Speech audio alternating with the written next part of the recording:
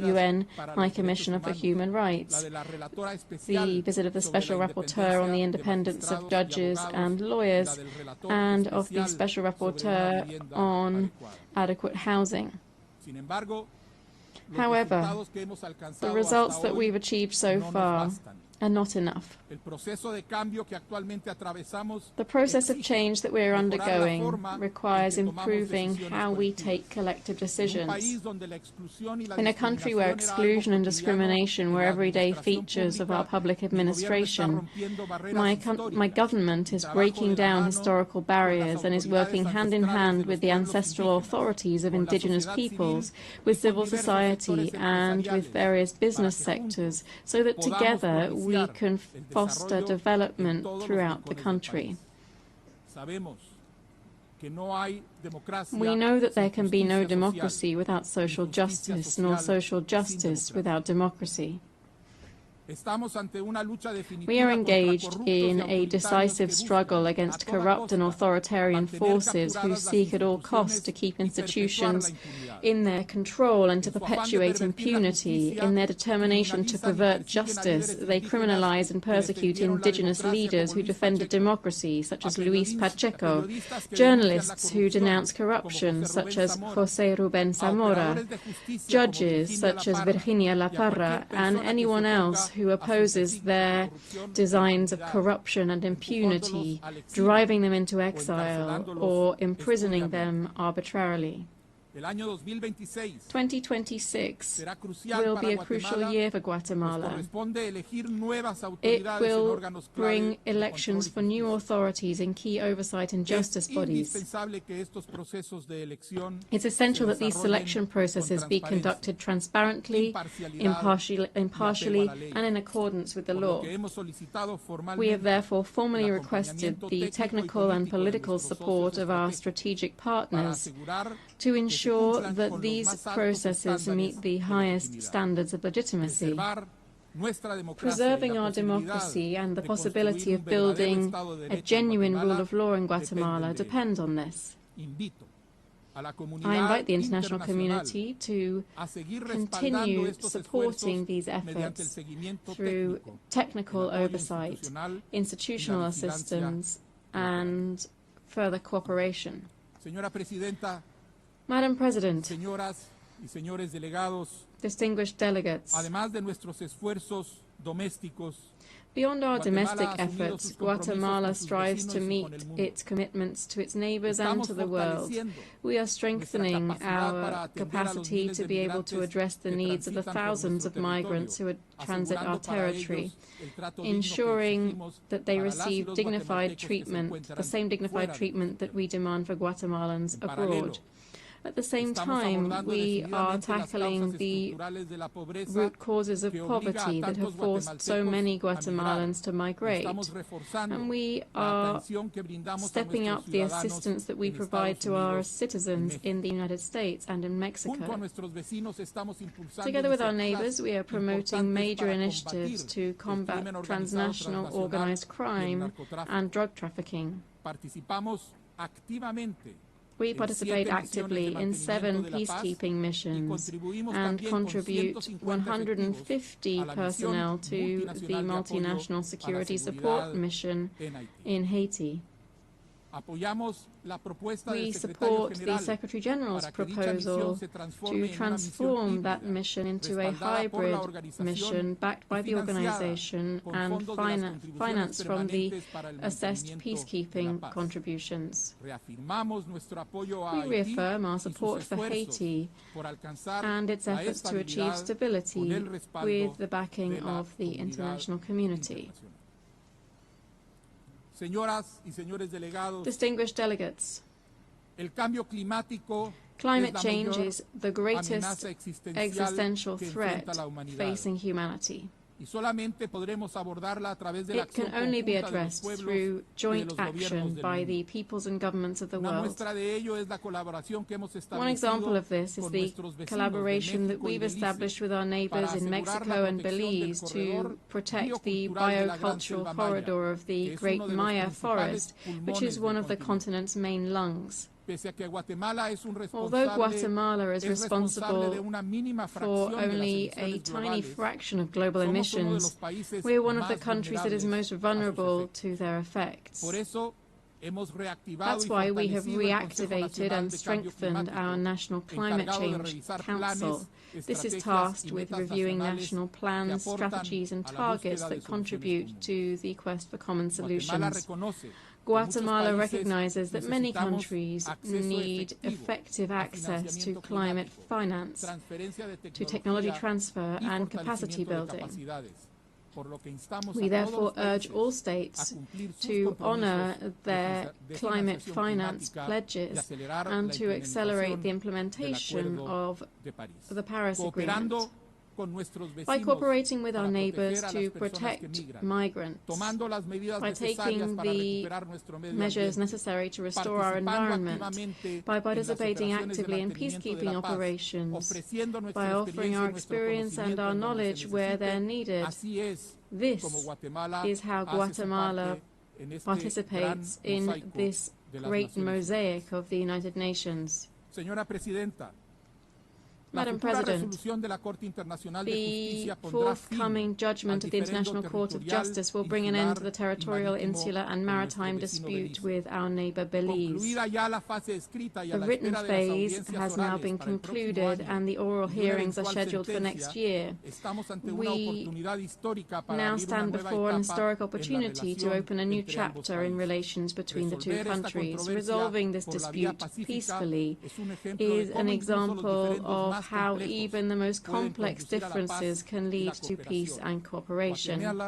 Guatemala reiterates its commitment to strengthening its bilateral relations with Belize on the basis of mutual respect, peaceful cooperation, and the observance of international law. Distinguished delegates, we are at a crossroads. At times when dialogue and consensus building are seen as signs of weakness, when the shadow of authoritarianism grows in many parts of the planet, when disinformation is leading many people to seek out quick fixes, even at the cost of sacrificing their own freedoms, it is our duty to reaffirm the values and principles of solidarity, which for 80 years have guided the spirit of this organization. My country makes an urgent appeal for us to remember that multilateralism is a matter of humanity. Humanity understood as the community of human beings inhabiting this planet and aspiring to equality, happiness and well-being.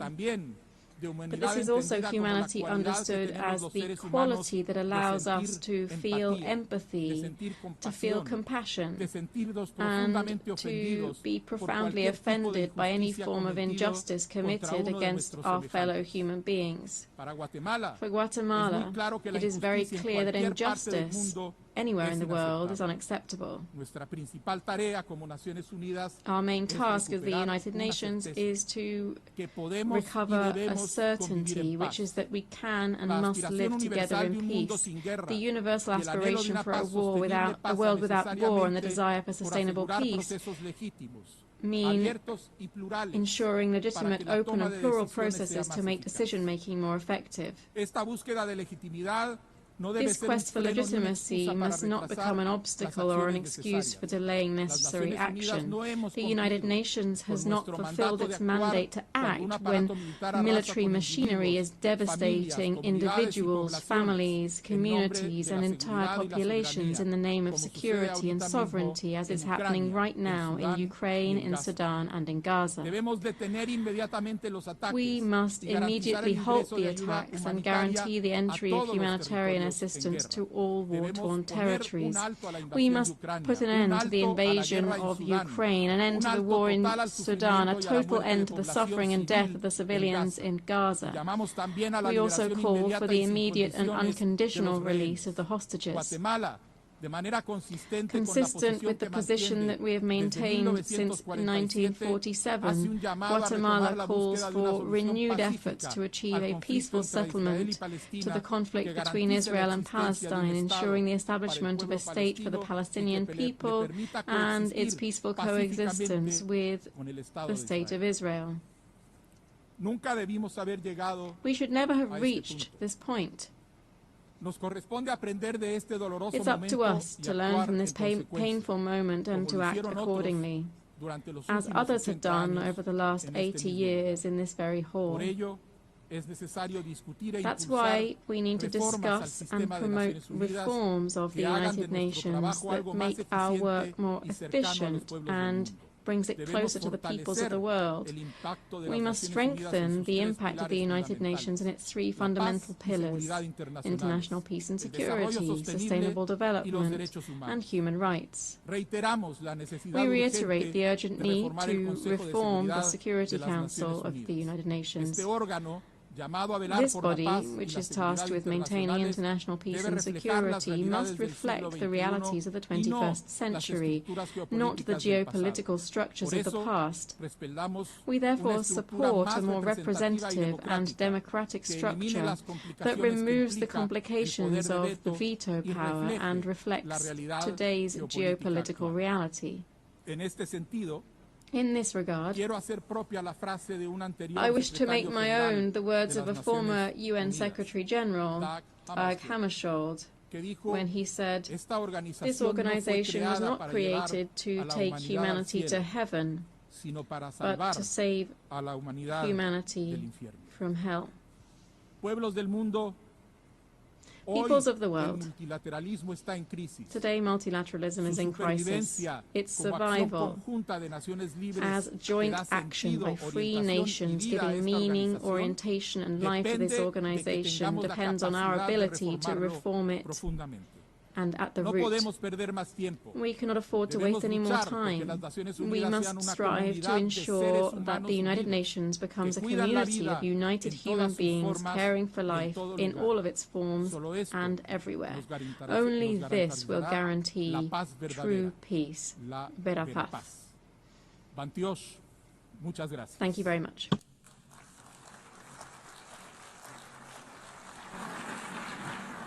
On behalf of the General Assembly, I wish to thank the President of Guatemala.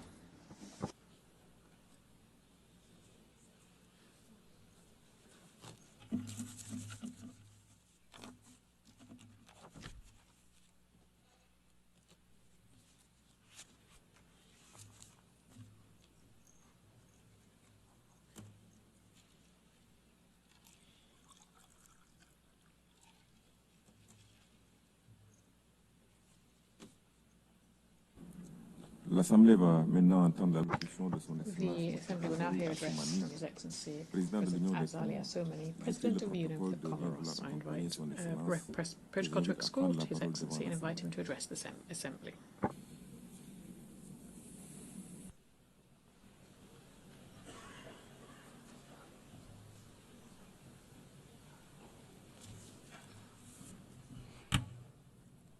Bismillahirrahmanirrahim. Excellence, Madame la Présidente, President of the General Assembly, Excellences, Excellencies, le Secretary General of the United Nations, Majesté, Altesse, Your Majesties, Royal Highnesses, Heads of State and Government, Heads of Delegation, distinguished guests, allow me first of all, aux autorités américaines, au nom de la on délégation behalf comorienne, of the Comorian delegation, to address our warmest thanks to the American authorities for the hearty welcome and the excellent organisation of the 80th session of our Assembly. I would also wish to congratulate Her Excellency Madame Annalena Baerbock on her election to preside over this session of our Assembly, and wish her every success in this noble mission, and also at the same time à son Excellence pay M. tribute to Philomène His Excellency Mr. pour la Philemon Yang sagesse et la rigueur avec lesquelles and note the il a wisdom and conduit rigour with les which travaux he led précédents. the work of the previous Je session salue of the enfin General Assembly. Finally, leadership I wish to éclairé commend the de son enlightened Excellence leadership M. of Antonio His Guterres, Excellency Mr. Antonio Secrétaire Guterres, général des United Nations Nations Unies, Secretary General, dont l'engagement sans faille whose en tireless faveur de la commitment paix to et du peace développement and development incarne fidèlement les idéaux accurately de notre embodies the charte ideologies alors que enshrined in our l'ordre Charter international at a time when the international traverse order malheureusement is de profondes unfortunately turbulences. facing severe Madame la turbulence. Le thème de President, cette 80e session, the theme of this Mieux 80th ensemble, session, Better plus de Together, 80 ans au service de la 80 paix, years and more for peace, développement development et des and droits human humains, rights, prend toute sa is pertinence as urgent et son and relevant urgence as dans le ever contexte in the mondial current actuel. global context. Il y a 10 ans, ici 10 même, years ago, in this very nous avons room, fixé l'ambition we d'un set monde the meilleur ambition à to l'horizon build a better 2030. world by Les 2030. objectifs de The développement Sustainable durable Development Goals devaient were éradiquer supposed la to pauvreté, eradicate poverty, protéger la protect the planète planet, et offrir and à provide tous everyone la prospérité with et la peace paix. and Or, prosperity. à 5 However, ans de cette with échéance, 5 years to go force before the est de deadline, constater que le monde it is notable n'est ni that the plus world juste, is not ni more plus apaisé, just, more ni plus peaceful, équitable. or more Au equitable. contraire, On the contrary, les inégalités s'accentuent, inequalities les have conflits se increased, multiplient, conflicts et l'humanité multiplied, s'éloigne and humanity is de la vision moving further qui and nous anime. further away from the vision C'est le that cas en once Europe drove us. avec le conflit This is the ukrainien, case in Europe with the en conflict in Afrique avec Ukraine, la in situation au Africa, Sahel the situation in the et la Sahel, crise des Grands Lacs. and the crisis in the La Great Lakes tragédie region. palestinienne The en Palestinian est le tragedy témoignage is le perhaps the most plus accablant. shocking demonstration of this. Depuis plus de 70 ans, For more than 70 years now, aujourd'hui encore and plus today qu'hier, even more so le than peuple before, palestinien the Palestinian endure people have been spoliation suffering de sa the terre, pillaging of their ancestral l'exil, lands, la suffering torture exile, et torture, l'humiliation. and humiliation.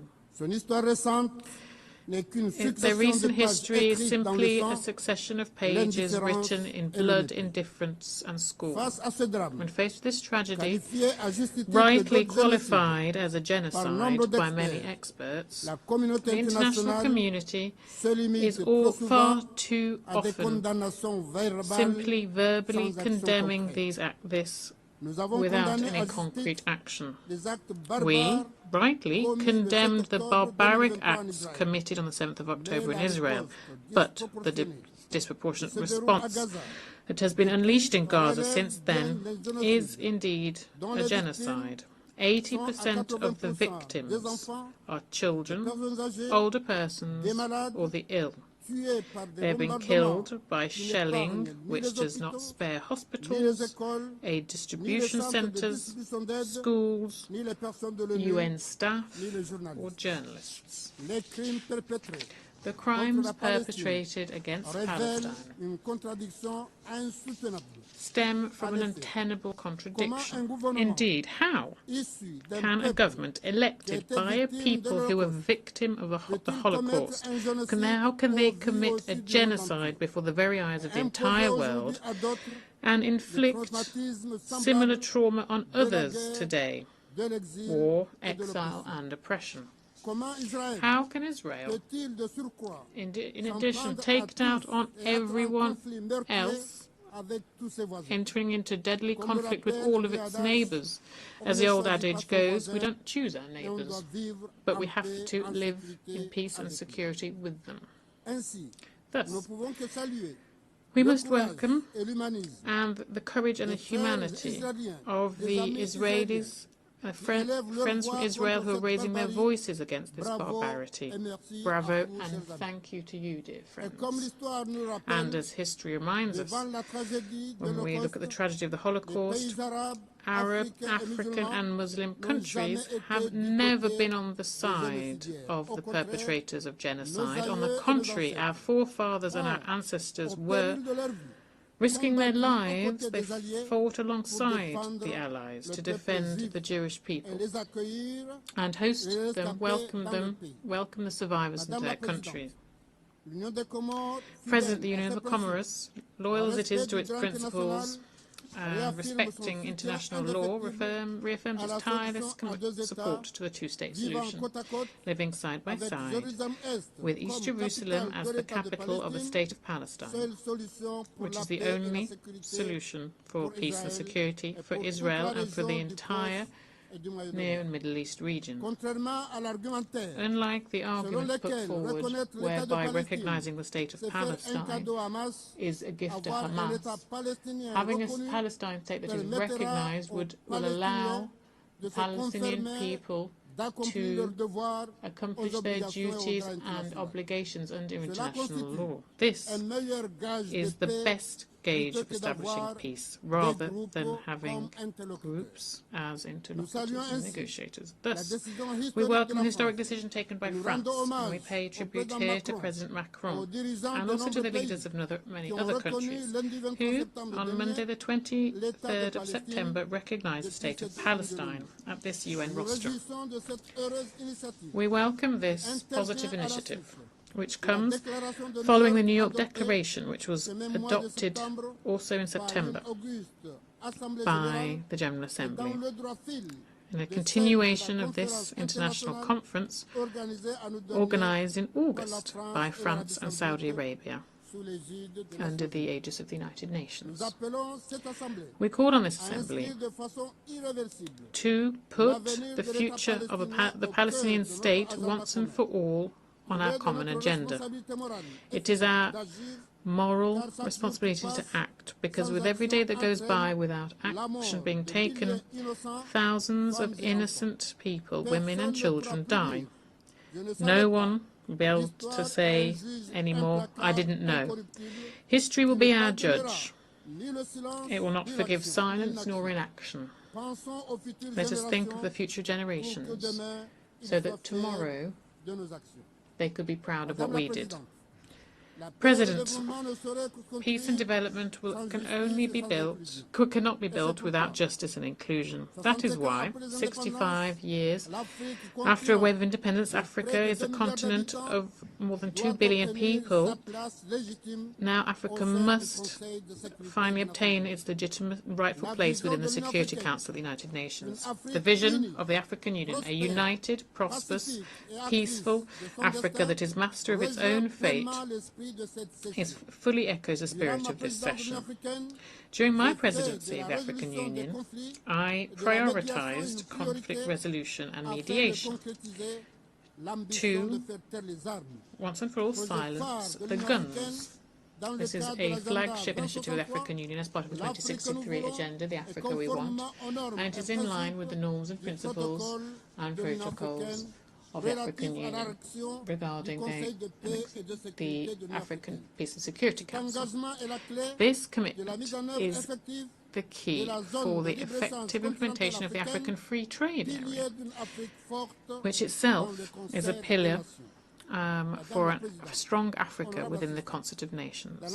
President, distinguished guests, in the same vein, I wish to recall that the declaration adopted by the General Assembly at its 26th session declared the Indian Ocean a zone of peace, free from nuclear weapons and military bases. However, still today, competing ambitions are threatening this stability. Thus, I strongly condemn and denounce any project to install a military base in Mayotte, a Comorian island which, unfortunately, is still under French administration. The Union of the Comoros, they were just celebrated 50 years of independence and accession to the United Nations. We remain committed to the full entirety of our national territory, Anjouan, Grand Comore, Mohéli and Mayotte, all of it. I wish to reiterate the gratitude of the people and the government of the Comoros to all of those who, as we mark this half-century anniversary, have congratulated us and sent their best wishes. In this context, from this rostrum, I cannot also ignore the question of Mayotte, a Comorian island which is still under French occupation, despite clear and repeated resolutions of the UN, of the African Union, and from other bodies too. The dialogue that has begun with France, what the late President Mitterrand called an unfortunate dispute, must reach a successful conclusion, because this dispute has gone on far too long, and every year it costs the lives of thousands of our compatriots in the stretch of sea that separates Mayotte and its sister islands. This week, very serious facts were unveiled by an investigation from the French newspaper Le Monde, which reported on deliberate manoeuvres on the part of the police operating in Mayotte, carrying out regularly sinking boats which cost the lives of several Comorian citizens. Thus, the Union of the Comoros calls on the French state, the occupying power, to stop these operations, to launch the appropriate investigations, and to punish the perpetrators of this barbarity, so that justice be served and so that the dignity of human lives be respected. On our side, the Union of the Comoros will tirelessly continue its diplomatic and legal action, so that justice can be served and so that a just solution can be found to the question of the Comorian island of Mayotte, which is one of the last open wounds of decolonization in Africa. We thus regret that some brotherly countries in Africa who've always defended international law and the Comorian cause are today prevaricating and undertaking unfortunate initiatives with France to establish relations with Mayotte, in spite of international law and our national sovereignty. We call on the African Union to act, to recall the duty and necessity for the respect of international law and the respect for unity of our archipelago. President, distinguished guests, much like many small island developing states, Comoros are on the front line of climate change, and we remain a vulnerable but determined country. Rising seas, coastal erosion, and the increased frequency of cyclones are posing a threat to our villages, our ecosystems and our lives. We call for equitable and simplified access to climate financing. We call for increased solidarity, too, so that our people can not only survive, but prosper. In recent years, the Union of the Comoros has launched an emerging Comoros plan, which seeks to transform our economy, strengthen our infrastructure, modernise our education system, and improve our people's health. Our country has a vast potential in terms of renewable energy, including geothermal energy. We invite our bilateral and multilateral partners and the private sector to join this promising development project. It is based on 3 pillars: inclusive growth, the energy and digital transition, the blue economy, one of the great riches which is the Indian Ocean. The security across our region depends on the stability of each and every one of its states, and thus we condemn strongly all forms of terrorism and transnational crime. We advocate for strong and just multilateralism and solidarity based on the UN Charter and the respect for the sovereign equality of states. We must reaffirm also our commitment to a fairer world order, where small states have a voice and can fully participate in global governance, and to turn back the tide of protectionism and stop people looking inward. We advocate for reform of the international financial architecture. Following the COVID-19 pandemic, the climate crisis and the increasing debt of developing countries, it is crucial to adapt the global financial system to the economic, geopolitical and social realities. 50 years after its independence, the Comorian nation is still a young one, but it is buoyed by its experience and by its dreams. The Comorian people is proud of its history and confident in its future, and they remain committed to this assembly, which embodies our common aspirations for peace, justice and development, which must be consistently consolidated. I therefore solemnly appeal to the international community and our development partners to support our efforts so that we can have a world that really is for peace, development and human rights. Thank you for your kind attention. Au nom de l'Assemblée, je remercie le président de l'Union des Comores. I wish to thank the President of the Union of the Comoros. The Assembly will now hear an address by Her Excellency Ms. Netumbo Nandi-Ndaitwah, President of the Republic of Namibia.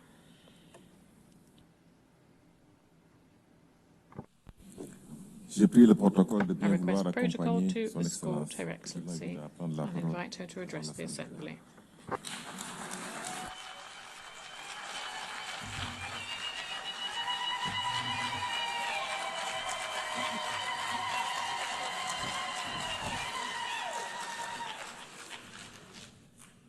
Thank you, Madam President. When the founders of the UN convened 8 years ago, they did so to establish an organization, among others, to save succeeding generations from the scourge of war, to reaffirm faith in fundamental human rights, dignity of human person, and equal rights of men and women, and of nations, large and small, and to lay the groundwork for a durable system that promotes justice and respect for the obligations arising from treaties and international laws. While over the following decades, we have become closer to the brink of war, the United Nations has stood the test of time, from decolonization to promoting the right to self-determination, from conflict prevention and securing peace to the provision of humanitarian assistance. The UN has continued to fulfill its founding mandate under very difficult circumstances. Therefore, the international community must honor the brave men and women who, under the blue flag, have been at the forefront in the securing of world peace.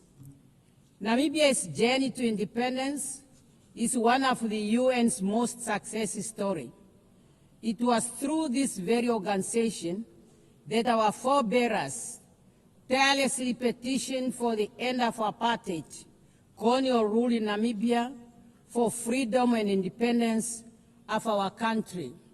At this point, I want to thank the UN family for having held a special session in remembrance of our founding president, Comrade Sam Safishuna Nujoma, when he passed on. Madam President, my personal journey with the United Nations begins in 1974, where I have had the privilege to serve my country and Africa in various capacities within the halls of this distinguished global organ. Today, I am deeply honored and humbled to stand before you as the 5th President of the Republic of Namibia, with a mandate to deliver services and to ensure justice of all inhabitants of our country. As a woman, I encourage every girl and woman by affirming that your voice matters, your vision is needed, as it will pave you a way to the helm of whatever institution you are serving. Madam President, Namibia's eighth administration is built on the strong foundation and legacy of our predecessors. Under the theme, Unity in Diversity, Natural Resources Beneficiation, and Youth Empowerment for Sustainable Development. That theme aims to shape and transform the Namibian economy through value addition and other economic activities. Hence, we have identified agriculture, sports, youth empowerment, education and training, creative industry, health services, land and housing as critical sectors supported by mining, energy, water, tourism, infrastructure development, transport, logistics, to sustain our economic development through our long-term development blueprint, Vision 2030. This vision is being implemented through a series of national development plans, NDPs. Recently, we launched the 6th NDP with its fundamental pillars clearly aligned to the global agenda, such as the SADC Regional Inductive Strategic Development Plan, the African Union Agenda 2063, and the UN Agenda 2030 for Sustainable Development. Some of our achievements include the launch and the operationalization of the National Youth Fund, which is to assist young entrepreneurs in their economic activities. In the area of education, we will abolish registration and tuition fees in all public institutions of higher learning and vocational training centers to ensure skill development. On energy, Namibia is diversifying her energy mix using all our natural resources. In addition, Namibia presented her energy compact at the African Energy Forum, thus enabling us to access concessional funding for national energy initiatives. Madam President, climate change is scorching our lands and drying up our rivers. Global instability is impacting our economies, our markets, and jeopardizing our livelihood. These are interconnected symptoms of deeper fragility in our shared system. They require our collective action rooted in apathy and shared responsibility.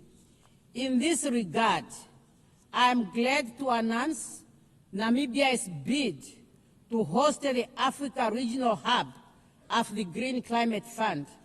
Furthermore, severe droughts, floods, and other climatics brought about by climate change cannot be overemphasized. Namibia calls for the implementation of the provision of the Namib Declaration on a strong United Nations Convention to combat desertification for a land degradation and neutral world. Namibia acknowledges the technological advance in all fields, but ethical boundaries must be respected. However, artificial intelligence must not be a substitute for human judgment or responsibility. We therefore call for a global standard that ensures that the usage of artificial intelligence remains transparent, fair for humanity. Youth unemployment, increased economic inequality, lack of adequate housing, quality education and health care, water, energy, and debt distress are among the common challenges that no one country can address alone.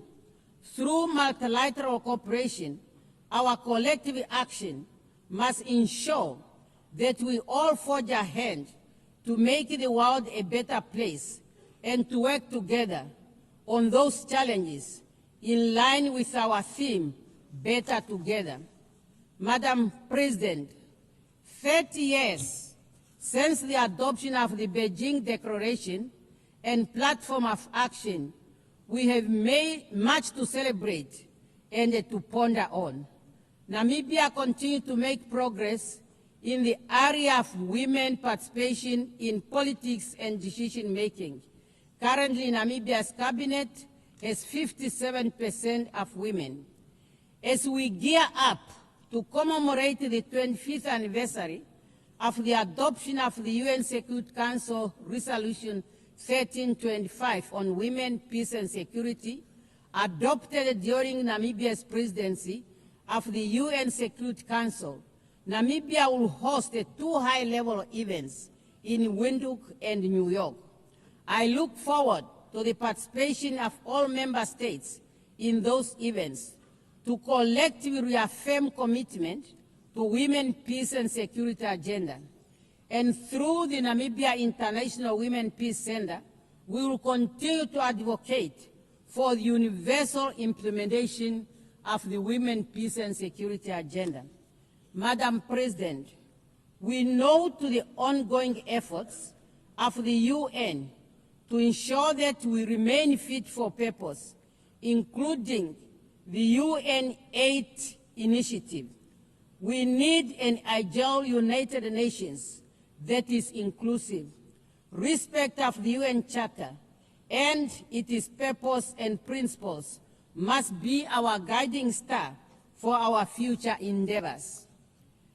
Madam President, we are meeting against a backdrop of profound global tension.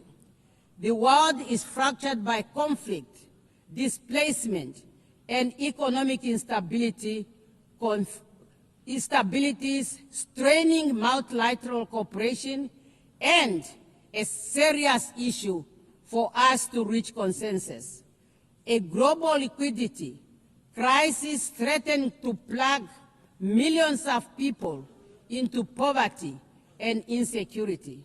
For Namibia, those crises are real.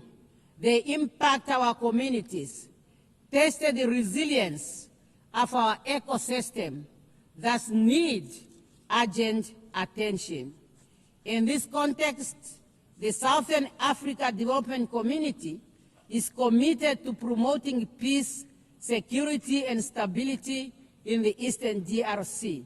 Namibia welcomes the ongoing efforts by the AU, SADC, and AC to align the Rwanda and Nairobi peace process and encourage the continued strengthening of political and security aspects of the challenges faced in our region. We further call upon UN Security Council and Good Office of the UN Secretary General to strengthen negotiation and peacekeeping initiatives towards resolutions of all conflicts, including those in different parts of Africa. The impasse in the UN security over the question of Western Sahara is an injustice. More than 34 years after the adoption of the Resolution 690 of 1991, the time for the holding of the UN referendum on the right to self-determination for the people of Western Sahara is now. This year marks the 20th anniversary of the Ezuwine Consensus and the Third Declaration, which jointly constitute the common African position on the reform of the UN Security Council.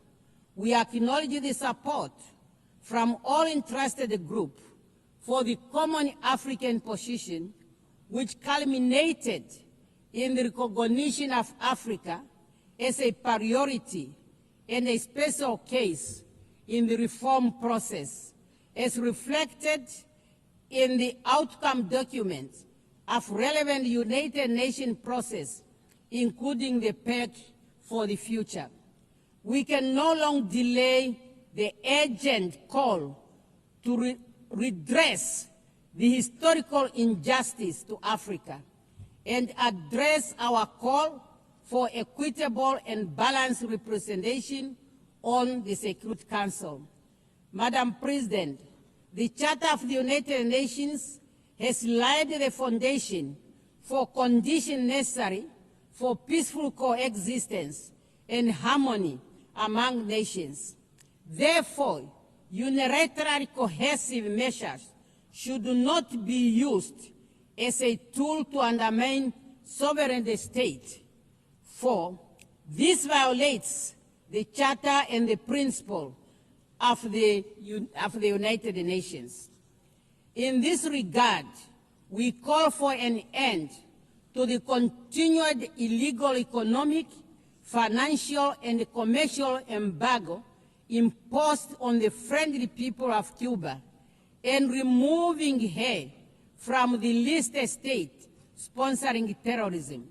We call for an end to the illegal sanctions on Zimbabwe. We are also gravely concerned about the emerging threats against Venezuela and call for the removal of sanctions and the threats against that country. Madam President, the UN Commission of Inquiry on the occupied Palestine territory, including Israel, Eastern Jerusalem, has just released its findings that indeed a genocide is being committed against the Palestinian people.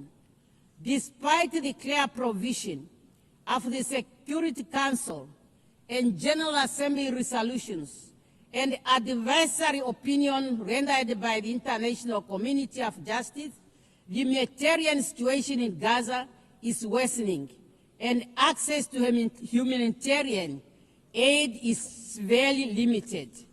A failure to address the crisis in Gaza could become the moral failure that defined this era. We call on the UN Security Council to find consensus and help put an end to the lasting conflict between Israel and Palestine. Madam President, I call for a meaningful reform of the United Nations as a call for the meaningful reform of the United Nations has never been more urgent. This reform necessitated democratizing global governance, amplifying marginalized voices, and ensuring international law is not a tool for convenience, but a shield for most vulnerable. As I conclude, I wish to reaffirm Namibia's commitment to the international obligation and the multilateral order. Respect for international law is not just a legal duty, it's a moral imperative. We must reaffirm our commitment to the principle that unite us, mutual respect, and peaceful resolution of dispute, and solidarity in the face of common challenge. Let us remember that even the smallest nation have a voice. When those voices are heard and heeded, durable peace and justice will prevail. We have an obligation to make this our moment, not to despair, but renewal. We have the opportunity to restore hope, to build a future defined not only by division, but by unity and preservation of human dignity. I thank you for your kind attention. Au nom de l'Assemblée générale, je tiens à remercier la présidente de la République de Namibie. L'Assemblée va maintenant entendre l'allocution de son Excellence M. Mohamed Irfan Ali, président de la République coopérative du Guyana. Cooperative Republic of Guyana. I request protocol to escort His Excellency and invite him to address the Assembly.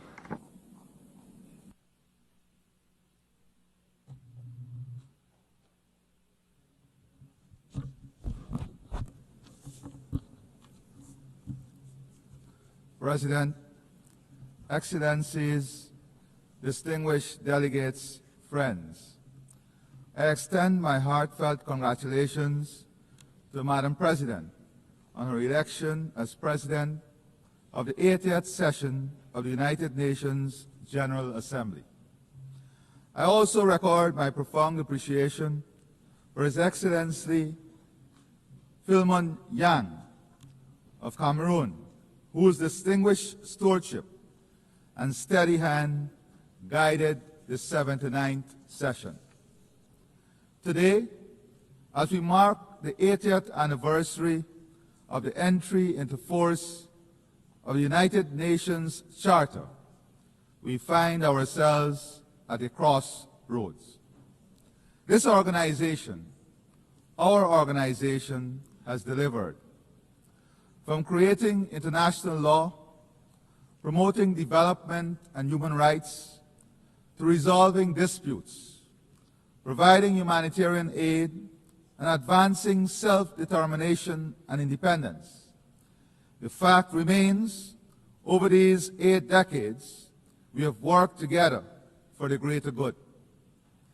From 51 member states in 1945 to 193 today, the UN has established itself as the premier organization for multilateralism. In fact, it is difficult to imagine our world without the United Nations. However, as it is with anniversaries, we must reflect honestly and candidly, where are we at 80? Conflicts are raging as geopolitical tensions intensify. Food insecurity is worsening. Displacement is growing. Human rights are being ignored, and climate change is threatening lives and livelihoods. Our Sustainable Development Goals are imperiled by shrinking development and budget support. Spending on peacekeeping budgets is diminishing, and humanitarian costs are soaring. Meanwhile, global military spending in 2024 saw its steepest annual increase since the Cold War. President, the United Nations noble mission to maintain international peace and security will ring hollow if it allows power to triumph over principle and might to override right. In remaining faithful to its charter, the United Nations must ensure that the survival and progress of humanity are not mortgaged to the ambitions of the powerful. The collective will of our membership must be reflected in institutions and governance structure of the United Nations, including the Security Council. On this note, as we prepare to leave the Security Council at the end of this year, I want to thank our permanent representative and a team from Guyana for their exceptional work at the Security Council and their leadership.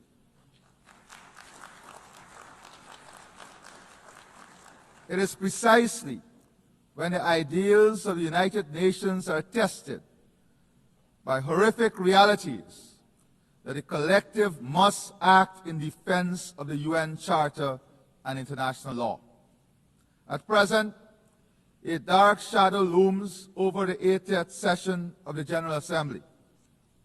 Genocide in Palestine, annexation of Ukrainian territory, persecution of women in Afghanistan, humanitarian catastrophe in Sudan, brutal gang violence in Haiti, increased transnational organized crime, trafficking, and illegal immigration.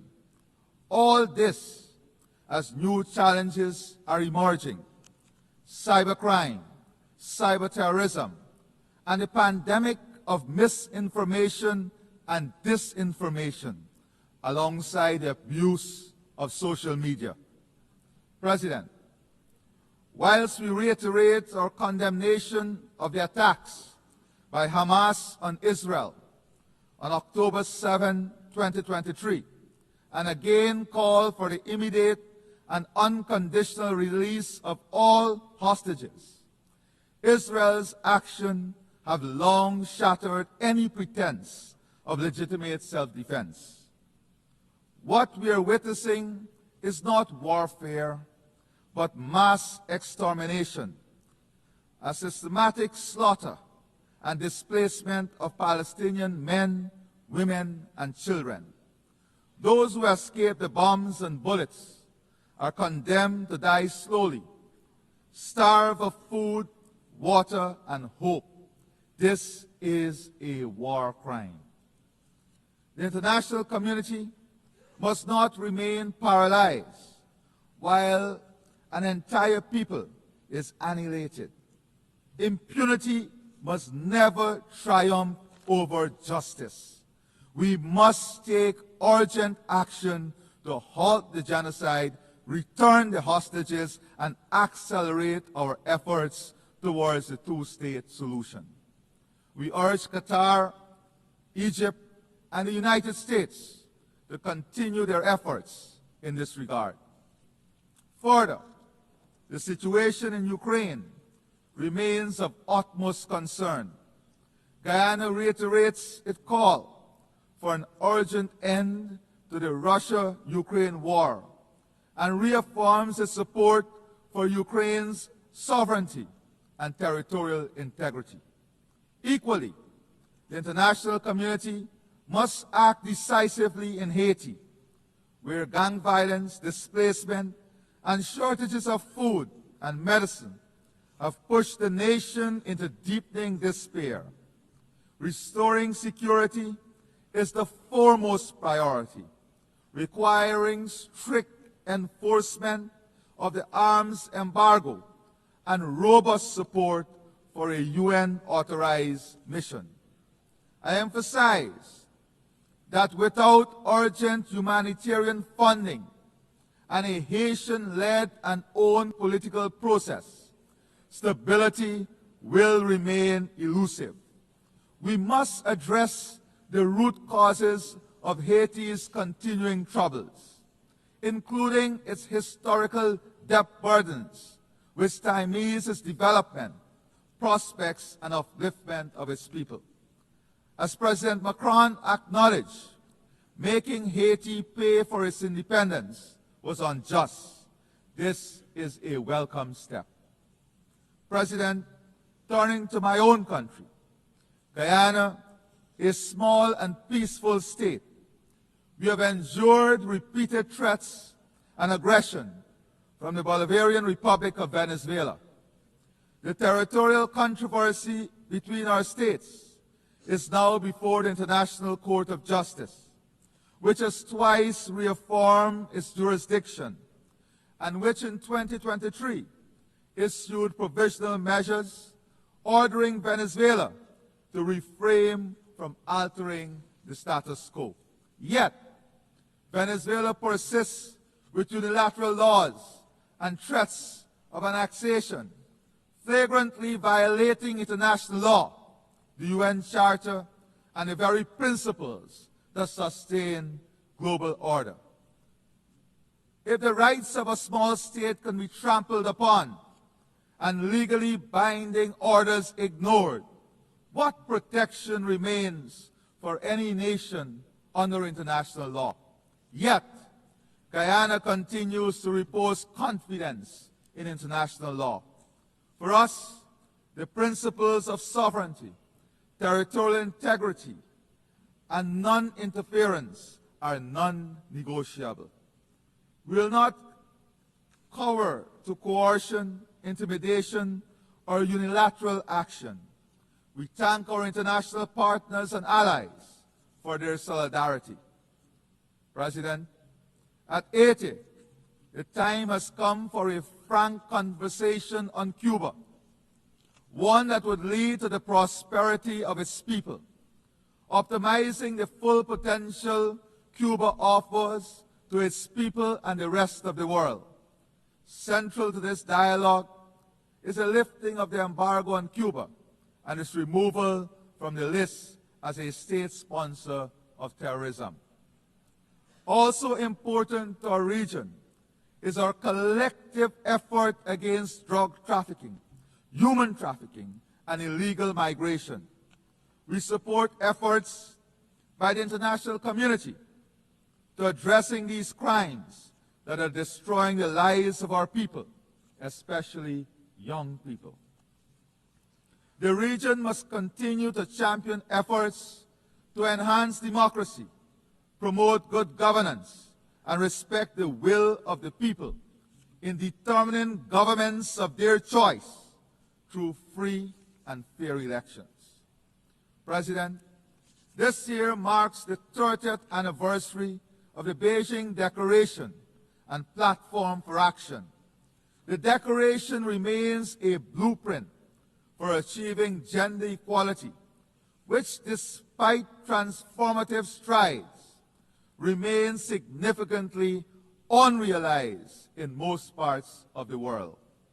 In Guyana, the dividends of strategic investments in leadership and capacity building for women and girls are evident. More women have assumed leadership roles in government, in parliament, and in public and private sectors. We have achieved gender parity in education at all levels and advanced the socio-economic empowerment of women through land and home ownership and diverse job opportunities in traditional and emerging sectors. To enable women to participate equally and competitively in the workforce, government is offering child care support, which will include day and night care centers for children. President, survival of our people, our economies, and our planet depends on accelerating action on the Sustainable Development Goals. It requires a people-centered approach that prioritizes ending poverty and hunger, ensuring protection of children, support for persons with disabilities, and empowerment of young people. Peace, stability, and sustainable development cannot exist in isolation from the urgent need to address climate change, which poses an existential threat to the most vulnerable and to our shared future. Guyana repeats the call for accelerated, unified global action to limit global warming. We continue to match our words with actions, protecting our forests, investing in sea and river defenses, improving drainage and irrigation, and restoring mangrove ecosystems to protect our people, our land, our livelihoods, and our planet. Our low-carbon development strategy 2030 demonstrates that economic growth and environmental stewardship can advance hand in hand.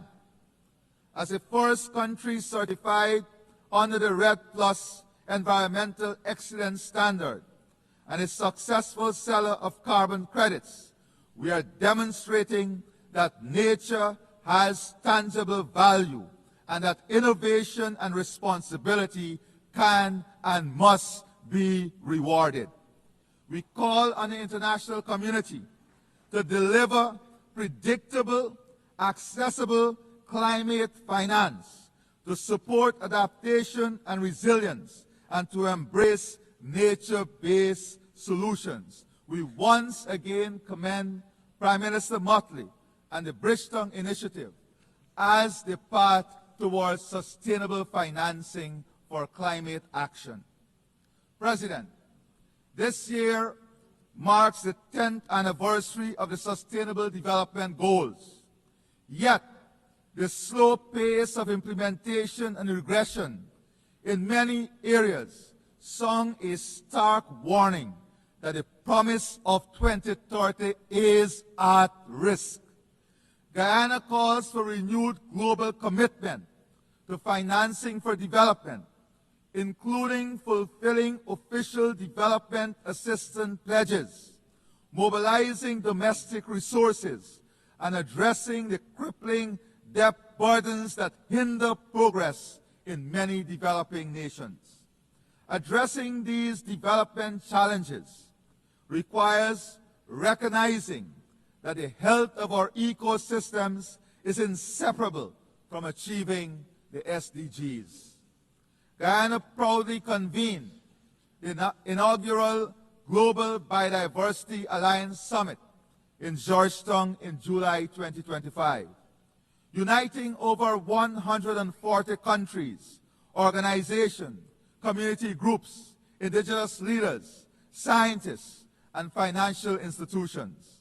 The Georgetown Declaration, endorsed by this broad coalition of stakeholders, sends a clear and urgent message that biodiversity is a global public good, and its protection must be woven into national development plans, climate strategies, and financial frameworks. Building on the global pledge to double protected areas by 2025 and achieve the 30 by 30 goal by 2030, the summit underscored the urgent need for innovative financing mechanisms, including biodiversity credit, green bonds, debt for nature swaps to fund nature's protection. Guyana is actively exploring biodiversity credits to create sustainable income streams for forest communities, building on our carbon credit success. We have signed a memorandum of understanding with the Yale Center for Biodiversity and Global Change to co-develop a national biodiversity information system, a digital backbone for data-driven conversation. Guyana is demonstrating that economic development and environmental stewardship can advance together by using natural gas as a bridge away from heavy fuel oil and investing in hydropower, solar, wind, and other renewables. We aim to lower electricity costs for our citizens and businesses while ensuring universal access to affordable, reliable, sustainable, and modern energy. Guyana is pursuing an ambitious energy infrastructure and investment plan. While climate change is an existential threat, the reality is that the world still requires energy, an energy source from petroleum, to power growth and development for which there is growing demand. This is essential for the survival of our economies. AI and digitization are accelerating this demand at an extraordinary pace.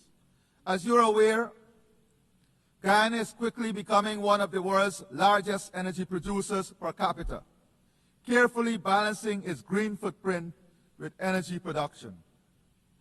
We'll use our vast gas reserves through a transformational gas-to-energy project. We'll use this resource, taking advantage of our strategic geographic location, to establish an AI hyperscale data center.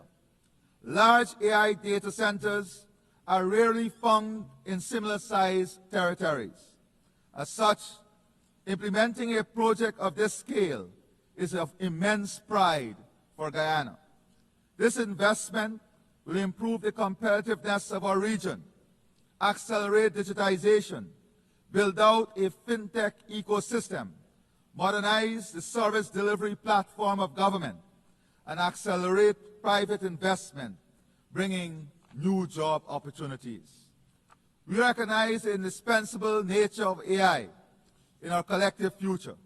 However, while there are immense benefits, there is no clarity on equity, access, and applicability. Regulations, ethical standards, and governance mechanisms are urgently needed. In this regard, we welcome the recent UN General Assembly decision to establish 2 global AI governance mechanisms. President, I now turn to food security. Guyana is actively leading efforts to advance the CARICOM agri-food systems agenda through Vision 2030. aiming to boost food production, end hunger, and ensure food security across the Caribbean region. Our experience demonstrates that strategic investment and political will can transform national and regional food systems. Guyana calls for the transformation of global food systems to be more resilient, sustainable, and equitable by strengthening local production and reducing dependence on volatile markets. Guyana stands ready to share its experience and partner with others to ensure nutritious food for all. As the United Nations commemorates its 80th anniversary, let us recall that this organization was conceived not in comfort, but in crisis, forged from the ashes of war to serve as a conscience and compass of humanity. 8 decades later, that duty has not dimmed, it has only grown more urgent. If the UN is to remain humanity's best hope, it must stand firm against aggression and remain fully engaged with the great question of our time. We must be bold in recognizing the necessity for institutional adjustments that will advance the organization's success. Our generation will be judged not by the eloquence of our declaration, but by the substance of our deeds. From the ruins of Gaza to the streets of Haiti, from Kiev to the drowning coasts of small island states, the peoples of the world cry out for more than words. To honor 80 years of promise is to act with courage, to match principle with action, and to bind ourselves once more to the dream of a world united, not by fear or force, but by the shared destiny and enduring hope. I thank you, and may God bless all of our nations and all of our people. Thank you. On behalf of the General Assembly, I wish to thank the President of the Cooperative Republic of Guyana.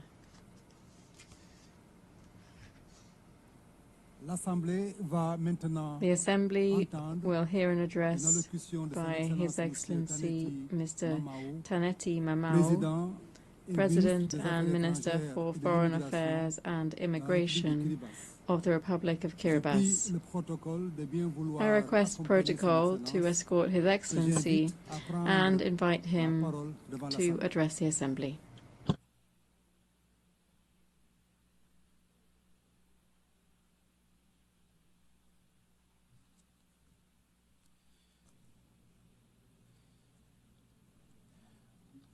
Madam President of the General Assembly, Head of States and Governments, Secretary General of the United Nations, Excellencies, ladies and gentlemen. In His holy name and on behalf of the government and the people of Kiribati, I extend our warm greetings to you all. I am honored to warmly congratulate you, Madam President, on your election to preside over this historic 80th session of the United Nations General Assembly, and I wish you every success as you guide these important deliberations.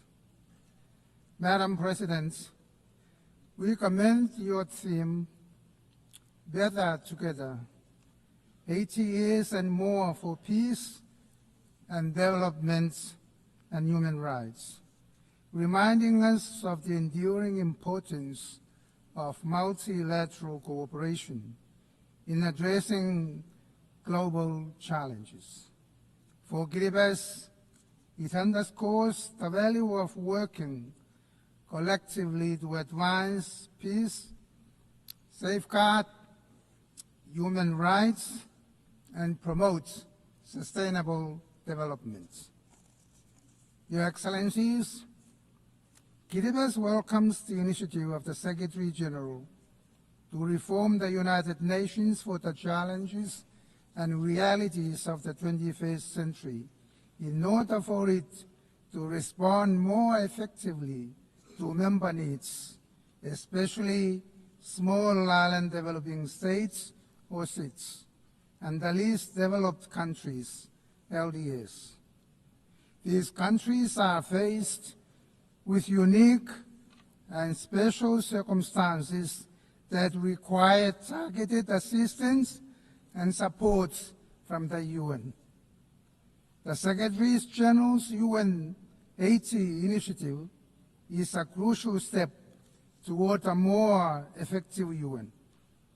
In this context, we encourage reforms that remove duplication, improve efficiency, and ensure that mandates most vital to vulnerable nations, such as climate action, sustainable development, and resilience, are protected and enhanced.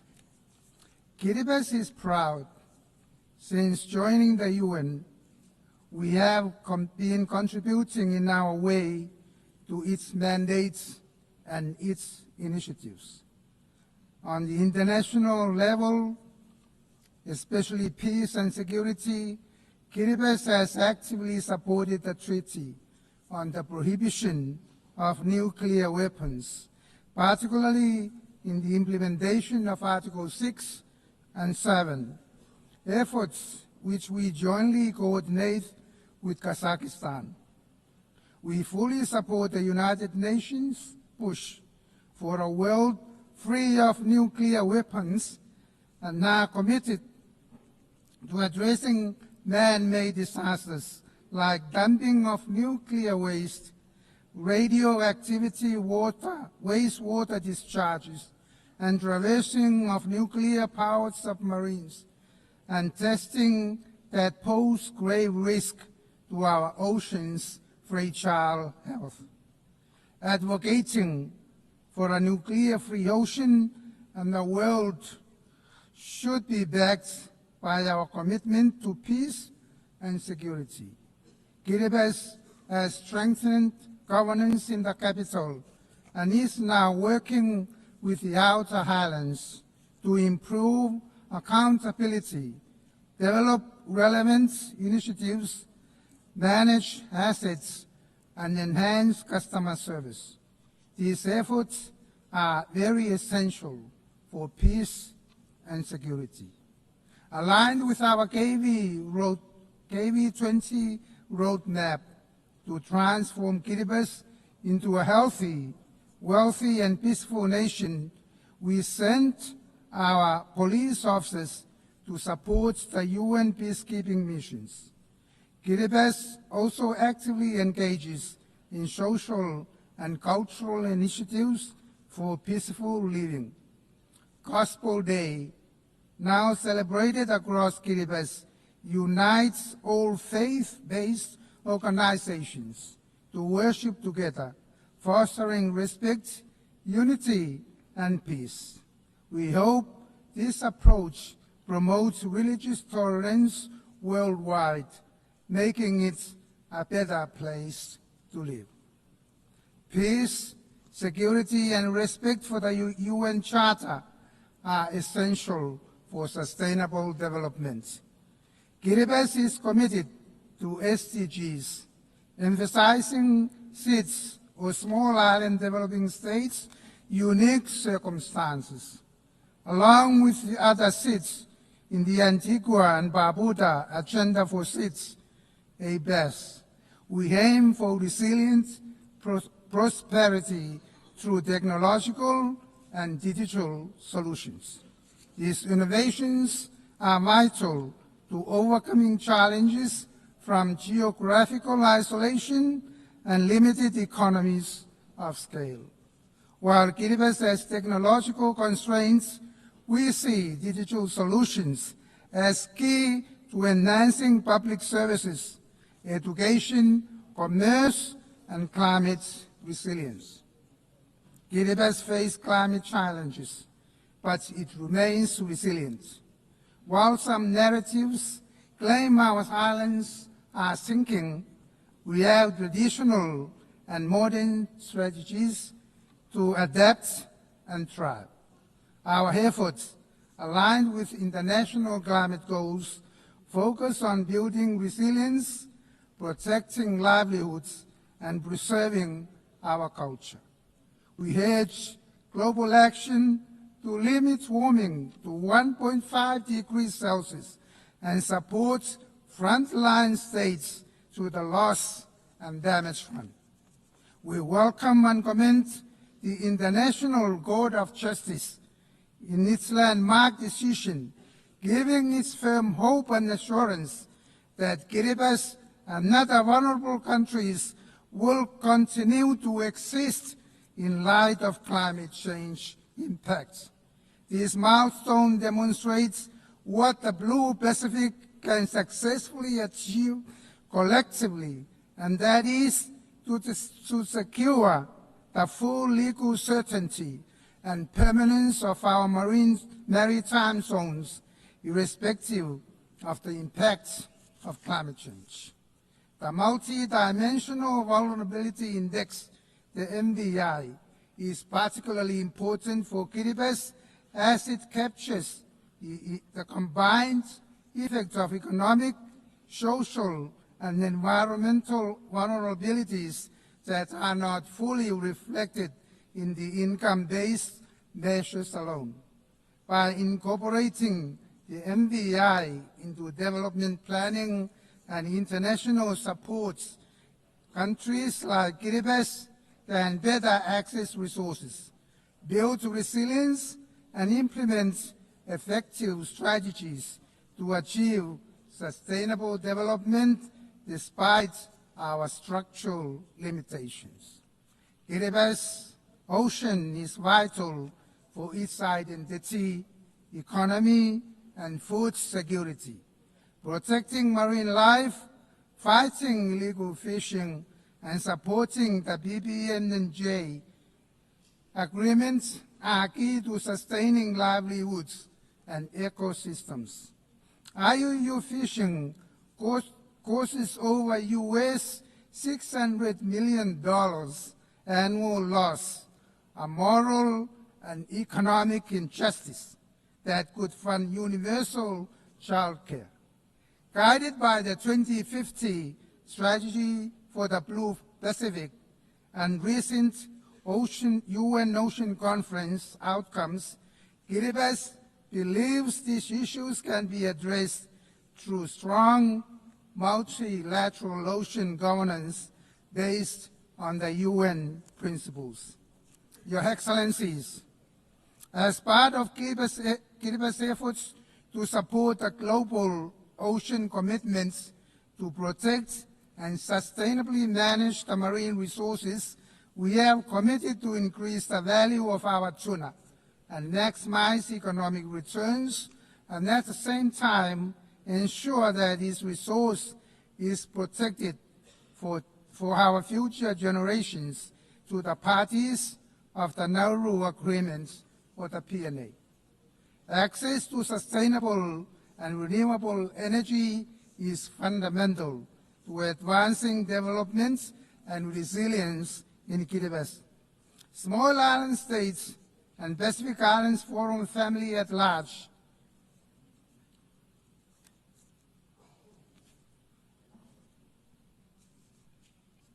access to sustainable development and renewable energy is fundamental to advancing development and resilience in Kiribati, as well as small island states and Pacific Islands Forum family at large. Kiribati is investing in clean energy technologies, such as solar lights at household levels, to reduce our dependence on imported fossil fuels. We call for the enhanced international cooperation and financing to accelerate the transition to sustainable energy systems that are accessible, affordable, and climate resilient. Your Excellencies, the role of education, youth, and women in building resilient communities is vital. Investing in quality education, promoting gender equality, and empowering young people are key to sustainable development, innovation, and social cohesion.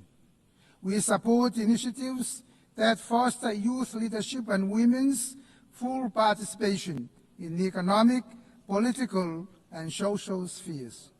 Sports, culture, and traditional knowledge further boost community resilience, health, and belonging, supporting peaceful and sustainable societies.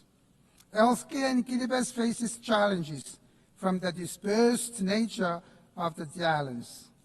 To improve, the government will introduce sea ambulances and advance medical services to enhance capacity and reduce the need for overseas referrals. Your Excellencies, equitable and predictable development financing is vital for Kiribati's future. Reforming the international financial system, improving access to concessional finance, data, sustainability, and bridging the digital divide are key to enabling states to meet their development goals. The Blue Pacific recognizes the challenge of accessing climate financing and supports the establishment of the Pacific Resilience Facility, led and known by members, with $162 million pledged to fund it.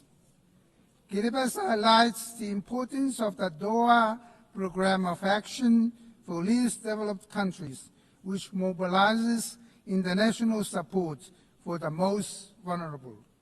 We await the UN financing for development conference, hoping it would provide concrete solutions to improve access to finance for those in need. These efforts are crucial for the less developing countries like Kiribati to build resilience and promote sustainable development. Kiribati reaffirms its belief in the fundamental principle of multilateralism as the cornerstone for addressing global challenges collectively. By embracing cooperation, solidarity, and multilateral engagement, we can shape a future in which all nations, particularly the vulnerable, can thrive and prosper. In this endeavor, we draw inspirations from the wisdom of our forefathers, who taught us that by working hard in resilience and peace, we can secure enough to prosper. This enduring principle guides Kiribati's approach to sustainable development, resilience, and multilateral engagement, reminding us that collective efforts and peaceful collaborations are the foundation of lasting progress.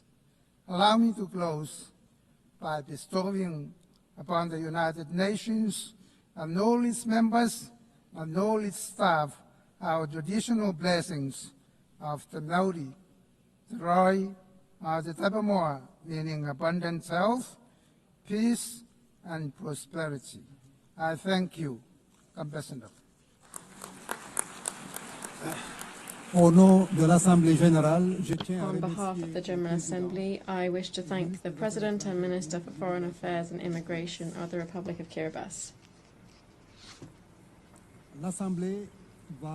The Assembly will now hear an address by His Excellency Mr. Bassirou Diomaye Diakhar Faye, President of the Republic of Senegal.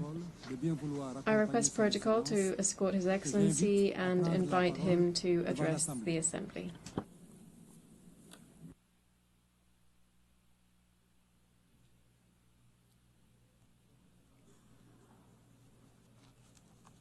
Madame la Présidente, President of the General Assembly, colleagues, Secretary General, distinguished delegates, ladies and gentlemen. President, on behalf of Senegal, I wish to thank your predecessor and also extend to you our warmest wishes for success in your presidency of this, the 80th session of the United Nations General Assembly. I would like to reiterate to the Secretary General, Mr. Antonio Guterres, our constant support in the exercise of his noble mission to benefit member states. We are meeting today in this symbolic place of universal dialogue, aware that we carry the burden of history and the urgent nature of the tasks before us today. The theme of this session, Better Together, 80 years and more for peace, development and human rights, reminds us, indeed, the founding pact of the United Nations. It is a pact of peaceful coexistence, collective security, and an international order based on the law. On this foundation, the United Nations has made undeniable progress in cooperation and solidarity to prevent conflict, promote international peace and security, and to settle disputes. Equally, significant progress has also been made in the codification of universal norms for the protection of human rights and to create a safer and more peaceful international order. But 80 years after following the creation of the United Nations, the world is teetering again, as if we had been caught in the same currents that dragged humanity into two major disasters in the space of one generation. We are living in turbulent times. There are new challenges and multiple uncertainties. The spread of terrorism, old and new conflicts, climate change, far-reaching economic crises, falling international solidarity, and a higher risk of the collapse of multilateralism. Not forgetting either the resumption of the arms race, including in cyberspace. The most concerning, of course, is the appalling dehumanization, a world that feels selectively according to geopolitical interests and stakes. There can be no justice based on law when what is taken to be the international order is governed by double standards, by the right of the mighty and a spirit of us versus them. In this worrying context, Africa remains confronted with armed conflict, terrorism, particularly in the Sahel, and cross-border crime and political instability. When faced with so many challenges, our approach should be an integrated one that combines prevention with resilience and a targeted response. Peace and security have a price. Let's give ourselves the resources to afford them with predictable and sustainable funding of African peace support operations, with suitable equipment and robust mandates and rules of engagement. That's the only way of tackling the scourge of terrorism and of rebuilding a minimum level of security and stability in the areas affected. Here I wish to reiterate Senegal's solidarity towards our brotherly countries who are working day in, day out to fight terrorism. In the Middle East, the Palestinian people continue to live through the worst of tragedies, now indescribable. Under the daily shower of bombs, all lines have now been crossed. We cannot stay silent nor look away, because Gaza is no longer alive. Gaza, the land of blood, sweat and tears, has become hell for thousands of souls of all ages trapped in an open-air prison. Men, women and children are in agony every day, deprived of food, water and health care. Senegal reiterates its strong condemnation of this tragedy that nothing can justify. In its capacity as chair of the Committee for the Inalienable Rights of the Palestinian People, Senegal believes that only the creation of an independent and viable Palestinian state will bring lasting peace for all parties, each of them within safe and internationally recognized borders. Ladies and gentlemen, 80 years ago, the founding fathers of the UN committed, when they created the UN, to spare succeeding generations from the scourge of war, which, twice, in a quarter of a century, had caused millions of deaths and inexorable suffering. On behalf of Senegal, I wish to pay tribute to those pioneers and all of those who have embodied the universal values of our organization, often at the cost of their own lives. In this world in crisis, our principles and our actions must remain the same. Peace over conflict, justice over indifference, and partnership over struggles for power. But this is only possible if we have a strong and revitalized multilateralism, to make a single framework for action in favor of peace, stability, dialogue, cooperation, and the peaceful settlement of disputes. For multilateralism to survive, it needs to rediscover its very foundations: shared responsibility and proactive solidarity, the respect for international law and universal justice, in line with the statutes of the International Court of Justice and the International Criminal Court. In addition, we also cannot ignore the need for reform of the global political, economic and financial governance systems. The UN, through its universal vocation, must take the lead on this, on the make deliberations and decisions more democratic, legitimate and better representative of its member states. In 1945 there were 51 of them, and today there are 193. Here, I wish to reiterate the support of Senegal for the Eswatini Consensus, for a fairer and more equitable representation of African countries at the Security Council. It is high time that the global economic and financial governance is more just and more inclusive, for it to meet the real needs of funding to sustainable development. We know full well that public aid is not the solution. Other tools exist, for example, an equitable global fiscal framework, so that taxes are paid there in the place where wealth is produced. Access to credit on sustainable terms, so that debt burdens don't hinder development efforts in our countries. Finally, the effective implementation of civil commitment, the Pact for the Future and the Sustainable Development Goals, to ensure better access to healthcare, water, food, education, energy and digital technologies.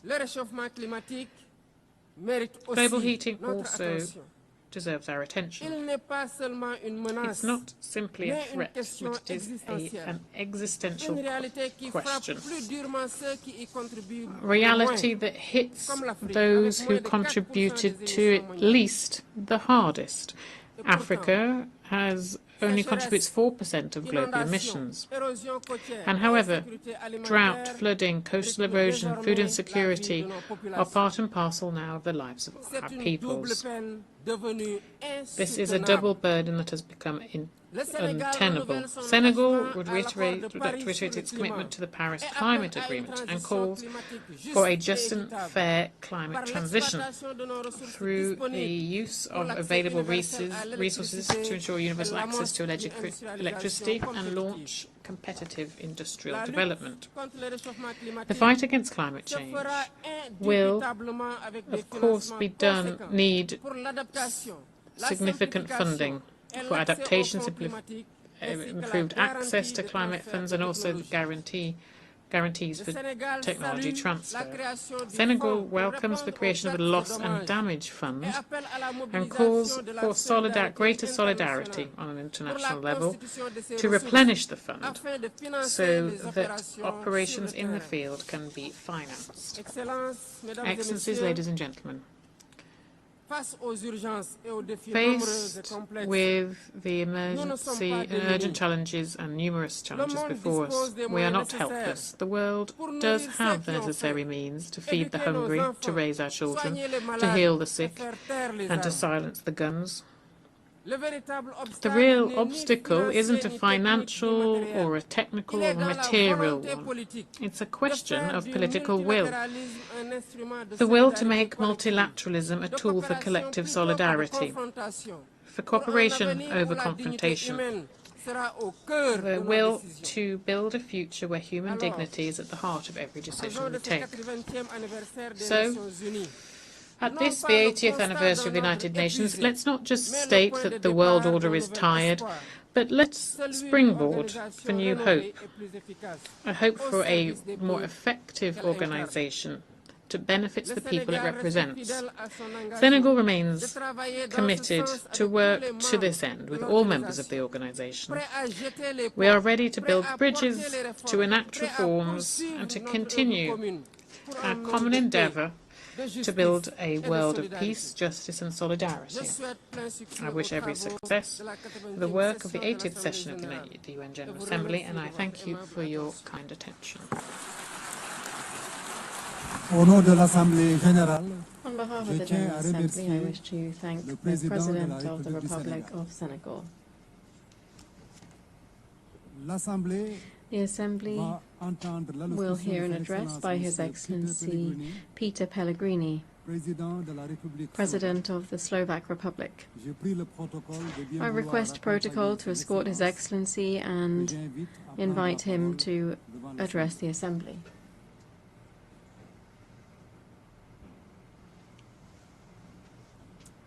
Excellencies, ladies and gentlemen, it is an honor to address this Assembly to mark the 80th anniversary of the United Nations on behalf of Slovakia.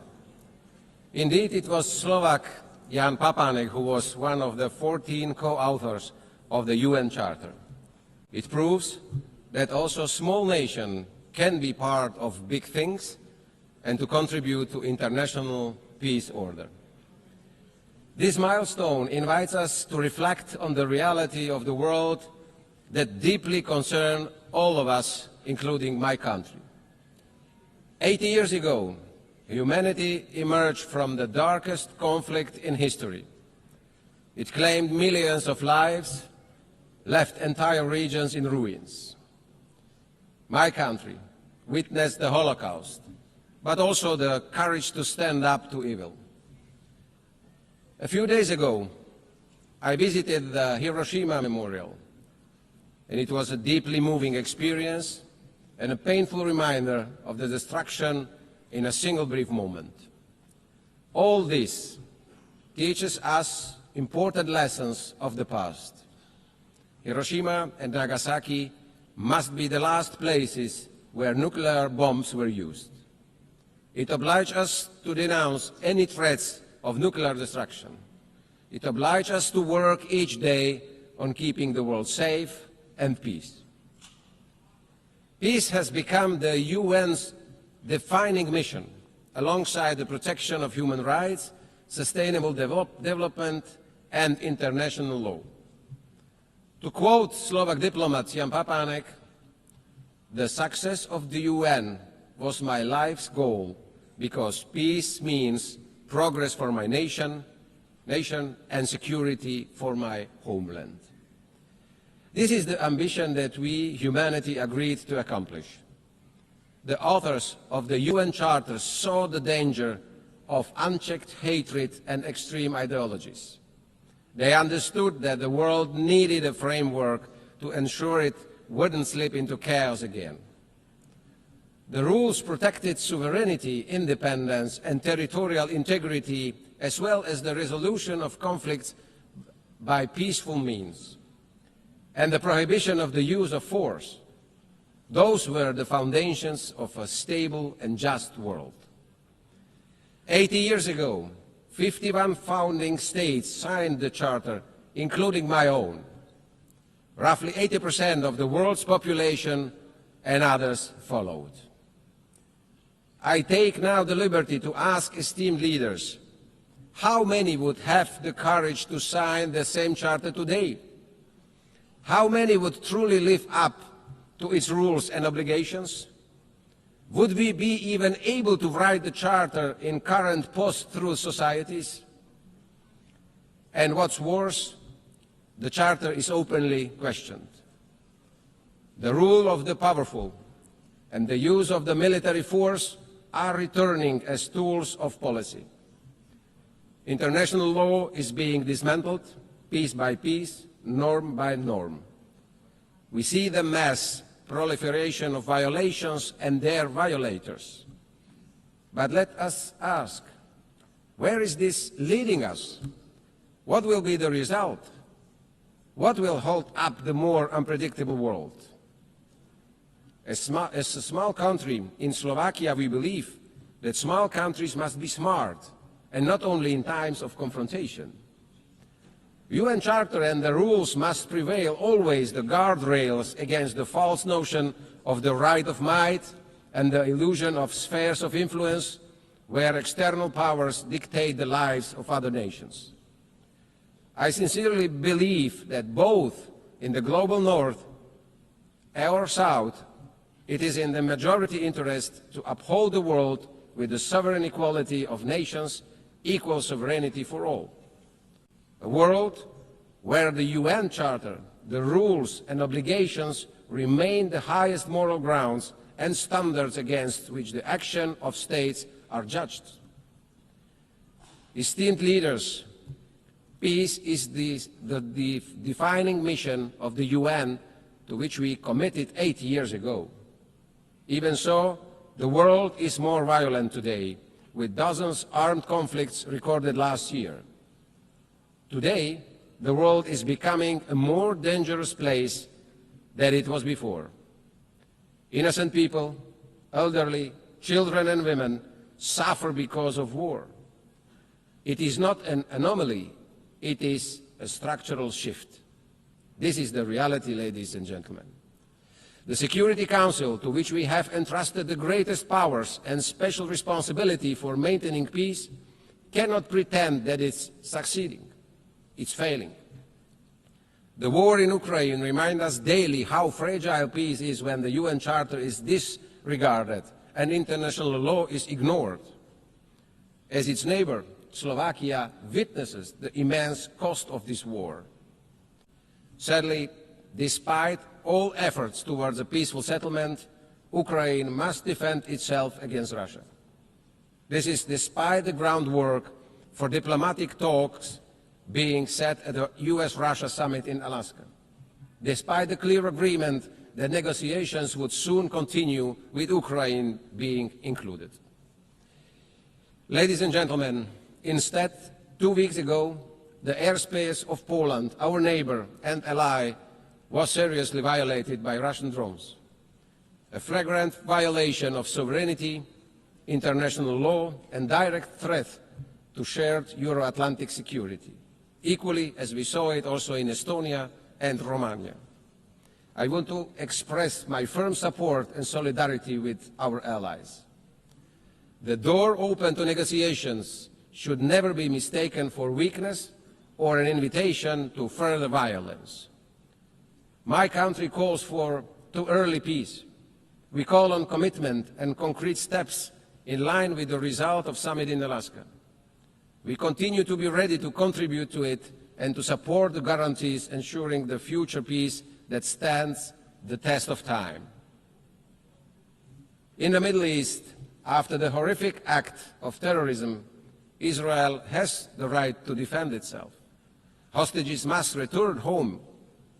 In Gaza, children and families do not feel safe anywhere, neither in hospitals nor in their temporary shelters. Esteemed leaders, the thin line between legitimate defense and unacceptable suffering is being painfully tested. We must allow access to humanitarian aid for those who need it. We hear the quest by Palestinians to have their own state. And I am proud that Slovakia does not need to make big gestures today, because for more than 3 decades, or 3 decades ago, we have recognized the right of Palestinian people to decide upon their fate. In Bratislava, we already have the embassy of the Palestine, and we believe in two-state solution. But this is achievable only at the table by diplomatic means, based on the will to live side by side as Palestine and Israel. Ladies and gentlemen, the world is changing at unprecedented speed. The triple planetary crisis and quick progress in artificial intelligence are moving far faster than we are able to react. Slovakia has been an active voice in both global climate debates and discussions on the artificial intelligence. I don't want to sound doom and gloom. In fact, we must get ready for the new era, the unstoppable revolution. We need a responsible approach from all international institutions, the private sector, and also the governments. My country wants to contribute and to steer the debates and find solutions by hosting all the actors at the Summit on Education and AI in Bratislava, in our capital, in November this year. Finally, at the UN's 80, I want to return to the matter of how to make it fit for the next decades. To be diplomatic yet frank, in recent years, it has not always been in the best condition to meet its tasks. Its credibility has been reducing. Yet it would be unfair and incorrect to say it is irrelevant or incapable. Over the past 8 decades, the UN has provided us a space to speak on equal footing and to be listened to. Enemies can meet here, eye to eye. It has succeeded in a wide range of areas. There have been groundbreaking agreements in many fields, including human rights, disarmament, climate, and health. G7, G20, BRICS, and other regional organizations with their own goals will never be able to fully substitute UN. However, the UN's health cannot be a justification for disengagement. On the contrary, the situation calls upon us for reinvestment in its strength. It lies in our hands, member states, more than in the executive powers of the Secretary General. UN reforms is desirable and, in light of the current financial situation, also indispensable. Reform of the Security Council is long overdue, with representation of nations that better reflects the reality of the changed world. Slovakia welcomes the UN 80 initiative. It will be a difficult task, but we have a common goal. The UN must emerge from this as efficient and capable of having impact where it matters most, in the field. Ladies and gentlemen, we have been called upon by our citizens to fulfill our duties in very difficult times. We can no longer sweep issues under the rug or pass the buck. We must respond. Our steps will be measured and we will be judged against it. Slovakia is ready to do its share, also as a candidate for non-permanent seat in the Security Council. Slovakia, a peaceful nation in Central Europe with multilateralism deeply in its DNA, we will always support international cooperation, a world based on rules with a strong UN in its heart. No child should be punished for being born in the wrong part of the world. Each child has the right to live in peace. Each child has the right for a decent life. It is our duty to make this real. Slovakia will do its part together with the nations that believe in peace and cooperation. We give this promise to the United Nations, and we give this promise to the future generations. Thank you very much. Au nom de l'Assemblée générale, On behalf of the je tiens General à Assembly, I remercier would le like président to de la thank the République President slovaque. of the Slovak Republic.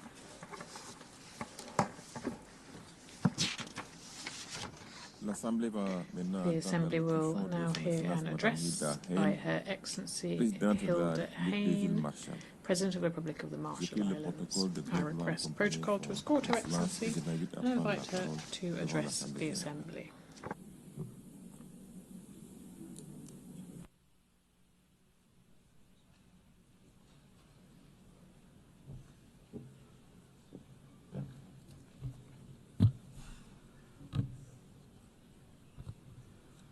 Madam President, Mr. Secretary General, Excellencies, the Republic of the Marshall Islands has a unique legacy with the United Nations, which reaches back to the creation of this organization 80 years ago. As a strategic UN trusteeship, it was the UN flag which flew first over our islands, and it inspired us to define our nation and speak up when we saw injustice. The UN was founded on a commitment to never again tolerate aggression, to avoid the very kind of geopolitical tension or even future open conflict between superpowers now openly foretold today in my own Pacific Islands region and far beyond. At a time when international cooperation is in dire need, the very foundations of global order are now more uncertain than ever. My low-lying atoll nation bears witness to the sharpest edge of climate change, which the Pacific Islands Forum leaders have consistently defined as the region's #1 security threat. The scale of impact and the future of our youngest generations depends on whether global powers are working together. If I could find a louder alarm for the Pacific Islands than my words today, I would sound it. There is still time for action, but only urgent action at scale can reduce vulnerability across all key sectors and to strengthen the free and democratic nations which define our island region. We need the world to better understand that our security is linked to our fragility, cutting across key indicators. We worry our institutions will not easily withstand future threats, whether if by rising seas or geopolitical competition. Madam President, during our decades as a UN strategic trusteeship administered by the United States, the UN Trusteeship Council remained an early and important platform for our voices and to tell the world where right lay from wrong. But it fell short of its mandate. Today, our nation bears the legacy of 67 atmospheric nuclear tests between 1946 and 1958, which posed profound contemporary challenges. And while we acknowledge important actions by the former administering authority, the U.S., significant disagreements remain, including ultimate responsibility for what remains today. Our communities seek justice, a clean environment, and safe return to their homes. Our Marshallese pleas to the Trusteeship Council to stop nuclear testing were disregarded with assurances of our well-being, with 2 resolutions assuring our well-being in 1954 and 1956, remain the only instance in which a UN organ has ever so explicitly allowed nuclear detonations. And the eventual result was a legacy burden of nuclear risk and exposure, which has persisted for generations of human rights, environmental, and health challenges, as addressed by UN Human Rights Council Resolution 57/26 and reported on by the UN High Commissioner for Human Rights and Special Rapporteurs on Toxic and Internally Displaced Persons. Today, the difficult lessons of our past should help drive international efforts to curb and end nuclear threats through any effective means. Rising global tension has only heightened nuclear risk. The Marshall Islands has recently become a signatory to the Rarotonga South Pacific Nuclear Free Zone Treaty, and we also look forward to completing timely ratification. It does not escape attention that the Trusteeship Council is due to meet this December. 79 years after the first nuclear test was conducted in my country in 1946, the UN should now be capable of delivering a contemporary acknowledgement and apology for what took place in its name and under its flag, and for not hearing the voice of our people when we told this body to stop. Perhaps after 34 years since our admission as a member of this body in 1991, the appropriate UN organs can help to bring healing and closure over decisions which never should have been made. Madam President, the positive momentum for this year's third UN Oceans meeting in Nice will be needed to demand a reordering of short-term blunder against longer-term benefit. The Marshall Islands stands firmly committed to safeguarding the health of our oceans, which are central to the livelihoods of our people. As a small island and large ocean nation, we are acutely aware of the threats posed by overfishing, unsustainable marine resource exploitation, and the escalating impacts of climate change. Our efforts are grounded in a vision of a healthy, resilient ocean ecosystem which supports both ecological integrity and economic prosperity. As stewards of the Pacific Ocean, we urge the international community to take bold action to scale up efforts in addressing marine pollution, ocean acidification, and supporting small island developing states in strengthening our management capacity.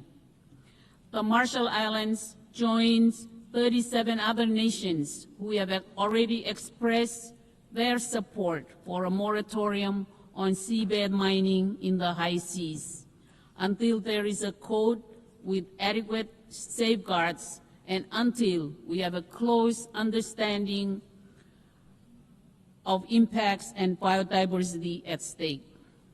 More political will is needed to break through a mentality of drill first, ask later, before even assessing what is at stake, including the impacts on fisheries and marine food chains. We have enacted our own national ban on deep seabed mining permits, and as we move to document and manage seamount biodiversity within our EEZ, to our immediate north, high seas mining exploration threatens to expand into exploitation. As important an opportunity as seabed mining may become, it cannot be at the irreversible expense of our Pacific waters and vast fisheries. The Marshall Islands welcomes this week's achievement of entry into force of the Biodiversity Beyond National Jurisdiction Agreement early next year and looks forward to building a robust early architecture. Madam President, this year is the 10th anniversary of the Paris Agreement and the creation of the High Ambition Coalition, which helped deliver the agreement's 1.5 degree Celsius warming limit. A decade on, we stand on the verge of that threshold. The International Court of Justice has confirmed that international law demands actions from all nations, whether signatories to the Paris Agreement or not. Its ruling was clear. there are binding obligations to prevent exactly the type of significant harm that we see today, and that will only worsen as temperature rise. The vast majority of countries are failing to meet their obligations. The International Court of Justice has now stated that international law demands action and stringent due diligence from all, that there are binding obligations to prevent exactly the type of significant harm which we face. The ICJ also confirmed what the Pacific has always said. Once established, our maritime zones are fixed, and that our statehood will persist even as sea levels rise. Every country should have submitted its new climate target by February, so that by now we would have a clear picture of what we must do to keep 1.5 degrees Celsius alive. Only 15 countries, including the Marshall Islands, did so by February, and only 32 have done so now. These plans must set out how countries will end the reliance on fossil fuels that holds our future hostage and replace them with the renewables that are better for our health, our economies, and our future. To thrive, we need billions in climate finance, particularly for adaptation and loss and damage. We've heard the promises, but promises don't reclaim land in atolls nations like mine. They don't develop mangrove defenses, shore up our hospitals and schools against rising seas, or preserve cultures deeply tied to land that is slipping under waves. Those things require money. It is past time for the rich world to meet its obligations and get money to where it's needed most. As we approach COP30, we need all nations to deliver on promises to respond to the climate catastrophe. We must close the $1 trillion climate finance gap, particularly for adaptation. We must deliver stronger plans which show how we'll end fossil fuels and have global emissions in this decade. Excellencies, our sharp challenges are far-ranging. Together with Pacific Island neighbors, we face one of the world's highest burdens of non-communicable diseases. Diabetes, heart disease, and other NCDs are now leading causes of premature death, straining our health systems and undermining economic resilience. This crisis reflects both global inequities and local challenges, and it underscores the need for island-driven partnership at scale so that our people can achieve basic human rights to dignity and health care. Madam President, as a small nation, events half a world away are increasingly relevant upon our own shores. Starting with the 2014 occupation of Crimea, Russian aggression in Ukraine has lacked any basis in international law and has pushed the world deeper into global tension.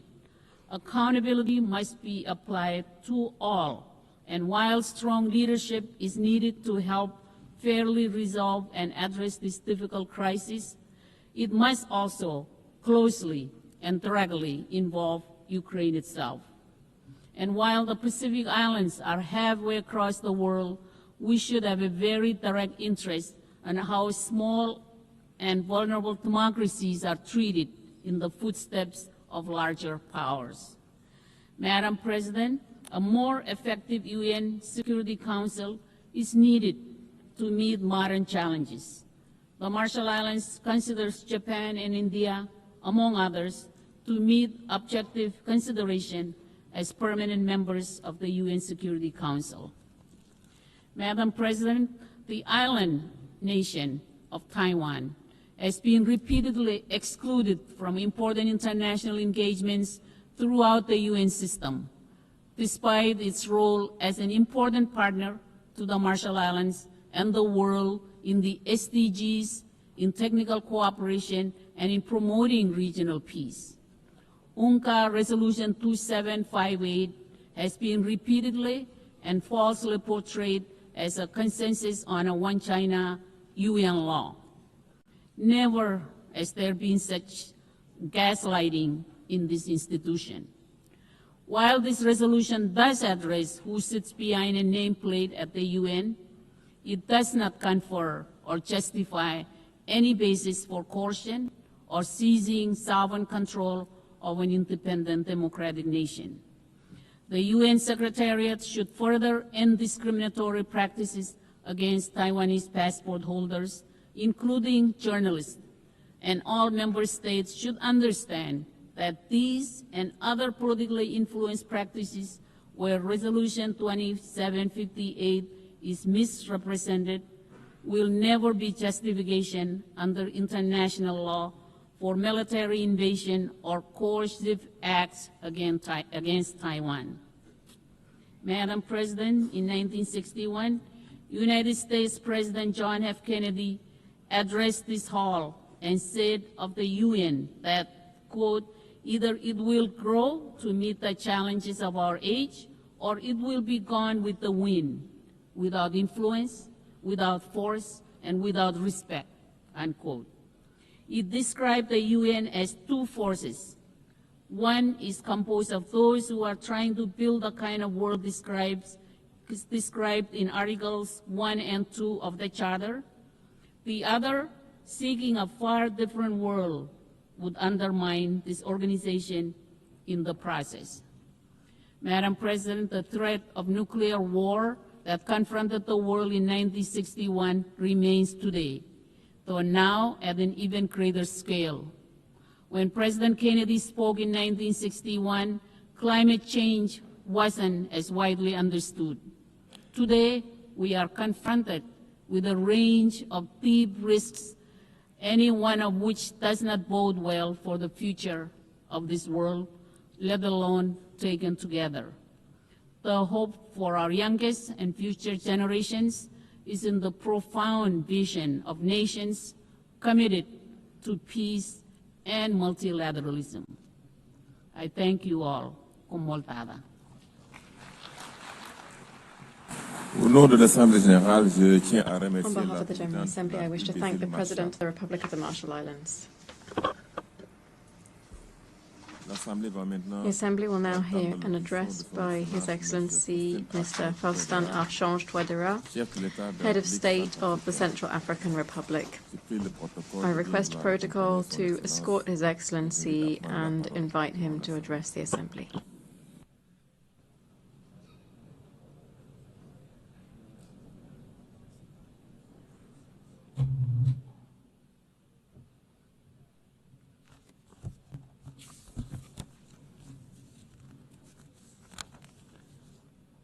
Madam President of the General Assembly, Majesties, Excellencies, Heads of State and Government, Mr. United Nations Secretary General, distinguished delegates, ladies and gentlemen, it is with a profound sense of responsibility that I take the floor on behalf of the people of the Central African Republic, as our organization marks its 80th anniversary.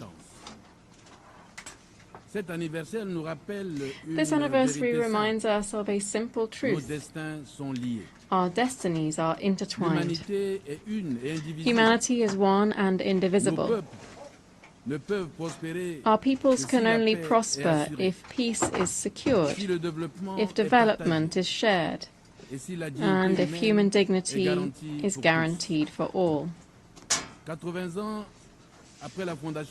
80 years after the founding of the UN, the world is confronted by an unprecedented accumulation of threats: protracted wars, geopolitical rivalries, rising terrorism and organized crime,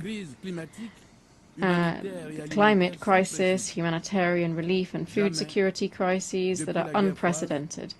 Not since the Cold War have we witnessed such fragility. In Europe, the war in Ukraine continues to cause immense human suffering and to undermine global stability. In the Middle East, the persistent violence between Israel and Palestine plunges entire generations into grief and undermines the prospects for peaceful coexistence. In Africa, the crises in Sudan, in the east of the Democratic Republic of the Congo, in the Sahel, and in the Horn of Africa recall the fragility of the equilibrium that we have struck and the urgency for enhanced support for prevention and the peaceful settlement of disputes. Faced with these tragic situations, the Central African Republic proposes the strengthening of the United Nations mechanisms for preventive diplomacy through the creation of a global conflict prevention fund financed by the major powers and administered transparently. Such a fund should make it possible, at the earliest warning signs of a crisis, to finance good officers' missions, international mediation, and the deployment of rapid intervention, credible peacekeeping forces. Likewise, we must systematize the creation of regional coalitions of mediators able to act alongside the United Nations to prevent local disputes from degenerating into open warfare. Madam President, if we wish to grasp the gravity of the moment, let us look particularly at Africa. In 2025, more than 40% of the world's armed conflicts are taking place on the African continent. The Sahel alone accounts for thousands of victims every year and millions of displaced people. One single figure is enough to summarize the urgency here. In certain African regions, 1 child in 2 lives in a conflict-affected area. How can we speak of the future when half of a generation is threatened by war? From the Central African Republic, we know that our own stability affects that of the whole of Central Africa. We also know that peace is never permanent, but always to be forged with patience and solidarity.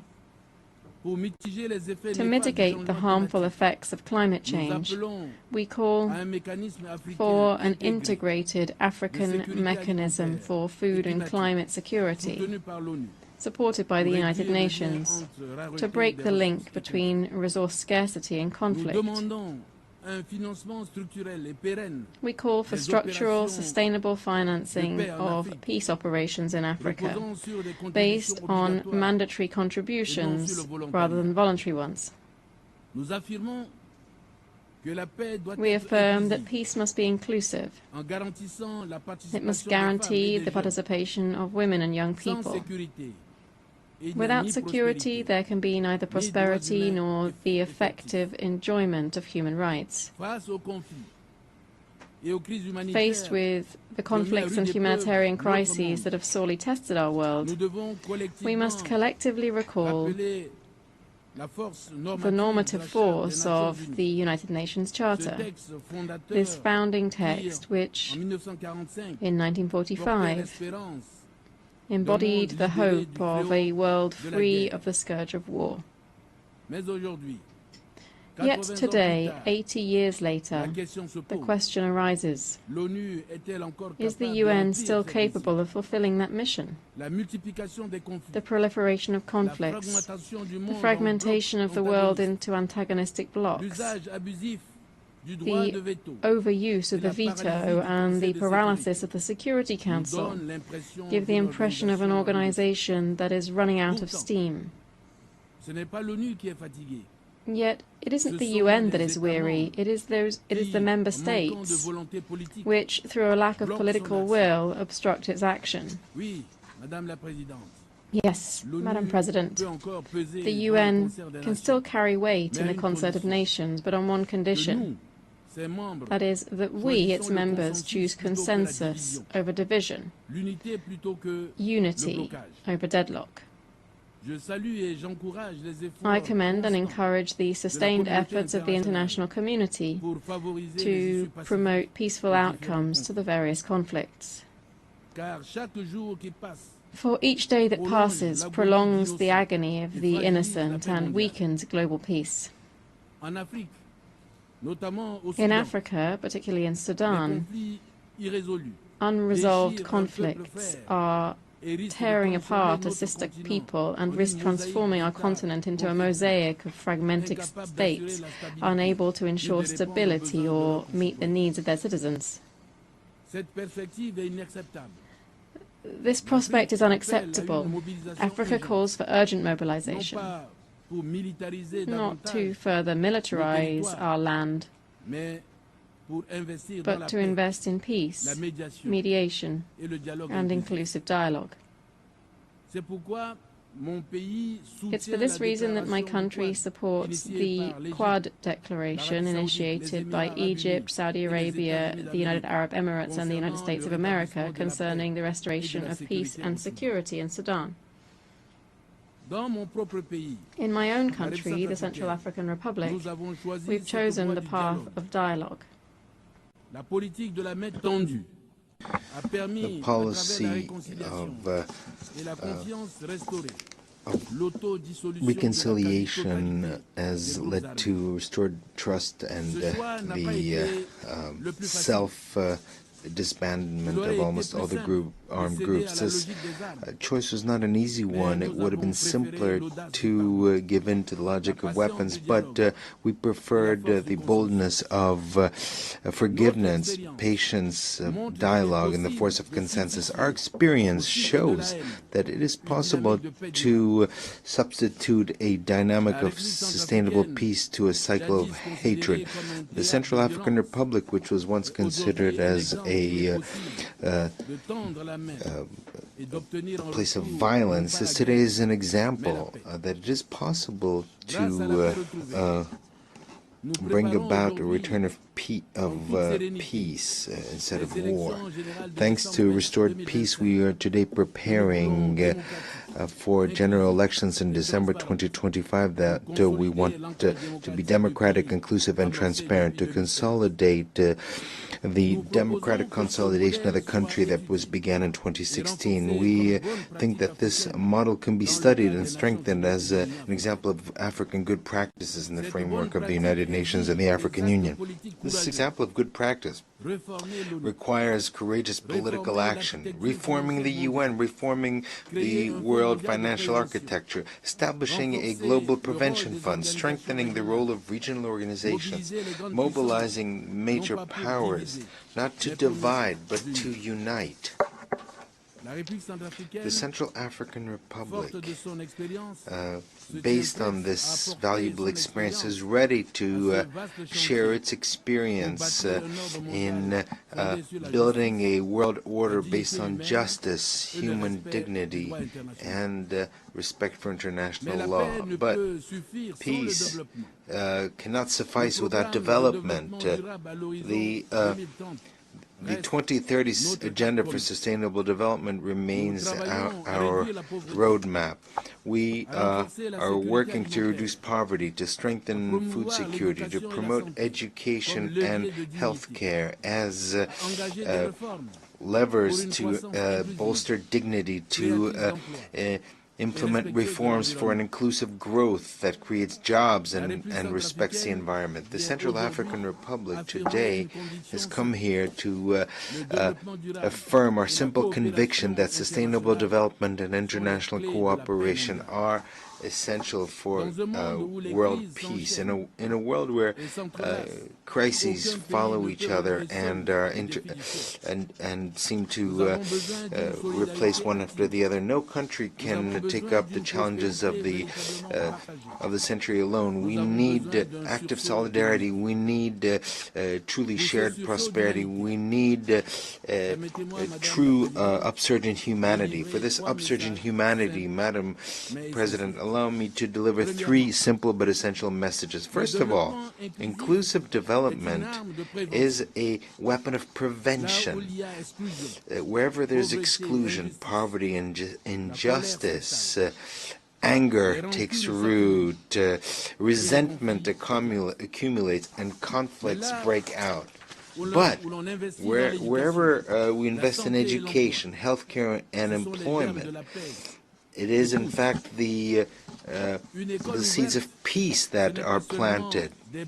An open school is not merely school desks behind which there are students, but rather it's a society that chooses the future instead of violence. A job that's created is not simply an income, it is a dignity of an entire family that is preserved, that once again believes in peace. Secondly, international cooperation is essential. Our challenges disregard borders, climate, pandemics, migrations, markets. All this exceeds the capacity of a single isolated state. No wall, no closed door, no barriers can lastingly protect against the storm, a virus, or the despair of those who migrate. The only protection is collective action. It is multilateralism. Thirdly, sustainable development is also a moral debt that we have towards our children. Will we leave them a planet that is in an environmentally unsustainable? Will we condemn them to this as they begin their life as adults, or will we leave them a world that is more just, more green, more dignified? This is the choice that awaits us, Madam President. For a world that is more just, the Central African Republic would like to chart a path of hope by sharing three suggestions that are not simply technical proposals, but rather an entire choice of civilization. First of all, we need to imagine a global initiative for the rebuilding of the most fragile states in a world that leaves some of its members shattered. We cannot claim to seek universal peace. Nations broken by conflicts must not be left alone to heal their wounds. They need the international community to help them get back on their feet, to support them, to restore their trust. Investing in institutional reconstruction means refusing the endless cycle of war and despair.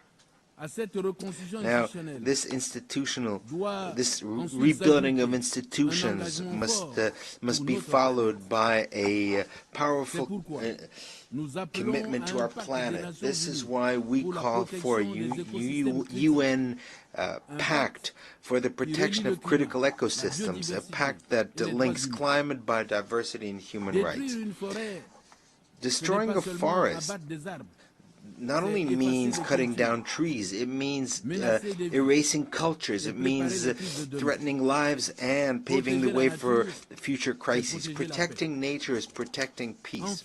Lastly, the time has come for ambitious dreams for Africa. That is the idea behind a green corridor, a development corridor in Central Africa, which brings together modern infrastructure, clean energies, and regional integration. From Bangui to Kinshasa, from Douala to Libreville, this corridor would be a bridge between our peoples and a promise of the future for all of humankind, because Africa is not a continent that needs simply help. It's a continent that is awaiting courageous partnerships. The role of Africa in the community of nations must be respected. Sovereignty rather than subordination. Partnership rather than exploitation.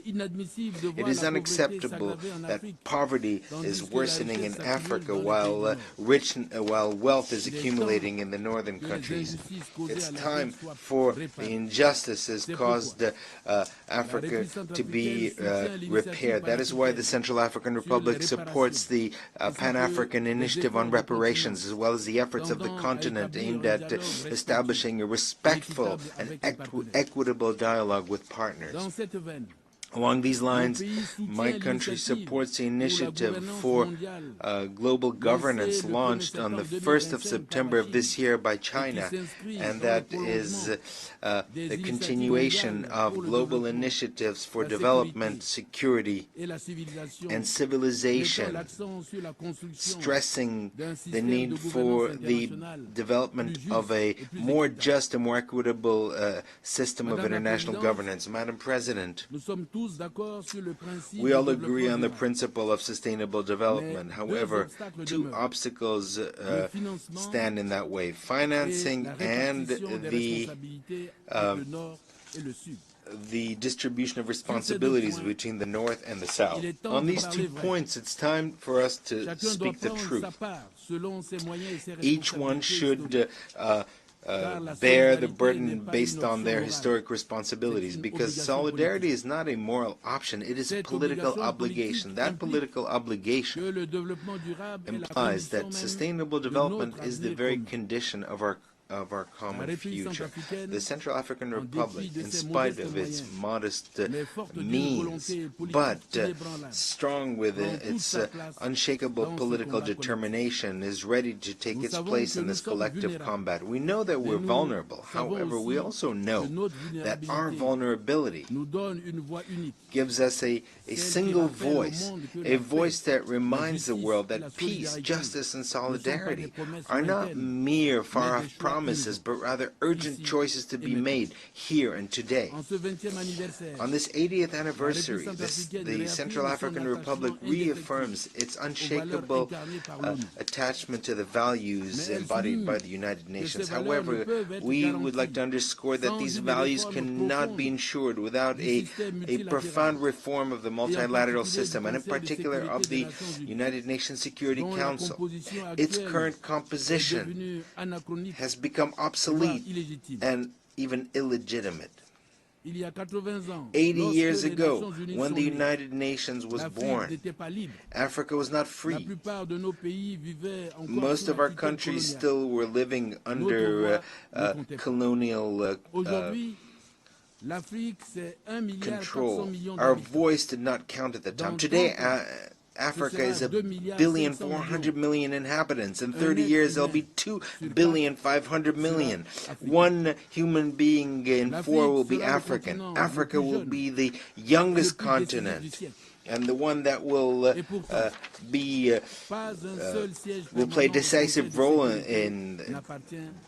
throughout the century. And yet, not a single permanent seat in the Security Council belongs to Africa. Not a single one. How can we speak of international justice and security when the continent of tomorrow is treated as though it was the continent of the past? The Central African Republic brings to you the voice of Africa to say, enough. Africa must have 2 permanent seats with the right to veto, not as a favor to it, but as a measure of justice, not as a privilege, but as a need. We propose also the establishment of a global charter for digital governance and ethical artificial intelligence so that human rights are protected in the digital sphere. We call on the establishment of a global index of equity and democratic resilience, in addition to GDP, to measure dignity, to measure justice and inclusion. My country is already acting within its means. We have validated our 3rd national report on Resolution 1325, Women, Peace and Security. We have updated our follow-up plan of Beijing Plus 30. We're strengthening national accountability mechanisms to put women, young people, and the most vulnerable at the heart of public policies. On this 80th anniversary of the UN, let us recall the vision of its founders to substitute the force of the powerful by the force of law, and to build a future of dignity for all. Thank you very much. Je remercie le I thank the President of the Central African Republic.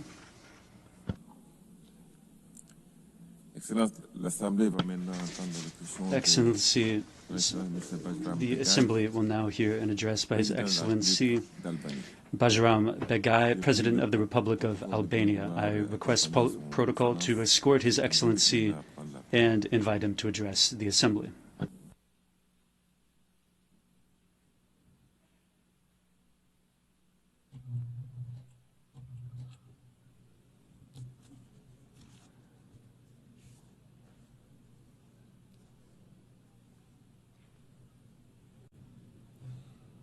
Nderuar zonja Presidente e Assemblesë, nderuar drejtuesi i seancës, Madam President, Honorable and Excellencies, it's an honor for me to address the General Assembly today on behalf of the Republic of Albania on this important anniversary of the United Nations. It is also a special, significant moment for my country as we mark the 70th anniversary of our membership in the United Nations.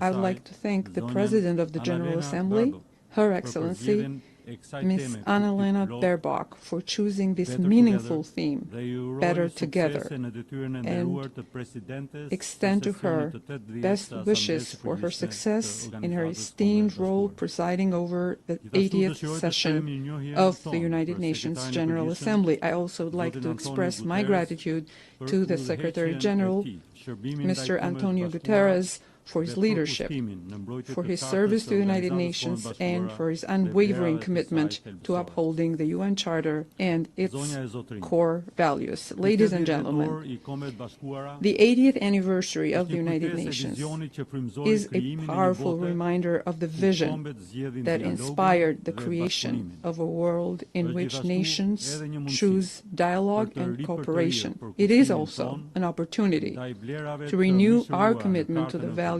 embodied in the UN Charter: peace, equality, and cooperation among nations, to choose cooperation over conflict, dialogue over division, and solidarity over indifference. For the Republic of Albania, the United Nations has been and continues to be the universal platform for dialogue, giving every country, large or small, a voice in shaping our shared future. Its achievements are undeniable: the prevention of conflicts, the advancement of human rights, and the provision of humanitarian aid to millions. Yet, in the context of today's global crisis, it is natural to demand more from this organization and more from ourselves. This is the moment to renew our commitment to ensuring that the UN continues to serve as the foundation of peace, justice, and solidarity, not just for us, but for future generations. Albania believes that global challenges, from conflicts and terrorism to climate change, artificial intelligence, and economic insecurity, are not only complex, but are also deeply interconnected. Humanity, therefore, needs more multilateral cooperation. As a member of the United Nations, a member of NATO, and a proud European nation, the Republic of Albania is well positioned to contribute to the strengthening of international peace and security. We support a global order in which conflicts are resolved through sustainability. Societies are strengthened by solidarity, and peace is built and maintained on the foundations of trust, cooperation, and progress. Albania remains firmly committed to the UN Charter and will continue to contribute to peacekeeping missions, humanitarian efforts, and the building of a world in which disagreements are resolved through dialogue and diplomacy. Madam President, for nearly 4 years, our organization's credibility has been tested by Russia's aggression against Ukraine. Albania has stood in full support of Ukraine's sovereignty, independence, and territorial integrity, and has consistently condemned Russia's violations of the United Nations Charter and international law. We condemn Russia's continued attacks across all of Ukraine. At the same time, we recognize and value diplomatic efforts under the leadership of President Trump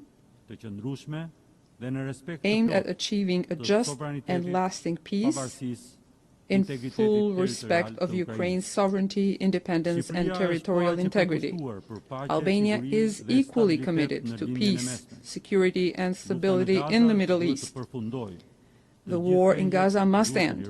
All hostages must be released immediately, and the dire humanitarian situation must be addressed urgently. We express our support for the efforts of the United States, Egypt, and Qatar in implementing the ceasefire agreement in all its phases, with the aim of reaching a permanent end to hostilities, remain committed to a sustainable peace between Israel and Palestine, one that provides a better future in security and prosperity for Palestinians, Israelis, and all the peoples of the region. Ladies and gentlemen, Albania actively promotes dialogue and good neighborly relations, and regional integration is the only path towards sustainable stability and prosperity. Our vision is peaceful integration, sustainable development, and preservation of democratic values.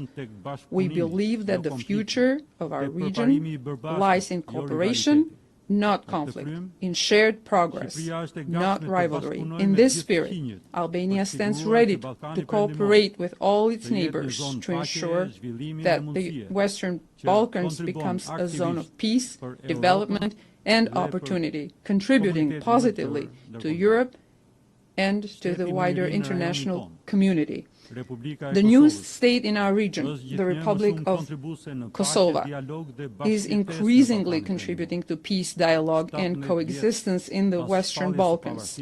17 years after declaring its independence, Kosovo has demonstrated through its actions that it is a responsible member of the international community, committed to peace, stability, and democratic values, with strong institutions and a vibrant population. Its contribution to regional and broader cooperation is undeniable. And yet, Kosovo's seat in this assembly remains unjustly empty. Recognition of Kosovo's independence and support for its membership in the United Nations and other international organizations is an act of justice, a step towards consolidating the peace in the Western Balkans. Albania calls for the rights of Albanians in the Preševa Valley to be respected, that they not be discriminated against, but rather integrated, that the Albanian language be used, and that their culture, values, identity, and traditions be protected and promoted. Madam President, my country's journey from isolation to Euro-Atlantic integration, from dictatorship to freedom and human rights, proves that dialogue, partnership, and shared values can transform societies. Today, Albania is closer than ever to realizing its long-held dream of joining the European Union. Following the opening of accession negotiations, we are advancing our reforms at full speed, aiming to complete the negotiations by 2027 and become a full member of the EU by 2030. Our path toward the EU is not merely a political ambition. It is deeply rooted in the values we uphold: democracy, human rights, and the rule of law. Albania has understood that the prosperity and well-being of its citizens are closely linked to tangible progress in achieving the sustainable development goals. We are investing in clean energy, strengthening climate resilience, advancing digital transformation, and working to ensure that no one is left behind. Our efforts are focused on education, healthcare, gender equality, and youth empowerment, because inclusion is the only path to sustainable development. Last year, we endorsed the Pact for the Future as a guiding framework to revive multilateral cooperation. Now, we must turn words into action, turning commitments into concrete progress on peace and security, sustainable development, climate, digital cooperation, and protection of human rights. The Republic of Albania stands ready to work with all member states to ensure that the Pact for the Future becomes a guiding light for a fair, more sustainable, and more united world. We will lead by example by integrating the Pact into our next voluntary national review. Excellencies, distinguished participants, climate change is the defining challenge of our century, and Albania is committed to the transition to clean energy and environmental protection. Recurring floods, fires, and droughts remind us that we must strengthen global commitments, mobilize funding, and ensure that no one is left behind. In recent years, we have witnessed the rapid spread of digital technologies. Technological progress is valuable only when it advances in a parallel with human progress. We must remain faithful to our values, placing technology at the service of humanity. No matter how advanced, the problems of this world cannot be solved by artificial intelligence alone, but by human intelligence and compassion. The digital age must be guided by international cooperation, ethical standards, and respect for human rights. For Albania, digital transformation is a national priority. We have undertaken ambitious reforms to digitize public services, increase transparency, and fight corruption. Albania is proud to co-lead with Kenya the review process of the World Summit on the Information Society, and will work with all member states to ensure a successful outcome. Madam President, human rights and the dignity of every individual must remain at the heart of our mission. Albania has demonstrated through its democratic transformation that societies thrive when individual freedoms are protected, when women and youth are empowered, and when diversity is embraced as a strength. We are honored to bring our experience to the Human Rights Council, where we have worked tirelessly to promote the universality of human rights and the indivisibility of all freedoms. During our mandate, we have focused on protecting vulnerable groups, advancing gender equality, and defending the rights of those most at risk of violation.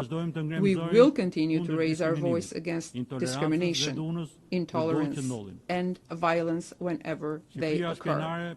Albania is proud of the progress it has made in advancing gender equality, not only as a moral obligation, but as a driver of societal development. Today, women hold some of the highest offices in our country, in and outside of the country, and works closely with partners to make equality a tangible reality for all. No country can envision a better future without placing youth at the heart of national strategies. Through reforms in education, digital transformation, and employment, Albania is working to expand opportunities for young people to learn, innovate, and participate fully in society. We believe that investing in youth is the most effective investment for peace, prosperity, and sustainable development. So it's under our obligation as a generation that inherited 80 years of peace and progress to ensure that our children, we give our children the condition to live in a world of safety, dignity, cooperation, and advancement. Together, let us choose to make this session the moment we embrace unity, responsibility, the moment we chose responsibility and chose courage. Thank you. On behalf of the Assembly, I wish to thank the President of the Republic of Albania. The Assembly will now hear an address by His Excellency Denis Sassou Nguesso, President of the Republic of the Congo. I request protocol to escort His Excellency and invite him to address the Assembly.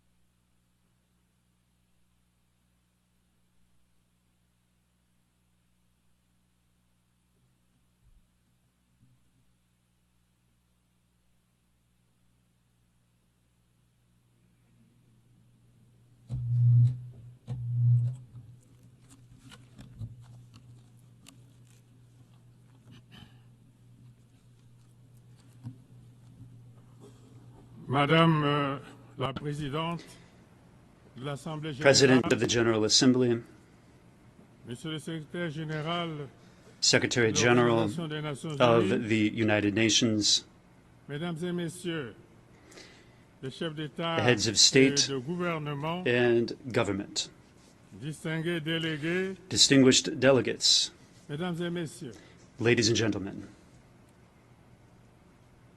c'est avec gravité it is with solemnity et aussi avec and also une foi with intacte my faith dans les intact idéaux de l'Organisation in the ideals of the des Nations United Unies Nations que je m'adresse à that vous I aujourd'hui. speak to you today. Nous sommes rassemblés We have à un gathered moment de here bascule, at a time of upheaval, à une époque où notre at a responsabilité time collective when our collective responsibility has never been so great. nous vivons We are une période living marquée par in des a tensions period accrues, that is characterized des by menaces increased multiples tensions, et des fractures profondes. by multiple pourtant, threats and deep Jamais le divisions. monde n'a eu And yet, autant besoin d'unité, never has the de world coopération. been so de in need dialogue. of unity, cooperation, and Ce qui est dialogue. en jeu, What is at stake here ce n'est pas seulement la paix is not ou le only développement. peace or development. C'est bien l'avenir même du Indeed, it is the multilatéralisme very future of et de multilateralism cette précieuse humanité and of this precious que nous humanity avons en partage. that all of us share in common.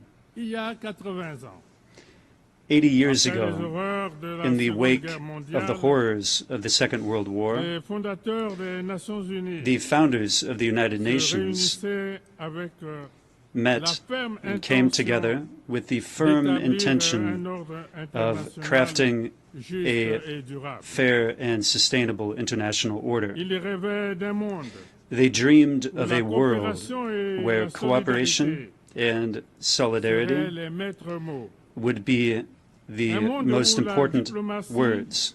A le world dialogue where se diplomacy substituerait and dialogue would aux conflits replace violents. violent conflicts. Leur projet était ambitieux. Their plans were ambitious. Il demeure totalement d'actualité. They remain fully relevant.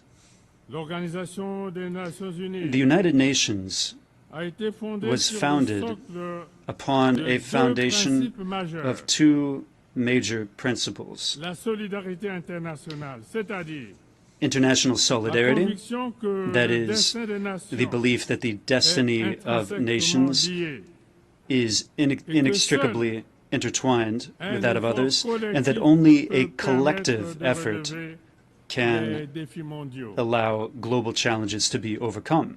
Le multipartisme Multilateralism, ou la reconnaissance de ce que or the chaque nation, acknowledgement grande ou that petite, every nation, doit be it great avoir or small, voix au chapitre must dans have les affaires a place, internationales et que a voice in seule international affairs, une action and that collective only peut collective garantir action une can paix guarantee a lasting Malheureusement, peace.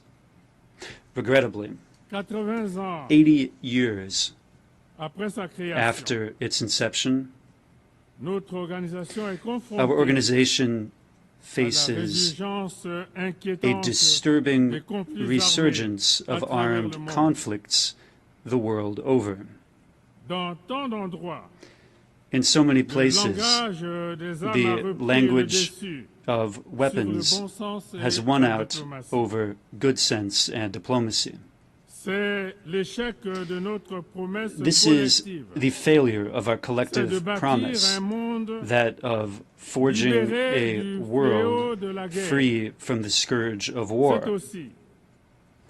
It is also the sign of a weakened international system, sometimes a powerless international system faced with the logic of confrontation. Today, we must reaffirm the primacy of law in international affairs and the need for a global order that is based not only on the force of weapons, but on established rules and rules that are shared in common.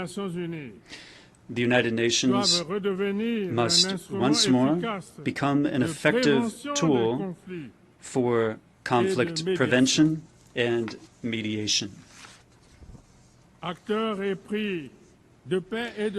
As an actor committed to peace and justice that works for friendship among all the peoples of the world, the Congo supports peaceful coexistence, reciprocal tolerance, and mutual understanding. This is why, in the Middle East, my country is a staunch supporter of the two-state solution, an Israeli and Palestinian state living side by side in peace. In the Caribbean, my country will continue to support the Cuban people, exhausted by decades of an embargo which is today incomprehensible. Trade tensions, technological and geopolitical tensions among great powers,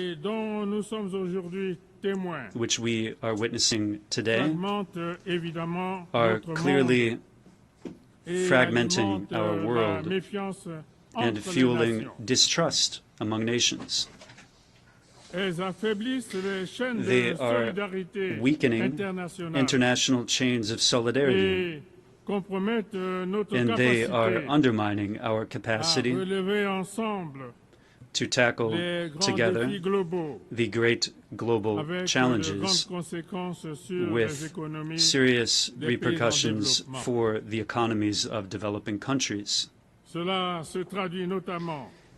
This is illustrated, inter alia, by instability on the markets,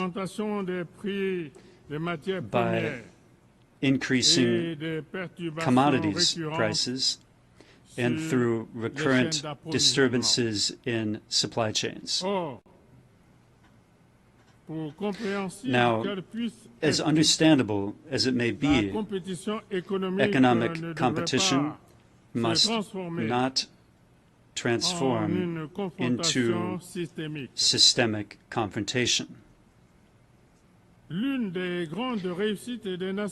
of the greatest successes of the United Nations was undeniably establishing a sound platform for cooperation among nations.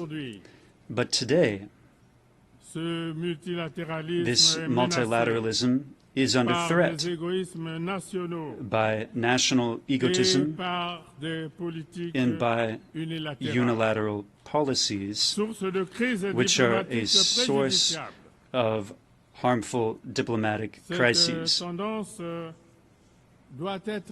This tendency needs to be rolled back This is because the global challenges that we face, in particular climate change, pandemics, and food insecurity, require a global response that shows solidarity, coherence, and which is concerted.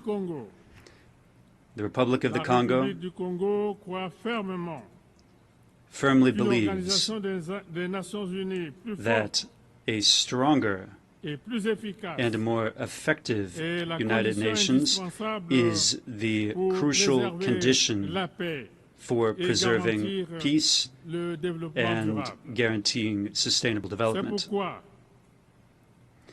Hence, we call for a reform of its bodies, starting with its Security Council, this so as to make these bodies more representative, more transparent, and closer to the realities of our world. One can see clearly that the Security Council in its current composition no longer reflects the geopolitical balance of our world. Thus, the urgent need to reform it, not in theory, but in practice. Africa cannot remain marginalized. This is a continent with more than 1,400,000,000 residents. It is a continent of the future, of the youth, of potential, for which today we need to ensure full and complete participation in global decision-making. I wish to state forcefully, Africa deserves permanent representation on the United Nations Security Council.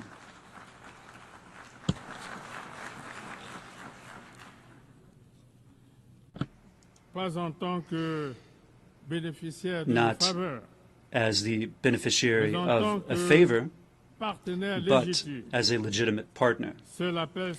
This is the solemn call that the Republic of the Congo wishes to sound from this high rostrum.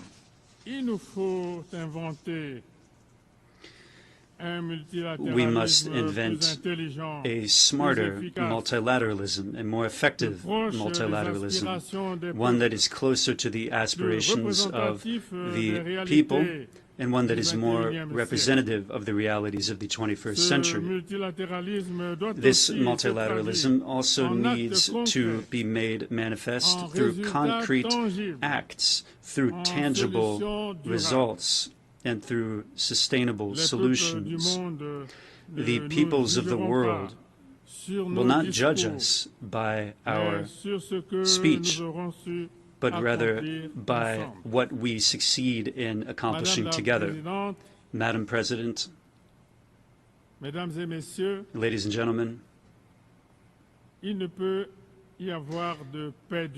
there can be no lasting peace without development, and the opposite is true as well.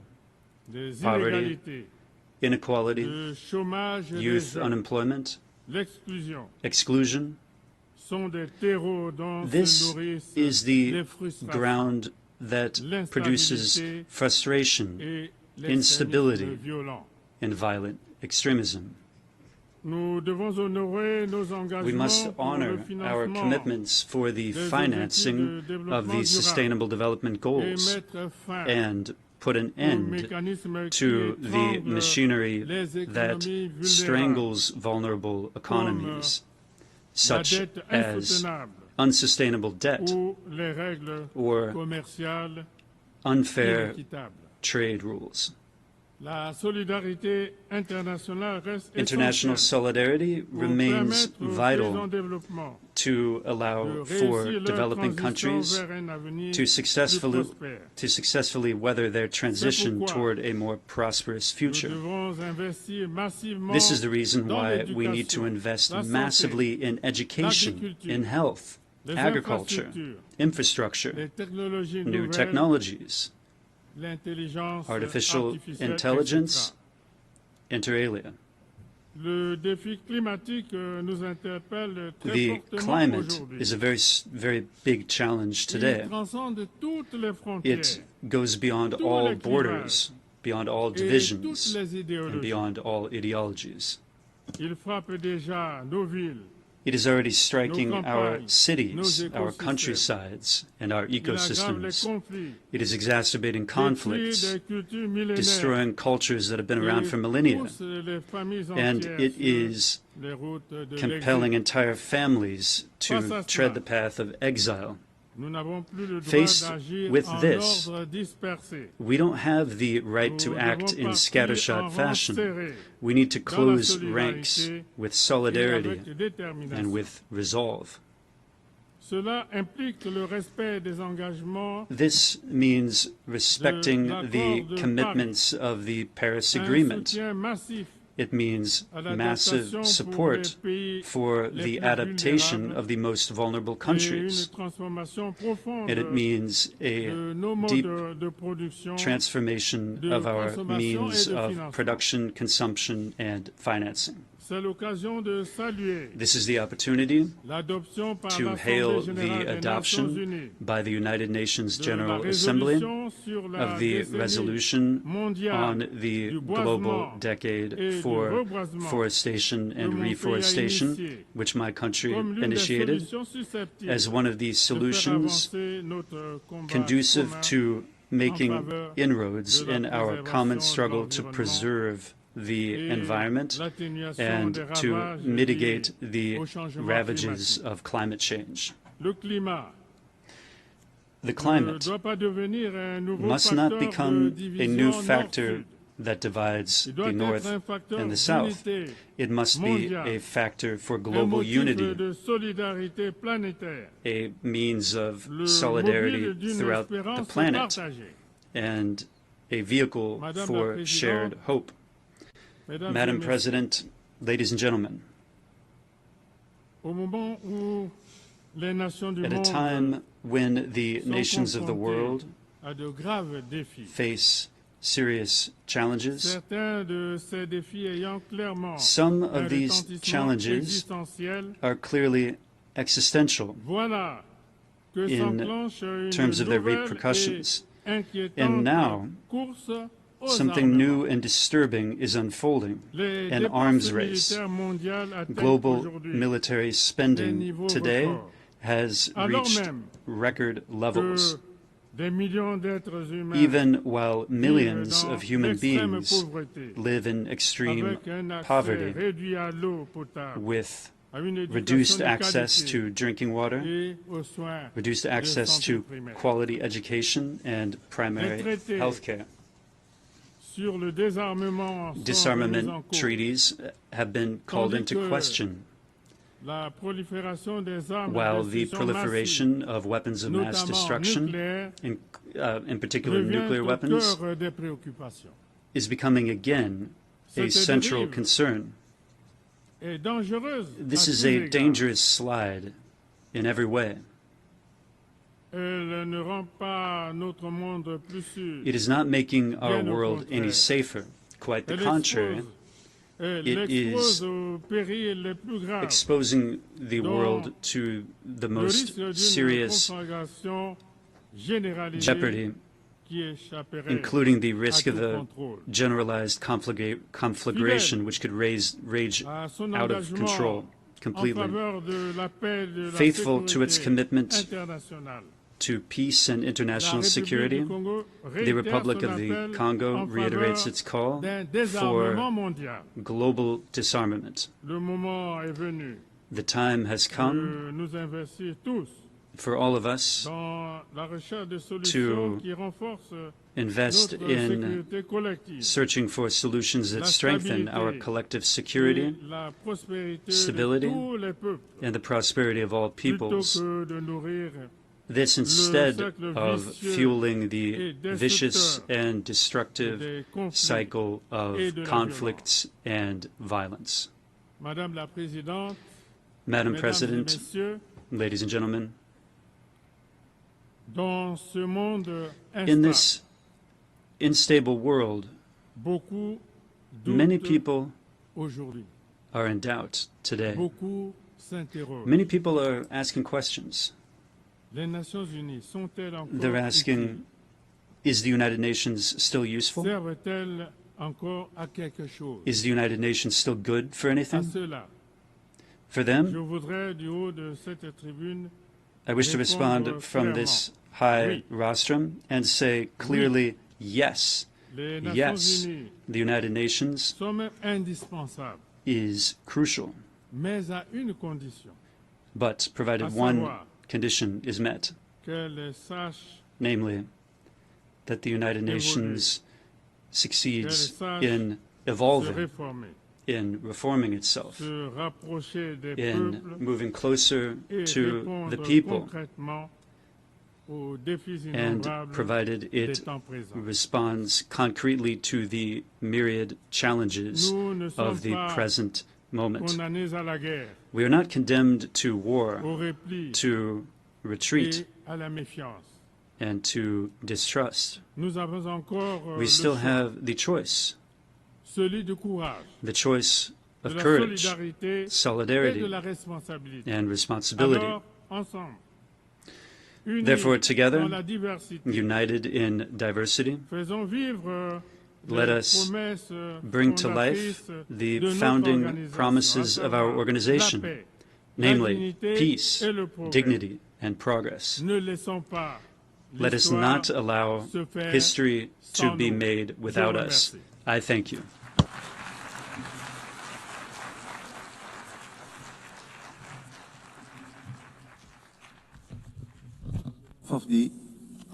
Of the Assembly, I wish to thank the President of the Republic of the Congo,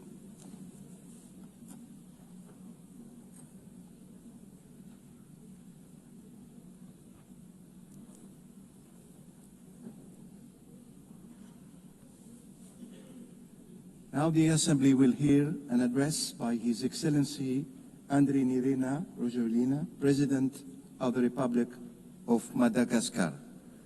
I request kindly the protocol to escort His Excellency and invite him to address the Assembly.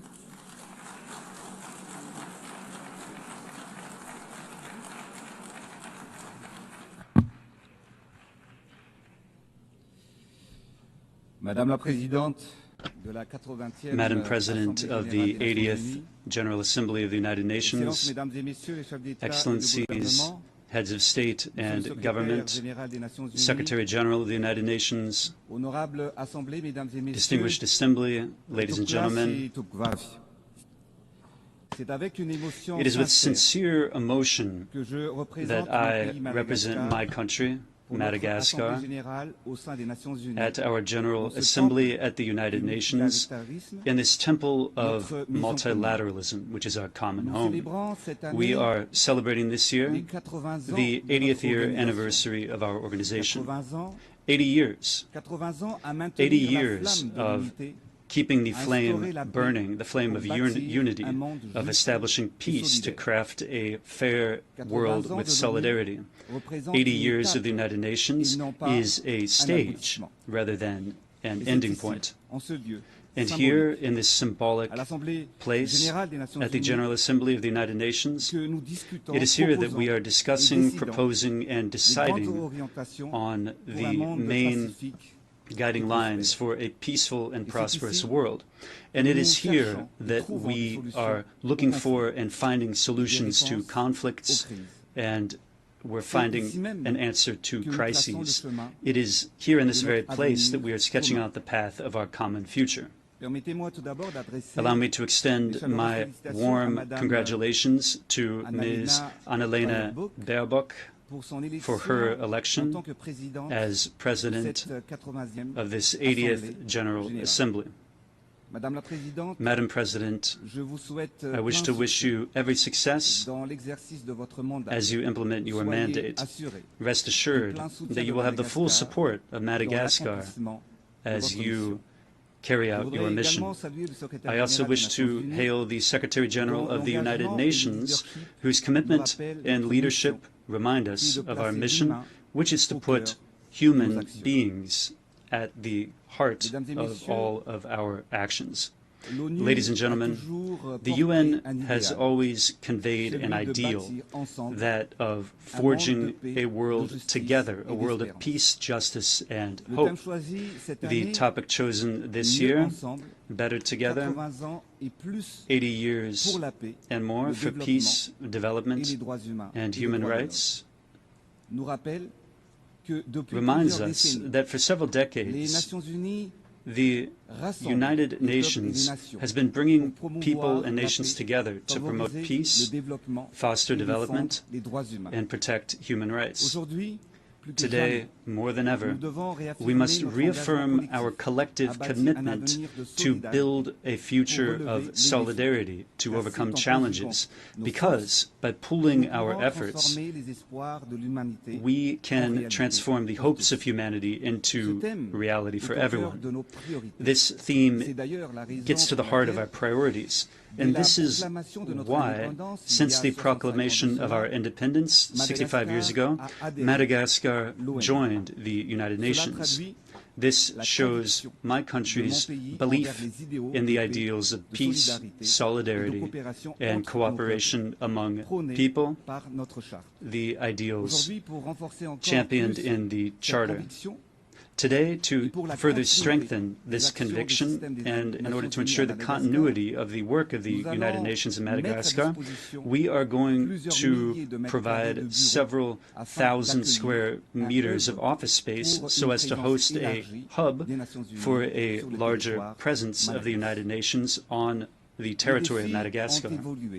The challenges have evolved, but we have continued to appreciate the force of this heritage and the need to adapt to everyday realities.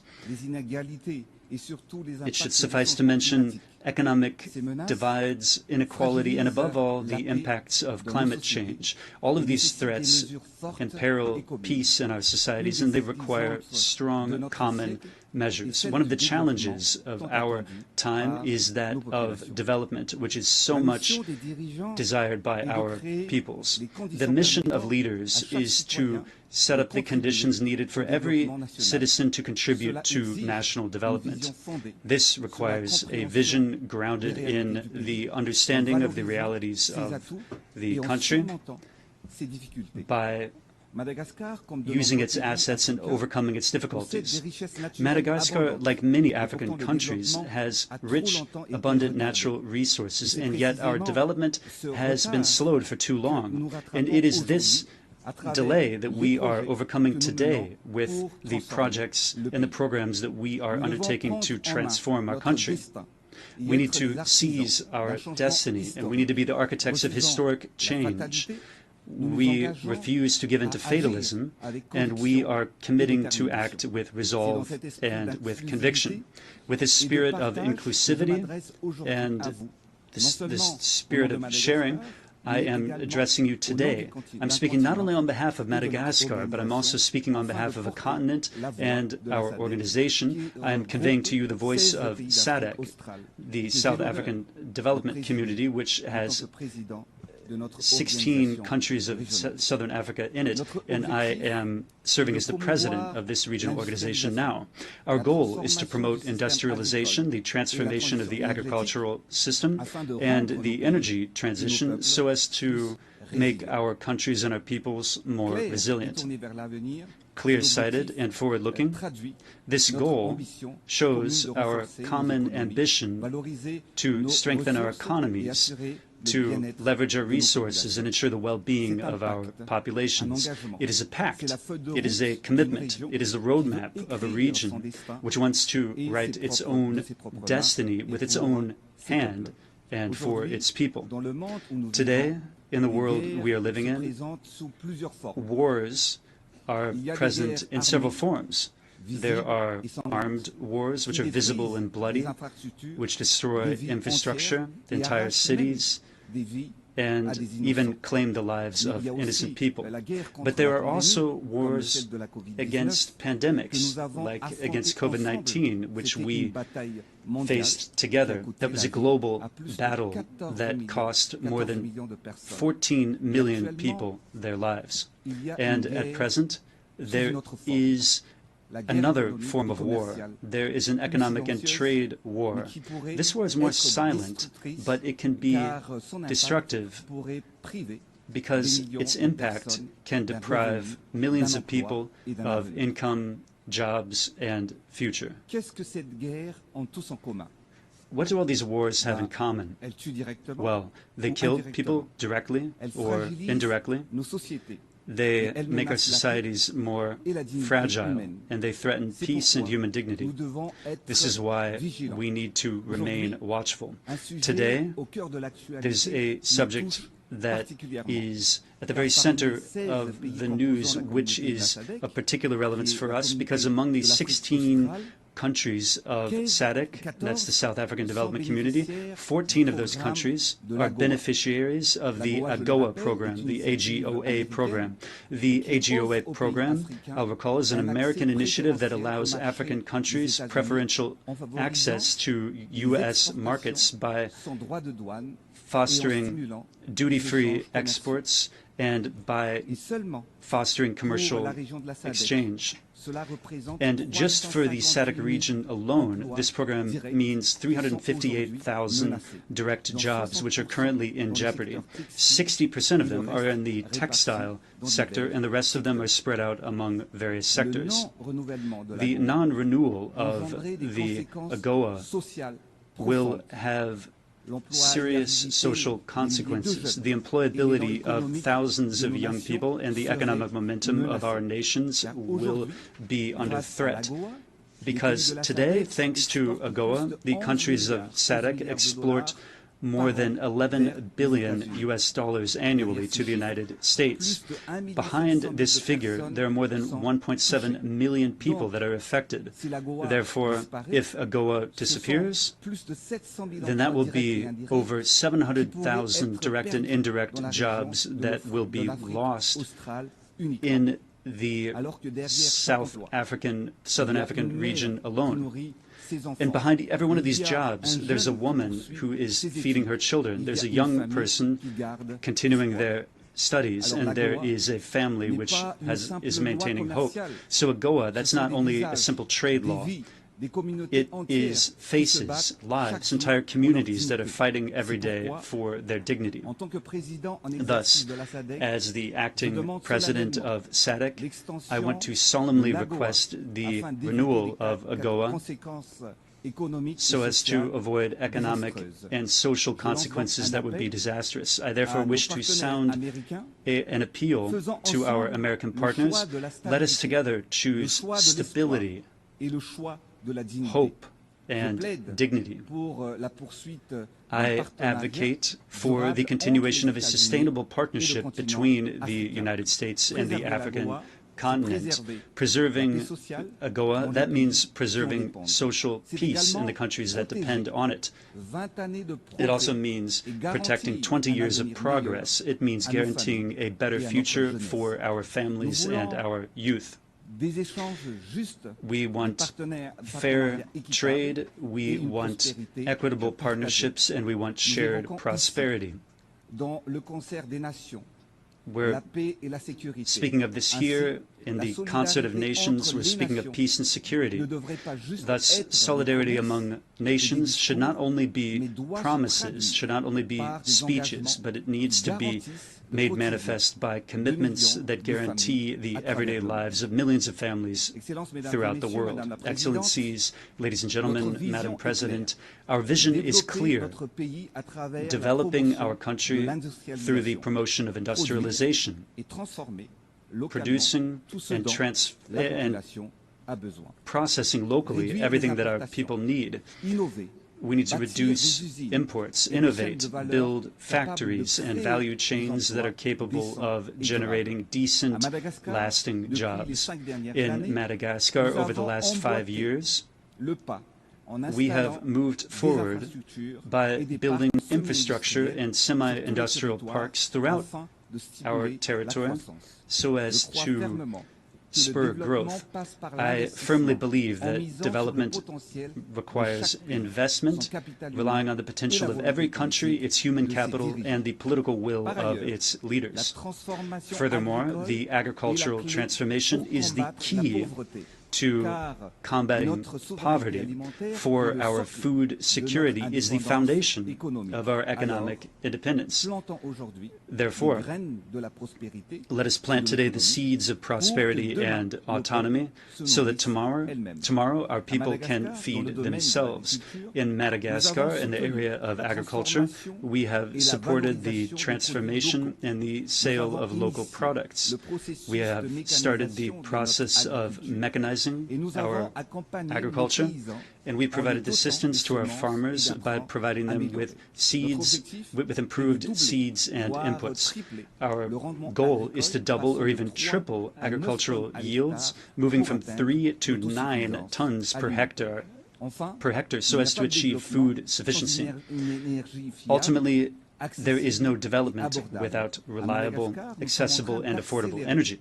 In Madagascar, we are in the process of accelerating the energy transition to achieve energy production that is 70% green by 2028.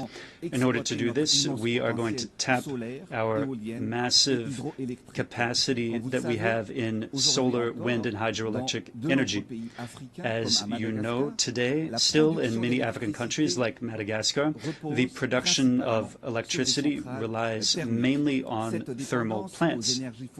This dependency on fossil fuels has an enormous economic cost. Thus, investing in renewable energies is not only an obligation, but it is a duty for a sustainable, inclusive future. In 6 years alone, the rate of access to electricity in my country moved from 24% to 40%. Major headway has been made, but we are aware that much remains to be done. We're going to further step up our efforts to increase the production of clean energy so that isolated rural populations are not left behind. In this context, the collaboration with the United Nations system is playing a crucial role by prioritizing impactful projects for rural communities. These initiatives are illustrative of the desire to build an energy future that is more equitable, sustainable, and innovative. And finally, building modern infrastructure that is an essential stage for the economic and touristic development of the country. From the east to the west, from the north to the south, Madagascar is transforming. We've started the project of building the first highway of our country that links Antananarivo to the large port in the east of the island. We've modernized public transport in our capital through building cable cars and by establishing urban trains. This has unburdened the city by transporting more than 40,000 passengers every day at full capacity, thus taking 2,000 vehicles out of traffic on a daily basis. Furthermore, we have strengthened the presence of the state in all of the areas of our country, above all in the hardest to reach areas. We've done this through building infrastructure that is close to the people and infrastructure that the people needs. We have built thousands of social housing units. We've modernized healthcare by building public hospitals and healthcare centers throughout our national territory. Our country only had 16 university hospital centers in 2018, but we've tripled that number by building 30 new hospitals in only 6 years. We are bolstering the entrepreneurship of young people and women to ensure their empowerment. We built stadiums and sporting facilities, which have become places for cohesion, national pride, and emancipation for young people. Furthermore, we held the Youth Connect Summit in November. We'll be doing that in November, and that will fit into the framework of this commitment for the youth through equality and inclusion. And we want to invite everyone to participate in this event in great numbers. Finally, from the standpoint of social protection, over $250 million has been transferred directly to the most vulnerable families to improve their everyday lives. These achievements convey our desire to build a country that shows solidarity, a country that is connected and looks toward the future, but the demographic issue remains a variable that needs to enter the equation. We need to change the structure of the population because the current demographic growth is out of proportion to our economic growth. In some regions, young girls who are under the age of 18 are already mothers, and the majority of women have an average of 5 or even 8 children to take care of. They have more difficulty feeding them, bringing them up, caring for them, and educating them properly. This is why we have intensified our family planning program in order to get the birth rate under control and transform a population which is currently dependent into a population that is active and economically productive. Demography is thus becoming an asset for Madagascar and not an impediment to development. Excellencies, ladies and gentlemen, Madam President, we need to offer a better future to our children. So we need to protect the planet that is their home. Madagascar is a sanctuary of nature with 5% of its global biodiversity and 80% of endemic species. We absolutely need to protect this biodiversity. And like other areas of the world, these treasures are in jeopardy.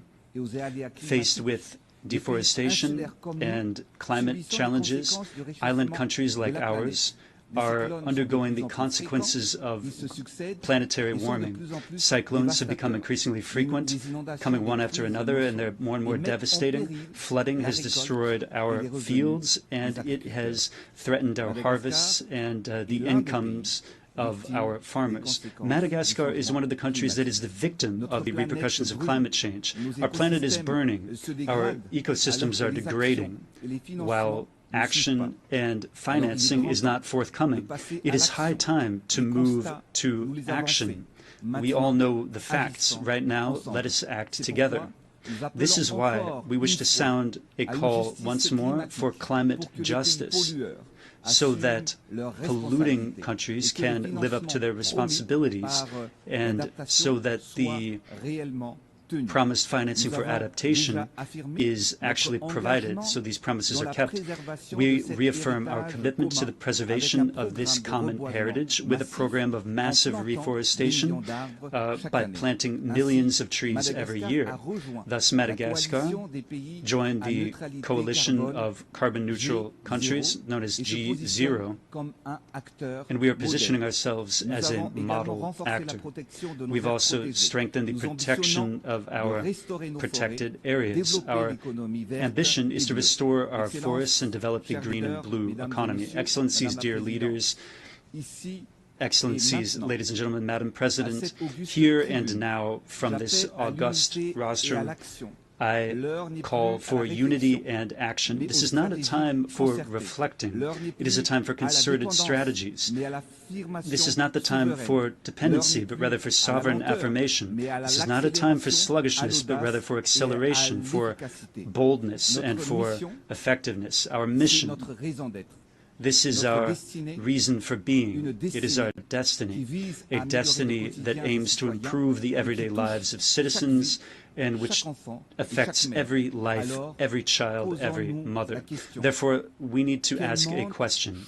What world will we choose for our children and for the future of succeeding generations? For my people, for progress, I will never stop bringing to bear all the ways and means possible to accelerate the transformation of my country. We need to go farther. We need to go faster with courage and hope. Yes, the task is huge and the aspirations of the population are great, but we know one thing: division is not a solution. Conflicts brings rise to instability. So let's choose unity, solidarity. Let us choose to build rather than to destroy, because every child has the right to dream and every people has the right to hope. So let's move together, united, upright together. Let's move toward the world that we want. I have a dream for my country, for Madagascar, for Southern Africa, for the African continent, and for all of the voices that are not heard very often. The dream of a future where peace always wins out over war, where development benefits every human being, where fundamental rights are never up for negotiation, and where nature is preserved as our most sacred heritage. So, yes, we will be better together for peace, for development, and for future generations. Because history has shown us that when we choose unity, we combat instability. When we cultivate solidarity, we plant the seeds of prosperity.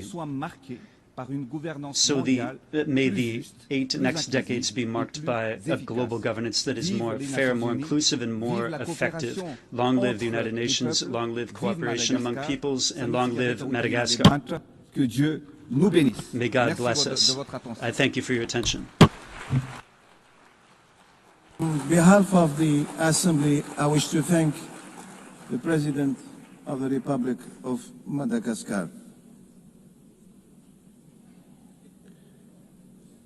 We shall now continue the general debate.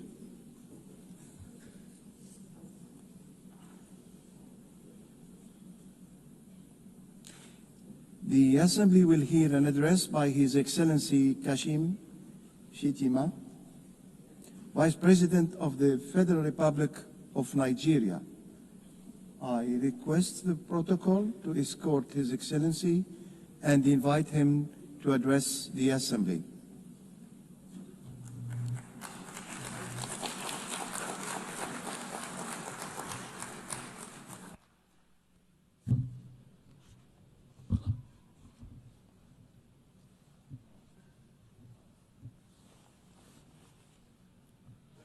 Madam President, Mr. Secretary General, Excellencies, Heads of State and Government, distinguished delegates. The chaos that shadows our world is a reminder that we cannot afford the luxury of inaction. We have been consumed by our differences had there been no community such as this to remind us that we are one human family. Even in our darkest hours, we have refused to be broken. This community was born from the ashes of despair, a vehicle for order, and for the shared assurance that we could not afford to falter again. Our belief in this community is not a posture of moral superiority, but an undying faith in the redemption of humanity. It is, therefore, with profound humility that I stand before you today as Vice President of the Federal Republic of Nigeria on behalf of President Bola Ahmed Tinubu to renew this pledge on behalf of my country. Madam President, Nigeria joins the Committee of Nations in congratulating you on your election as the President of the General Assembly for the 88th session and assure you of our unalloyed support during your tenure. I commend your predecessor, my brother, His Excellency Philemon Yang, and the Secretary General, His Excellency Antonio Guterres, for their outstanding stewardship and unifying leadership during these extraordinary times. This anniversary must not be a sentimental retreat into nostalgia. It must be a moment of truth, a pause to measure where we have stumbled and how we might have done better in turning our values into action that meets the demands of today. We are here to deliver a world of peace and development where the respect for human rights is paramount.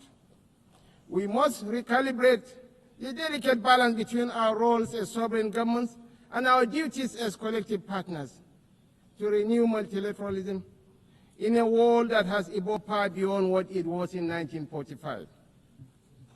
The pace of change across borders is a force without pause.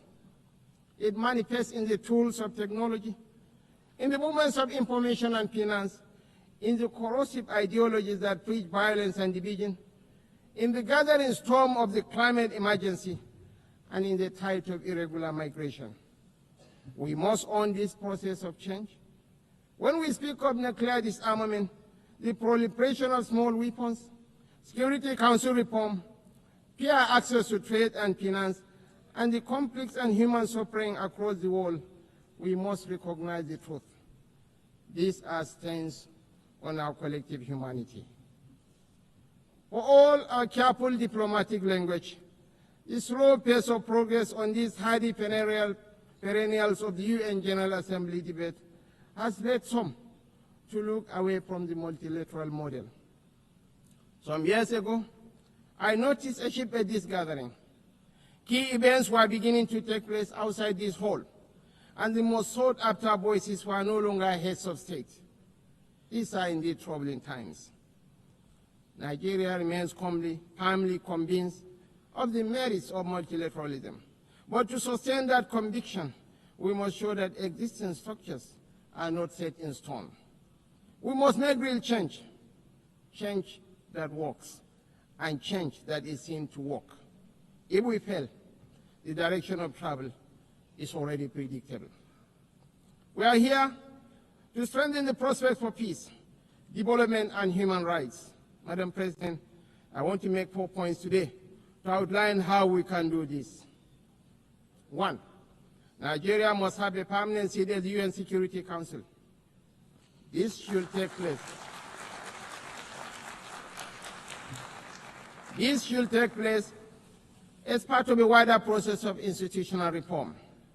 2, we need urgent action to promote sovereign debt relief and access to trade and financing. 3, countries that host minerals must benefit from those minerals. And 4th, the digital divide must close. As our friend the Secretary General has said, AI must stand for Africa included. On my first point, the United Nations will recover its relevance only when it reflects the world as it is, not as it was. Nigeria's journey tells this story with clarity. When the UN was founded, we were a colony of 20 million people, absent from the tables where decisions about our fate were taken. Today, we are a sovereign nation of 236 million people, projected to be the third most populous country in the world, with one of the youngest and most dynamic populations on earth, a stabilizing force in regional security, and a consistent partner in global peacemaking. Our case for permanent seat at the Security Council is a demand for fairness, for representation, and for reform that restores credibility to the very institution upon which the hope of multilateralism rests. This is why Nigeria stands firmly behind the UN-80 initiative of the UN Secretary General and the resolution adopted by this Assembly on 18 July 2025, a bold step to reform the wider United Nations system for greater relevance, efficiency, and effectiveness in the face of unprecedented financial strain. We support the drive to rationalize structures and end the duplication of responsibilities and programs so that this institution may speak with one voice and act with greater coherence. Madam President, Africa, none of us in this world can function peacefully in isolation. This is the heavy burden of sovereignty. Sovereignty is a covenant of shared responsibility, a recognition that our survival is bound to the survival of others. To live up to this charge, we must work hand in hand with our neighbors and partners. We must follow the trails of weapons, of money, and of people. For these forces, too often driven by faceless non-state actors, ignite the fires of conflict across our region. Madam President, Nigeria's soldiers and civilians carry a proud legacy. They have participated in 51 out of 60 United Nations peacekeeping operations since our independence in 1960. We have stood with our partners in Africa to resolve conflicts, and we continue that commitment today through the Multinational Joint Task Force. At home, we confront the scourge of insurgency we resolve. From this long and difficult struggle with violent extremism, one truth stands clear. Military tactics may win battles measured in months and years, but in wars that span generations, it is values and ideas that deliver the ultimate victory. We are despised by terrorists because we choose tolerance over tyranny. Their ambition is to divide us and to poison our humanity with a toxic rhetoric of hate. Our difference is the distance between shadow and light, between despair and hope, between the ruin of anarchy and the promise of order. We do not only fight wars, we pit and shelter the innocent victims of war.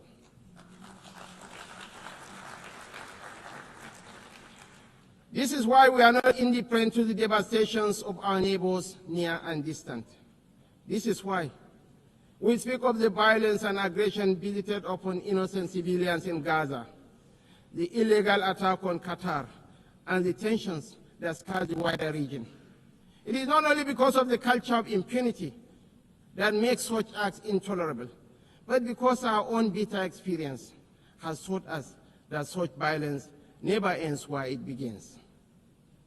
We do not believe that the sanctity of human life should be trapped in the corridors of endless debate. That is why we say, without stuttering and without doubt, that a two-state solution remains the most dignified path to lasting peace for the people of Palestine.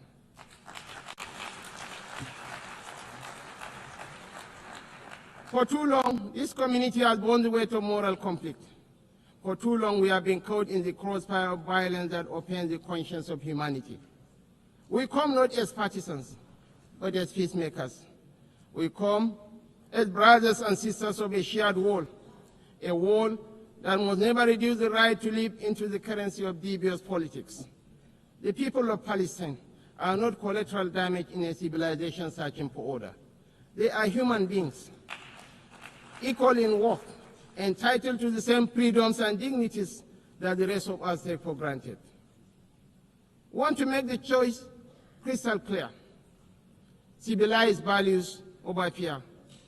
Civilized values over vengeance. Civilized values over bloodshed. We show the opportunities that peace brings, just as the extremists hope to drive apart rival communities and different religions. We work through multilateral platforms within the rule of law to build the consensus and support that makes this immensely difficult and dangerous task that much easier. This is how we deny our enemies the space they crave to fuel tension and despair. It is our experience that this offers the best, perhaps only hope for peace, reconciliation, and victory for the civilized values of a shared humanity. Nigeria is a diverse country, also recognizes the variable geometry of democracy in different forms and speeds. For this reason, we are working with the United Nations to strengthen democratic institutions in our region and beyond through the Regional Partnership for Democracy. Madam President, point 2. The price of peace is eternal vigilance. The increasingly difficult security outlook has prompted many member states to count the cost of the emerging world order. We in Nigeria are already familiar with so difficult choices: infrastructure renewal or defense platforms, schools, or tanks. Our view is that the path to sustainable peace lies in growth and prosperity. The government has taken difficult but necessary steps to restructure our economy and remove distortions, including subsidies and currency controls that benefited the few at the expense of the many. I believe in the power of the market to transform. Our task is to enable and facilitate and to trust in the ingenuity and enterprise of the people. But the process of transition is difficult and brings unavoidable hardship. This year, we held the inaugural West African Economic Summit in Abuja to bring investors and opportunities together. The results far exceeded our expectations and are a clear indication of what innovation can deliver. It is in that same spirit of dynamic review that I invite the United Nations to examine the best use of scarce resources. One critical area is climate change. It is not an abstract issue about an indeterminate fate to be settled at some distant point in the future. It is not even solely an environmental issue. It is about national, regional, and international security. It is about irregular migration. Truly, this is an everyone issue. We are all stakeholders, and we are all beneficiaries of the best outcomes. Madam President, this is why relevant ministers have been instructed to work with the UN to make the best use of climate funds. We believe there are huge shared dividends to accrue from increased support for education, for resilient housing, for access to technology and financing to allow vulnerable communities to thrive, to become part of solutions rather than problems. Nigeria and Africa have made significant strides in recent years to put our affairs in order. We can take that progress to the next level, a level that presents new opportunities for trade, investment, and profit, if we can assess reforms to strengthen the international financial architecture. We need urgent action to promote debt relief, not as an act of charity, but as a clear path to the peace and prosperity that benefits us all. I'm calling for a new and binding mechanism to manage sovereign debt, a sort of international court of justice for money that will allow emerging economies to escape the economic straitjacket of primary production of unprocessed exports. It has been over 4 decades since the Lagos Plan of Action outlined a route away from debt and dependence that highlighted opportunities that today should still be explored for local added value for processing and manufacturing in everything from agriculture to solid minerals and petrochemicals. The African Continental Free Trade Area is a remarkable achievement of cooperation. We remain fully committed to the achievement of the SDGs and are convinced that this can be best delivered by focusing principally on our primary mission of growth and prosperity. Madam President, on our third point, we welcome steps to move towards peace in the Democratic Republic of Congo. We agree that international investment and engagement offer a way out of the cycle of decay and violence. Access to strategic minerals from Sierra Leone in the 1990s and Sudan today has for too long been a source of conflict rather than prosperity. Africa, and I must include Nigeria, has in abundance the critical minerals that will derive and drive the technologies of the future. Investments in exploration, development and processing of these minerals in Africa will diversify supply to the international market, reduce tensions between major economies, and help shape the architecture for peace and prosperity on a continent that too often in the past has been left behind by the rivalries and competition between different power blocs. We know in Nigeria that we are more stable when those communities that have access to key resources are able to benefit from these resources. This has been our journey in the oil-producing region of the Niger Delta. I believe that will strengthen the international order when those countries that produce strategic minerals benefit fairly from those minerals in terms of investment, partnership, local processing, and jobs. When we export raw materials, as we have been doing, tension, inequality, and instability pester.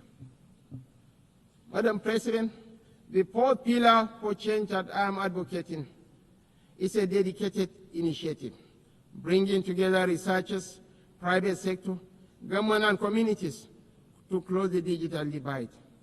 As we stand on the threshold of new and dramatic technological change, we are still absorbing the impact of the revolution on information and communication of the past 20 years.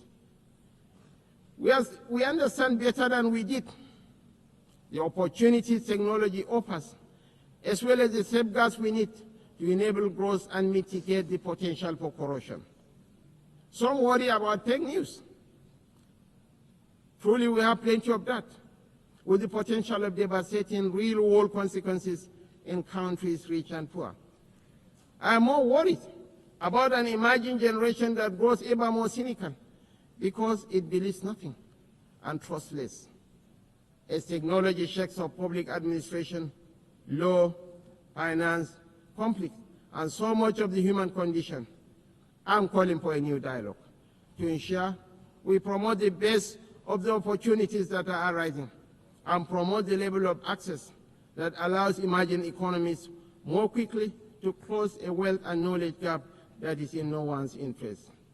I join you today to reassert Nigeria's commitment to peace, to development, to unity, to multilateralism, and to the defense of human rights is beyond compromise. For none of us is safe until all of us are safe. The road ahead will not be easy, and we know there are no quick fixes to the trials that test the human spirit. Yet history reminds us that bold action in pursuit of noble ideals has always defined the story of the United Nations. Time and again, we have found the wisdom to balance sovereign rights with collective responsibility. That balance is once again in question. But I believe, quite passionately, that a renewed commitment to multilateralism, not as a slogan, but as an article of faith, remains our surest path forward. Nigeria dedicates itself fully and without reservation to that noble cause. I thank you all for listening.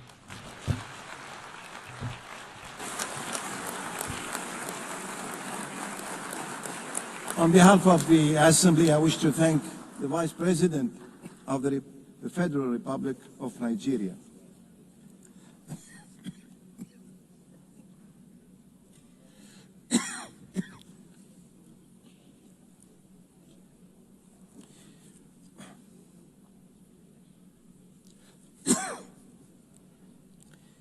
The Assembly will hear an address by His Highness Sabah al-Khalid al-Sabah,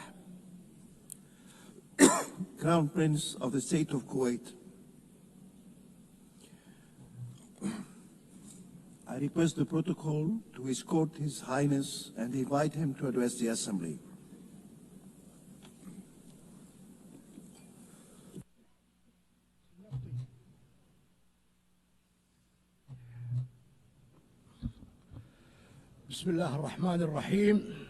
In the name of God, most compassionate, most merciful, Your Excellency, Madam President Annalena Baerbock, President of the General Assembly, Your Excellency, Mr. Antonio Guterres, UN Secretary General, Your Excellencies, Your Majesties,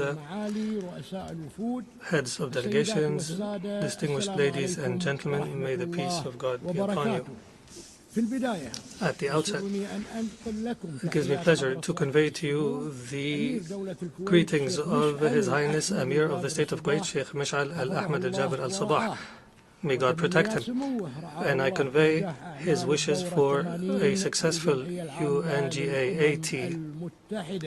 And I express to you, Madam President, and to your friendly country, our congratulations on your election as President of the UN General Assembly, and I would like to applaud the efforts of your predecessor, Mr. Philemon Yang, during his presidency of the last session of the General Assembly, and I would be remiss not to highly appreciate the wise leadership of His Excellency Mr. Antonio Guterres. And I would like to seize this opportunity to reiterate Kuwait's continued support for him and his efforts to promote the mission and purposes of the United Nations. Madam President, we share your vision for the objectives of this session under the theme Better Together.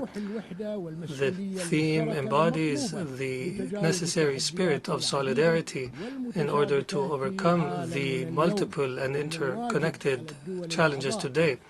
It is incumbent on member states to work together to preserve this organization as the cornerstone of multilateralism and as the refuge for states and peoples in order to address their disputes and overcome the challenges and to determine the means to achieve economic, social, and human development throughout the world. Before we look towards the future, we must reflect on the previous 8 decades. Since the establishment of the United Nations, the UN was established when countries agreed in 1945 to save succeeding generations from the scourge of war, which twice has brought untold sorrow to mankind. While we have not seen a third world war since the establishment of the UN, we did witness, and especially lately, an incapacity to address the political challenges and security, climate, human, and health-related challenges as necessary. In addition, we must heed the lessons of our shared failures in the context of this organization. We must draw the lessons as states and governments and peoples to realize the best means for non-recurrence of our mistakes and to grant our future generations a safer world. Madam President, there are multiple successes of this organization that we cannot forget.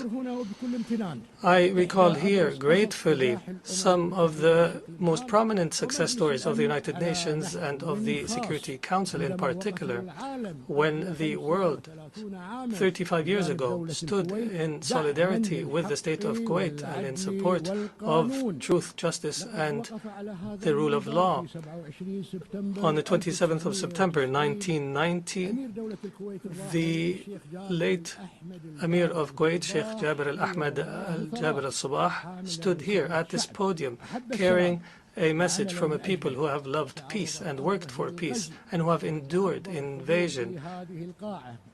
And the audience in this hall expressed their support for this people, this peace-loving people of Kuwait and the Kuwaiti people's just cause. And this message of support remains in the hearts of every Kuwaiti citizen today, as well as the efforts to liberate Kuwait from a brutal invasion. The Security Council at the time demonstrated its ability to discharge its mandate for the maintenance of international peace and security. It demonstrated a successful model and succeeded in discharging its duties and adopted a historical resolution to take all means necessary to liberate Kuwait, and this action by the Security Council remains forever remembered in the hearts of the Kuwaiti people. The Security Council at the time embodied an excellent example in achieving justice and peace. And we would be remiss here not to remind the continued human issue that concerns every Kuwaiti, which is the whereabouts and the fate of the missing persons, some of whom have returned to their Lord as a result of the injustice they suffered. And it will continue to be remembered by the state of Kuwait after 3 decades. This multi-dimensional issue dimensions, including human and social and political, requires good faith and determination to be successfully addressed and requires close follow-up from the Security Council. We hope to heal the wounds of the family members of the missing persons who continue to grieve over their loved ones, and they hope to bury their loved ones in their homeland.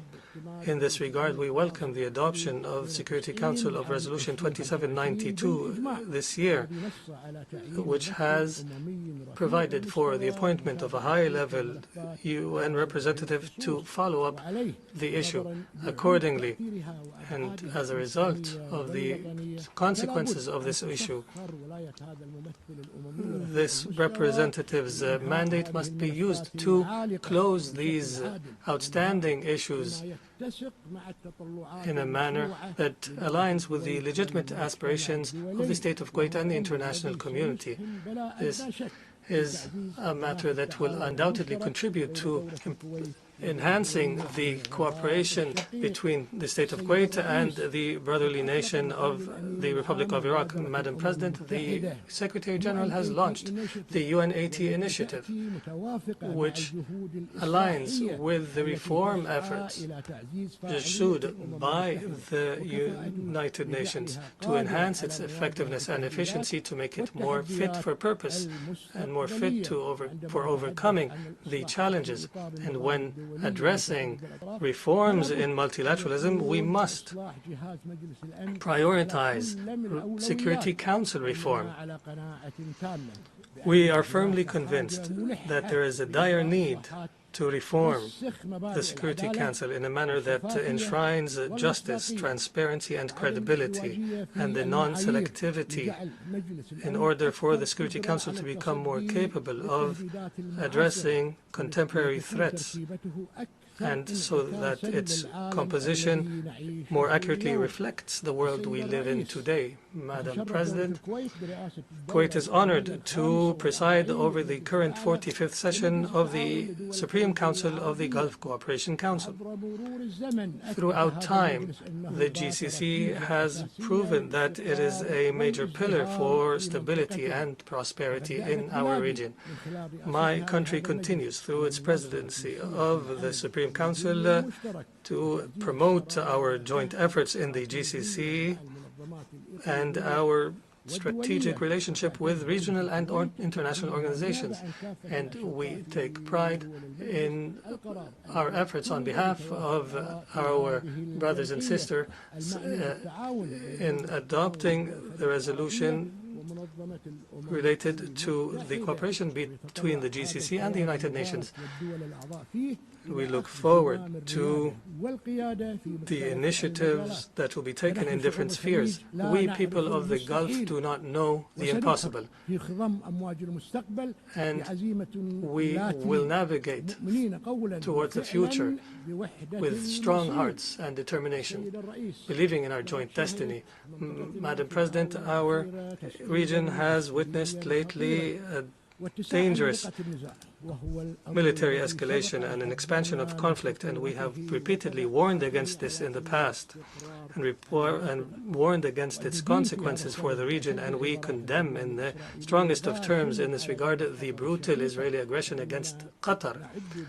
We consider this attack a blatant violation of all international customs and norms, and an attack against a mediator that is working faithfully for the sake of peace, and we reiterate our complete solidarity with our brethren in Qatar, and we reiterate that any threat against any member state of the GCC is a threat against every member of the GCC. Just a few days ago, 2 emergency summits have been held, the first for the Supreme Council of the GCC and the second the Arab Islamic Emergency Summit in Doha to discuss the Israeli aggression against Qatar. We reiterate the different provisions in both outcome documents of the summits. Madam President, Kuwait continues its tireless efforts that have continued throughout 2 decades to assist Iraq to achieve the legitimate aspirations of the Iraqi people and our brothers and sisters in Iraq, and in order to promote stability and security in the region through bilateral agreements that are the cornerstone for defining our means of cooperation in order to build a better future for both our countries and to turn the page on the painful past. Accordingly, from this podium, we reiterate for the 3rd year in a row our commitment to the provisions of the agreement to regulate maritime navigation in the Khor of Abdullah with the Republic of Iraq since 2009, and we reiterate our commitment to correcting the negotiation course in order to determine our maritime boundaries beyond point 162 as per international law and the UN Convention on Law of the Sea of 1982, and without prejudice to the territories and islands in the area. And we reiterate at the same time our call on our sisters and brothers in Iraq to respect the provisions of the effective agreements between us in order for us to be able to unleash the prospects for cooperation between our 2 countries to greater heights. Madam President, what is taking place in the Gaza Strip for almost 2 years of collective punishment and the killing of tens of thousands of Palestinians and of innocent people, most of whom are women, are children, and using starvation as warfare is only an unfolding of genocide before our eyes, and we have reached this point because of the double standards in the application of international law. We cannot call for respect of international law in one area and ignore the application in another. This leads to undermining trust in the international system. The state of Kuwait once again condemns the Israeli aggression against the Gaza Strip and against all occupied Palestinian territory, and we call for an end to this aggression immediately and to allow for uninterrupted humanitarian access. And we also applaud the efforts of Qatar, Egypt, and the United States in order to reach a ceasefire. We recall in this regard the high-level conference on the two-state solution and under the joint leadership of the Kingdom of Saudi Arabia and the French Republic, and we look forward to building on the momentum generated by the conference. And we commend the decision by many friendly states to recognize the state of Palestine. And we emphasize the need for the remaining states to do the same. The state of Kuwait also reiterates its firm commitment to support UNRWA because of its critical role in securing the basic needs of millions of Palestinian refugees. And we categorically reject the settlement activities and forced displacement of the occupying power, and we call on measures to be taken to hold Israel accountable for its crimes. The state of Kuwait also reiterates its historical and firm support for the Palestinian people and their just cause and their legitimate right to the establishment of a Palestinian state on the borders of 1967 with East Jerusalem as its capital, as per UN resolutions and the Arab Peace Initiative of 2002. Madam President, The state of Kuwait stands in support of the Syrian Arab Republic and the Republic of Lebanon in their efforts to build a secure and prosperous future that fulfills the aspirations of their people. And we reiterate the need to respect the territorial integrity and sovereignty of both states. And we follow with great concern the developments in Yemen, Sudan, Somalia, and Libya. And we call on our brothers and sisters to prioritize wisdom and dialogue in order to settle the disputes in accordance with international law, in order to preserve the sovereignty and the unity, independence, and territorial integrity of these states. And based on our commitment to good neighborliness, we reiterate once again our call on the Islamic Republic of Iran to initiate a serious path to build for confidence-building measures, and we believe that creating the conducive environment for negotiations will contribute to resolving the nuclear program and all other outstanding issues. Madam President, we in Kuwait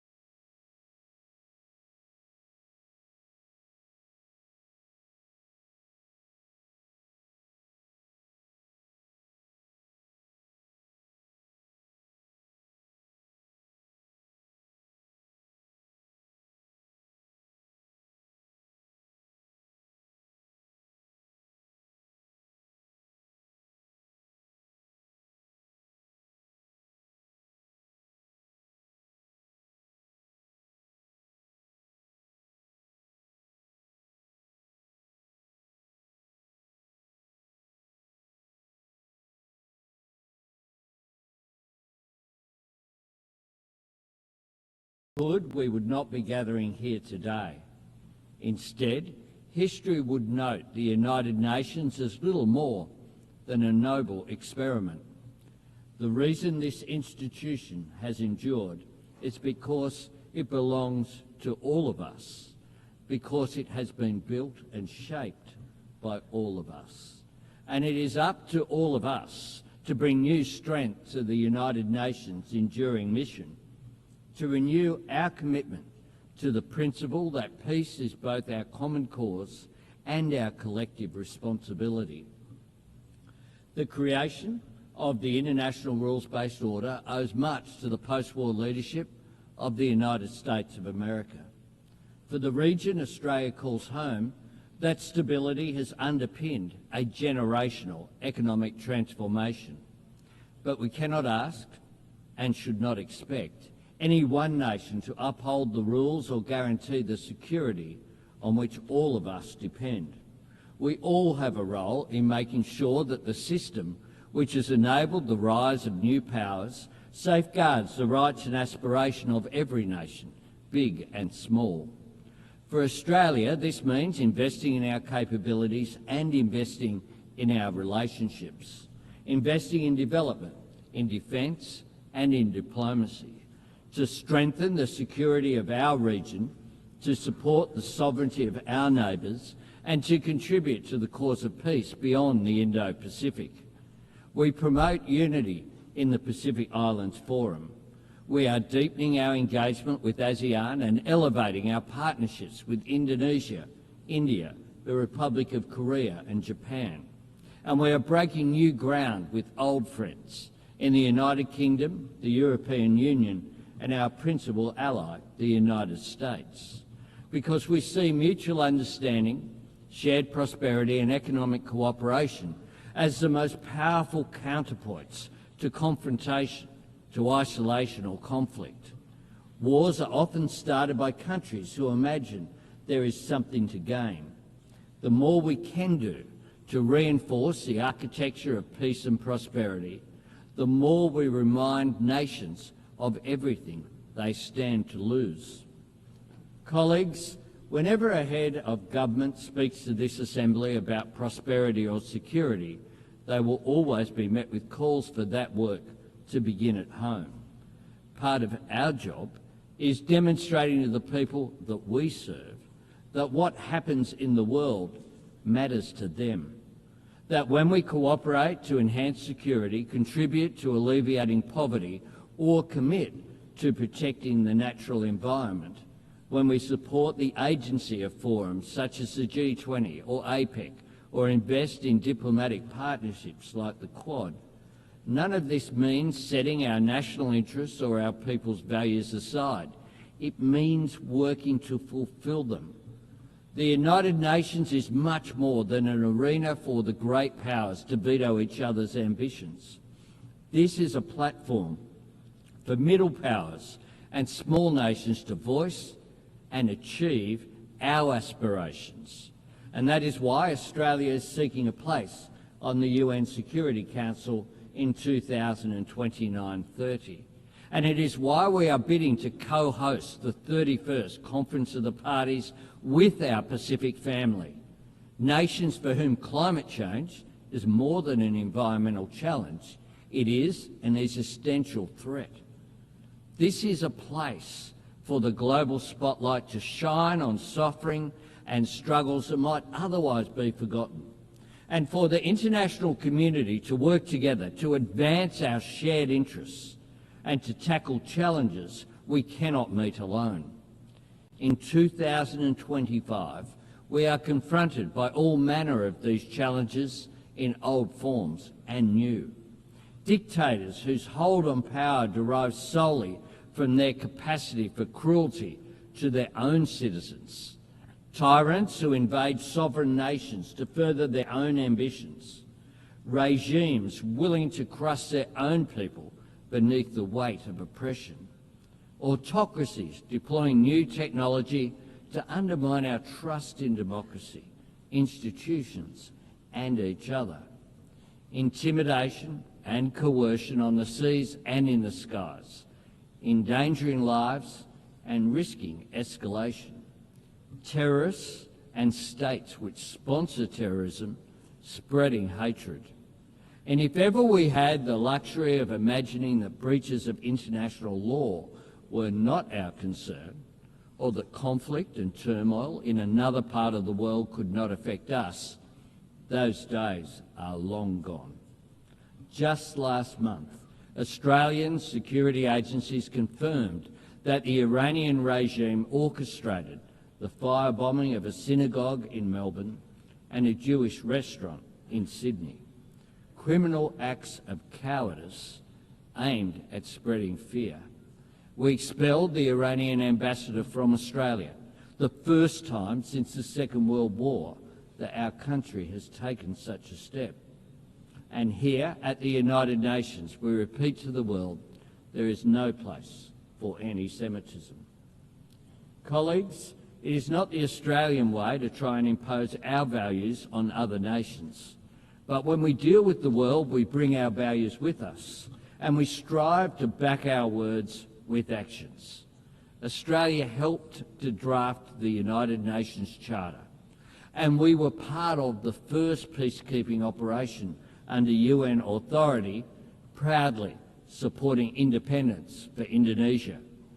As an economy engaged in the fastest growing region of the world in human history, Australia champions the benefits of free and fair trade, and we work to strengthen it by advocating for working people to share in the prosperity that trade creates through better wages, safer workplaces, and the elimination of exploitation and modern slavery, and by supporting the security of communications and maritime travel that make trade possible through the United Nations Convention on the Law of the Sea, including in our region and the South China Sea.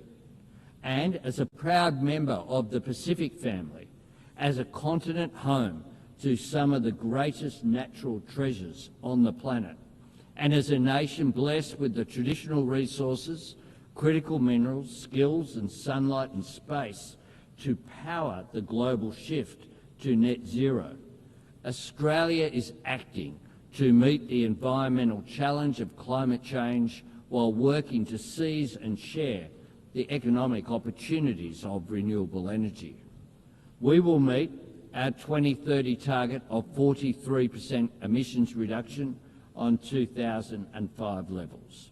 And last week, we set our target for 2035, cutting emissions by 62 to 70%.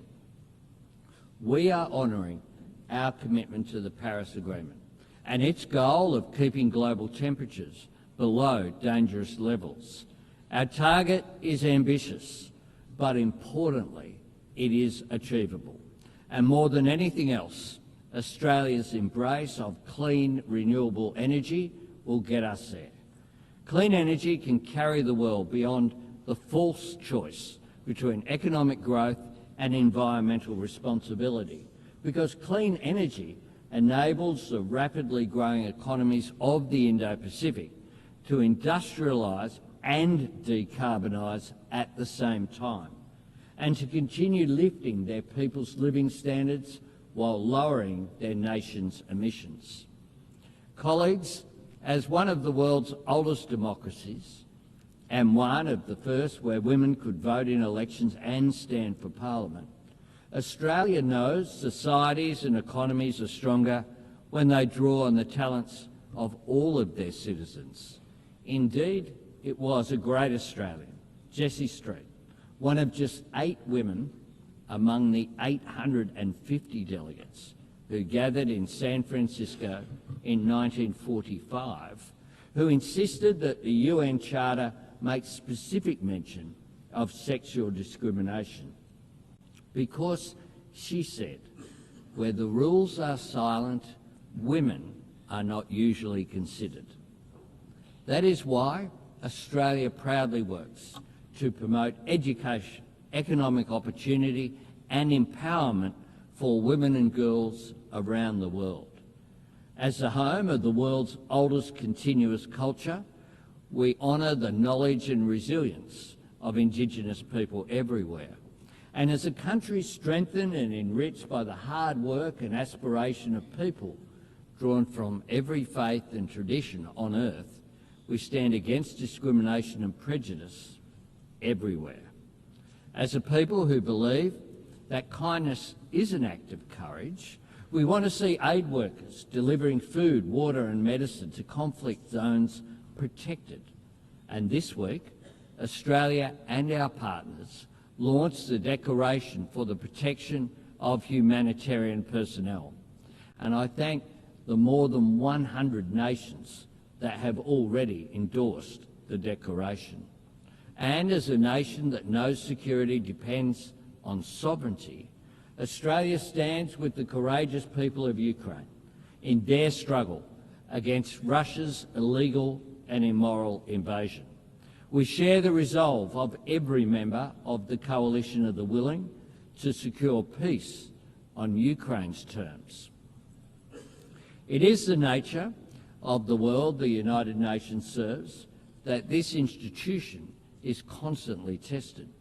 In times of global uncertainty, there are no easy days, but there are clear choices. If the United Nations steps back, we all lose ground. If we give people reason to doubt the value of cooperation, then the risk of conflict becomes the default option, which grows. If we allow any nation to imagine itself outside the rules or above them, then the sovereignty of every nation is eroded.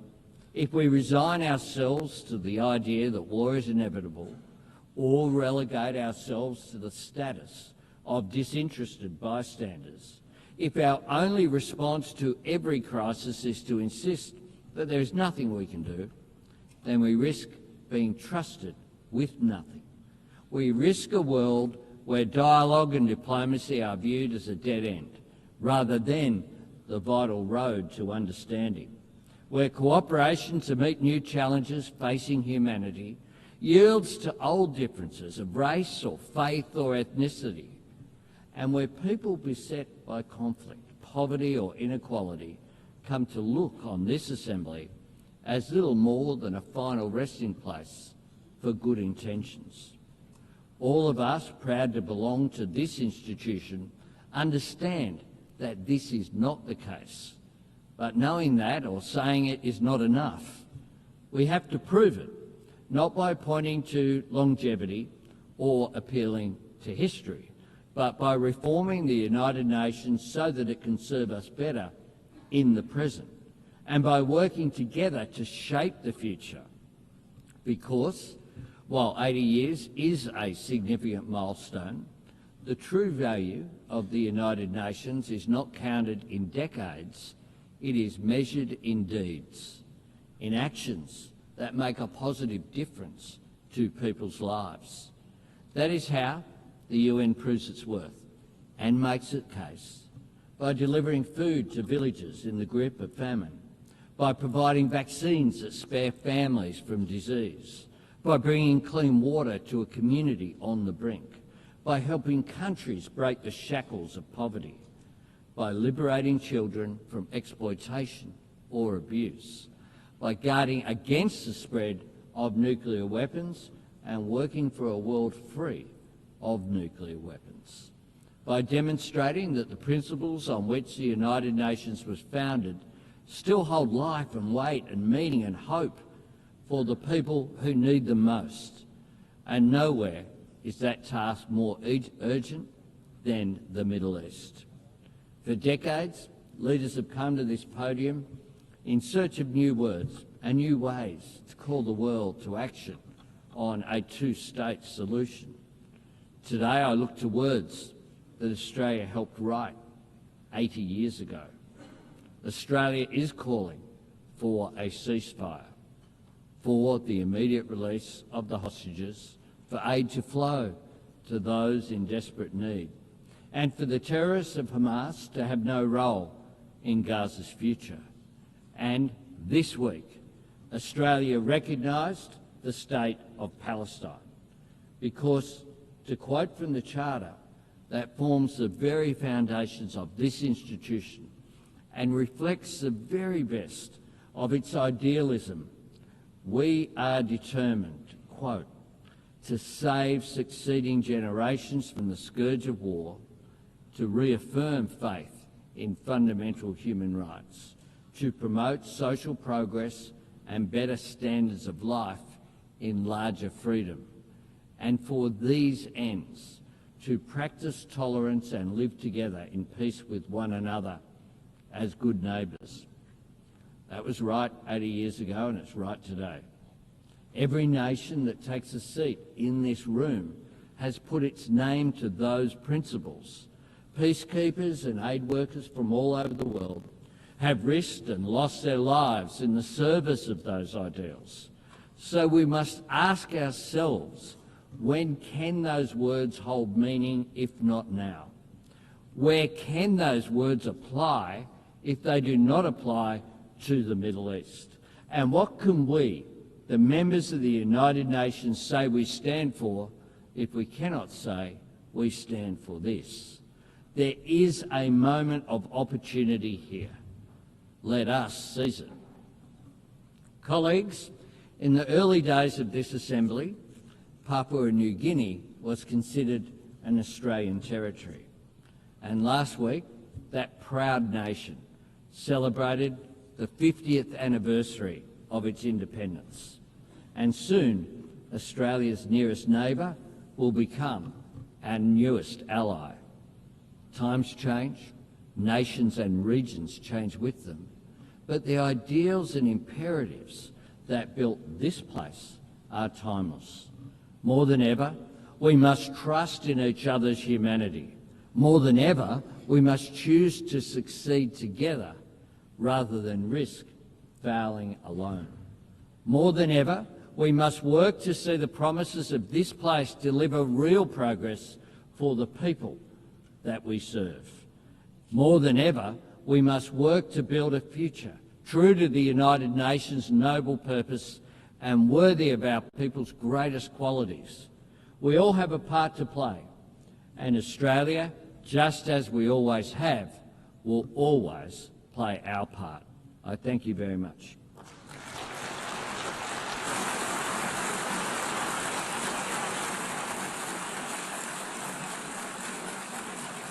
On behalf of the Assembly, I wish to thank the Prime Minister of the Commonwealth of Australia.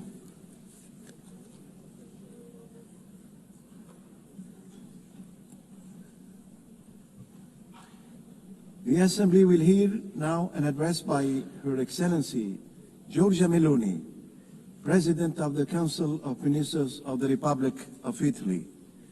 I request the protocol to escort Her Excellency and invite her to address the Assembly.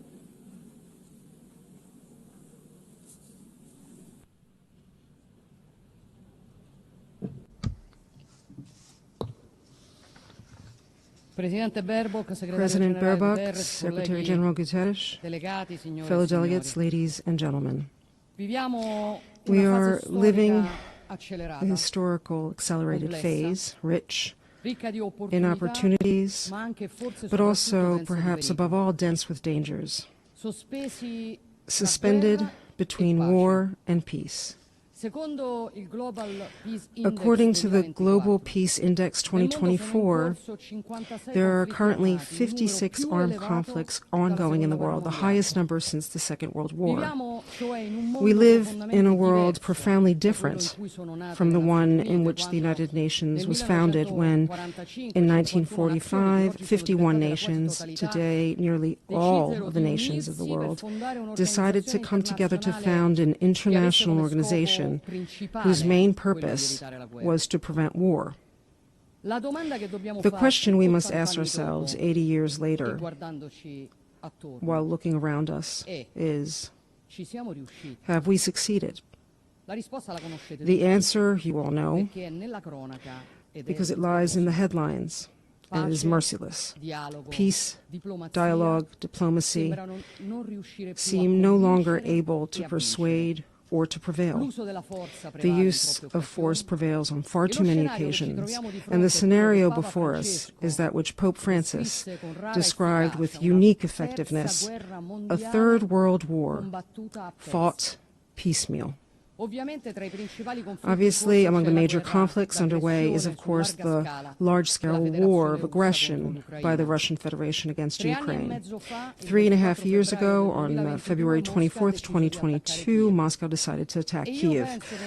And I believe not enough reflection has been given to the consequences of that choice, to a point I consider fundamental. The Russian Federation, a permanent member of the Security Council, deliberately trampled on Article 2 of the UN Charter, violating the integrity and political independence of another sovereign state, with the aim of annexing its territory. And still today, it shows no willingness to seriously accept any invitation to sit at the peace table. This deep wound inflicted on international law, as could be foreseen, unleashed destabilizing effects far beyond the borders in which that war is taking place. The conflict in Ukraine has rekindled and set off several other crises. Meanwhile, the United Nations has become even more divided. It is no coincidence that Hamas took advantage of the weakening of this architecture to launch on October 7th, 2023, its attack against Israel. The ferocity and brutality of that attack, the hunt for unarmed civilians, prompted Israel to a reaction that was at first legitimate, because every state and every people has the right to defend itself. But the response to aggression must always respect the principle of proportionality. This applies to individuals and all the more so to states. And Israel has exceeded that limit with a large-scale war disproportionately involving the Palestinian civilian population. And it is in crossing this limit that the Jewish state has ended up violating humanitarian norms, causing a massacre among civilians. This choice, which Italy has repeatedly deemed unacceptable, will lead us to vote in favor of some of the sanctions proposed by the European Commission against Israel. But we do not side with those who heap all the blame for what is happening in Gaza on Israel, because it was Hamas that unleashed the war. It is Hamas that could end the suffering of Palestinians by immediately releasing all the hostages. It is Hamas that seems intent on thriving on the suffering of the people it claims to represent. Israel must free itself from the trap of this war. It must do so for the history of the Jewish people, for its democracy, for the innocent, and for the universal values of the free world of which it is part. And to end the war, concrete solutions are needed. Peace is not built only with appeals or with ideological proclamations embraced with enthusiasm by those who in truth do not want peace. Peace is built with patience, with courage, with reasonableness. The children of Gaza, like those Italy is proudly receiving and treating in its hospitals, are asking for answers that can improve their condition. And to that we are committed. Italy is and will be there for anyone willing to work on a serious plan for the release of hostages, a permanent ceasefire, the exclusion of Hamas from any governance dynamic in Palestine, the gradual withdrawal of Israel from Gaza, and the involvement of the international community in managing the subsequent phase of the ceasefire leading to the realization of the two-state perspective. In this regard, we consider very interesting the proposals that the President of the United States has discussed recently with Arab countries, and we are ready to lend a hand. We believe that Israel has no right to prevent the future creation of a Palestinian state, nor to build new settlements in the West Bank to that end. For this reason, we have signed the New York Declaration on the two-state solution. This is Italy's historic position on the Palestinian question, and it has never changed. At the same time, we believe that the recognition of Palestine must have two indispensable preconditions: the release of all Israeli hostages and Hamas's renunciation of any role in the government of Palestine. For those who unleash the conflict cannot be rewarded. And thus we return to the starting point, the rules, the force of law. In Ukraine, in the Middle East, in every scenario where war dominates and reason seems lost. There's no escaping, colleagues, the most important question, which is the reason we're all here together today, is the United Nations architecture we built 80 years ago up to task in the face of the challenges we are facing today? It is not. And multilateralism, dialogue, and diplomacy without institutions that function as they should are only empty words. We must recognize our limits. We must recognize that a profound reform of the United Nations is necessary and urgent, not an ideological reform, but a pragmatic, realistic one that respects the sovereignty of nations and opens to shared solutions. We need an agile, efficient institution able to respond quickly to crises, transparent in its mission and costs, capable of minimizing bureaucracy, waste, duplications. What we call the glass palace must be truly a house of glass. The reform Italy has in mind, starting with the Security Council, must respect the principles of equality, democracy, representativeness, and accountability.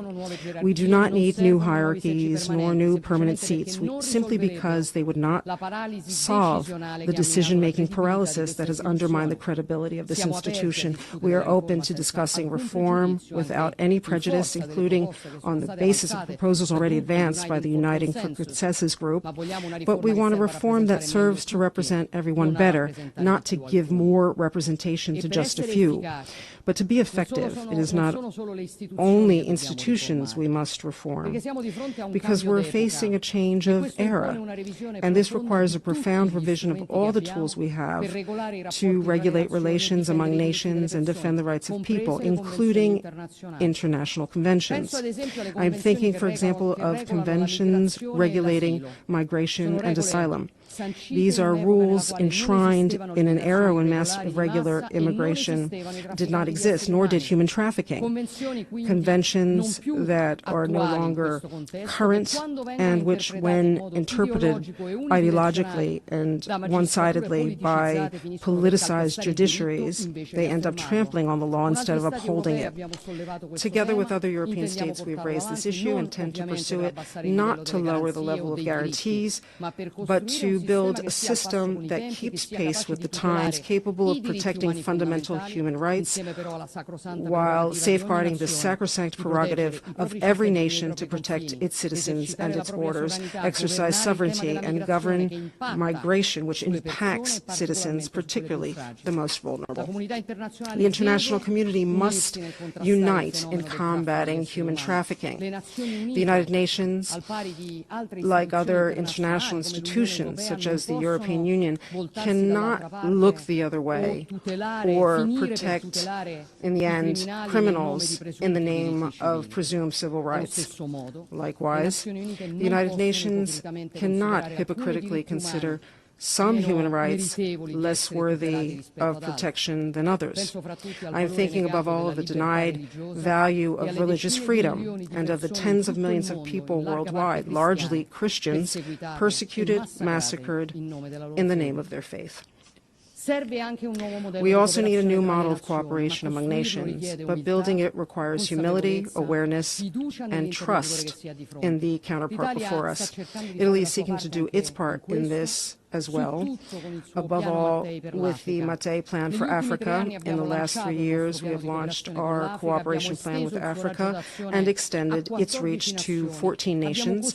We have built collaborations with the United Nations, the European Union and its Global Gateway, the G7, the African Union, and the African Development Bank, international financial institutions, as well as several bilateral partners such as the United Arab Emirates, whom I wish to thank. This complementarity has earned us, last July, the honor of co-organizing with Ethiopia the 3rd UN Food System Summit, the responsibility of being an active part of the major infrastructure project of the Lobito corridor between Angola and Zambia, the opportunity to build public-private partnerships that attract investment and deliver concrete results.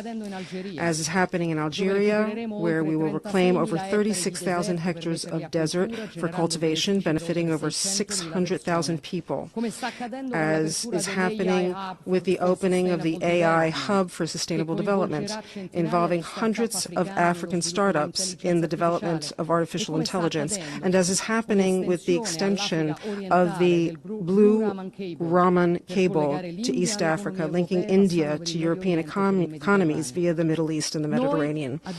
We, unlike other actors, have no ulterior motives in Africa.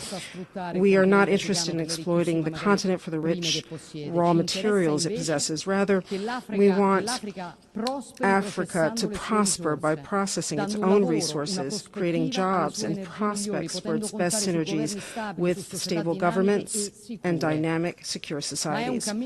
But this path cannot avoid addressing an issue that can no longer be postponed: the debt of African nations. Italy plans to convert, over the next 10 years, the entire amount of debt for the economically least developed nations, according to World Bank criteria, and to reduce by 50% that of lower middle income nations. The entire operation over 10 years will allow us to convert into local development projects over 235 million euros of debt. This is an initiative to which the Italian government, especially in this Jubilee year, attaches great importance, and which we hope may serve as an example for other nations as well, because it is not only an economic matter, but one of justice, of dignity, and of the future.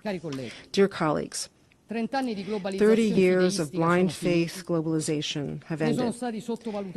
Its aftershocks were underestimated, and today we face unexpected consequences, which were not truly unexpected, grave in their impact on citizens, families, and businesses. Things have not gone well, contrary to promises made. And let me give you some more news. Things could get much worse if we do not halt the artificial creation of unsustainable production models, such as the green plans that in Europe and across the West are leading to deindustrialization far sooner than decarbonization. The conversion of entire production sectors on the basis of theories that ignore the needs and the economic capacities of people has been a colossal mistake, causing suffering among the most vulnerable social classes and dragging the middle class downward, imposing irrational consumption choices. Unsustainable environmentalism has nearly destroyed the automobile sector in Europe, created problems in the United States, caused job losses, burdened competitiveness, and depleted knowledge. And most paradoxically, it has not improved the overall health of our planet. This is not, of course, about denying climate change, but about affirming reason, which above all means technological neutrality and gradual reforms instead of ideological extremism, respecting the environment while keeping humanity at the center.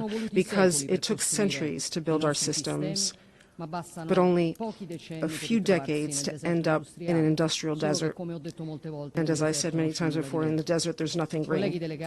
Colleagues, delegates, ladies and gentlemen, this year we're not only celebrating the 80th anniversary of the birth of this assembly, but also the 70th anniversary of Italy's membership in the United Nations, a double anniversary that places on us an even greater responsibility to uphold the founding principles and values of this organization. With the awareness that to do so, we must make the tools effective to defend those principles and values of our time, so that our action may be more incisive and truly responsive to the needs of our societies. The choice that we have is simple.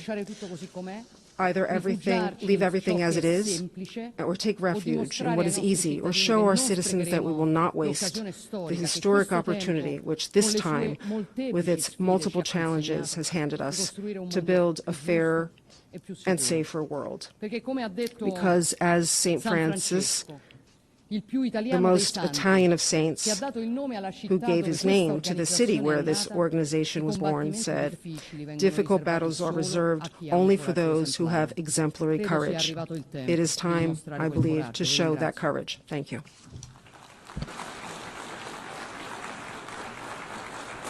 On behalf of the Assembly, I wish to thank the President of the Council of Ministers of the Republic of Italy,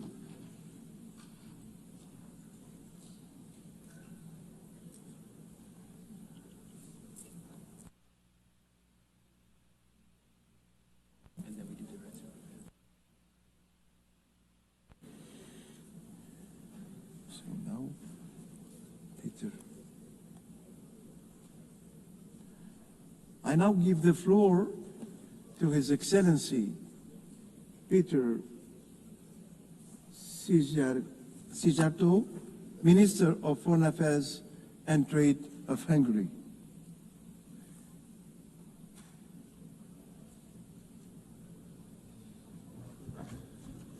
Mr. President, dear colleagues, unfortunately, it is not an exaggeration to state that we are now living in the age of dangers, and it's not an exaggeration either to say that since the conclusion of the Second World War, currently we are experiencing the global security being in its worst shape ever. Wars, an increasing threat of terrorism, ethnic-based conflicts, spreading of extreme ideologies, and open reference to the use of nuclear weapons. This is the age of dangers, a period when the world has been faced with the risk of the outbreak of the Third World War. All these conflicts, unfortunately, are pointing to the same direction. The direction that the world will be divided into blocks again. And this would be a very dangerous phenomenon. We Hungarians know it from our historic experience. We have lost 40 years of our lives in an age which was characterized by a world divided into blocks. This is against our national interest. But what is in line with our national interest? It is connectivity. Connectivity meaning that mutual respect should return as a basis of the operation of the system of international cooperation. Such a system would bring mutual benefits to all of us. Hungary's strategy has been to become a meeting point between East and West. A meeting point where a cooperation of the Eastern and Western economies can take place. Maybe two examples here. A very successful German-Chinese cooperation on the field of electromobility in Hungary, or a successful Russian, German, French cooperation on the field of nuclear industry in Hungary, are proofs to what extent the world could take benefits out of a civilized East-to-West cooperation. If I want to summarize the approach of Hungary nowadays, how we address the major challenges of the world, I would do it in the following way. No war, no migration, no gender. Let me emphasize these 3 points. No war. Hungary stands up for peace. We are proud members of the pro-peace majority of this organization. And we do hope that this year's General Assembly will help us to find solutions to bring peace to parts of the world which are suffering from wars. And we do hope that this time, this hope of ours will not be transformed into an illusion at the end of this week. Hungary has been living for more than 3.5 years now in the neighborhood of the war in Ukraine. We have been confronted with the consequences of this war on a daily basis. A huge wave of refugees, 1.3 million. Imagine, we are a country of less than 10 million inhabitants. The war inflation, skyrocketing energy prices, skyrocketing food prices. We do have to make daily efforts in order to be able to stay out of this war. regardless all the efforts to drag us into this war and to provocate us into this war. It is the obligation and the duty of the Hungarian government to make sure that the security of the Hungarian people and Hungary itself is being guaranteed. Mr. President, since the outbreak of the war in Ukraine, Hungary has been standing up for ceasefire and peace talks. Unfortunately, we used to be under serious attacks, serious political attacks, accusations, and stigmatization for this position of ours. Very rude accusation by those who are now speaking about the importance of ceasefire and peace talks, by the same countries in Europe. And I have to tell you that if these countries, who used to stigmatize us for this position of ours, had not attacked us for this position, but had they argued in favor of ceasefire and peace talks from the very beginning, as we have been doing so, we could have saved lives of hundreds of thousands of people. And we could have avoided huge refugee waves. And we could have prevented a lot of destruction. But Europe, the European Union, has chosen a bad strategy, a failed strategy. Instead of isolating the war in Ukraine, this war has been globalized. The sanction packages the European Union has introduced have absolutely not fulfilled the expectations. They have caused more harms to the European economy than to the Russian one. And parallel to that, hundreds of billions of euros have been sent to Ukraine in the form of cash and weapons. Every day which goes on in this war brings forward the risk of escalation. All day spent in this war comes up with new casualties and destruction. And if we look at history, it's obvious that all wars end up around the negotiating table. There is no war which ends up in the battlefield. Therefore, may I express Hungary's respect towards President Trump and the efforts of President Trump. We do believe President Trump is the only hope to make peace in Ukraine.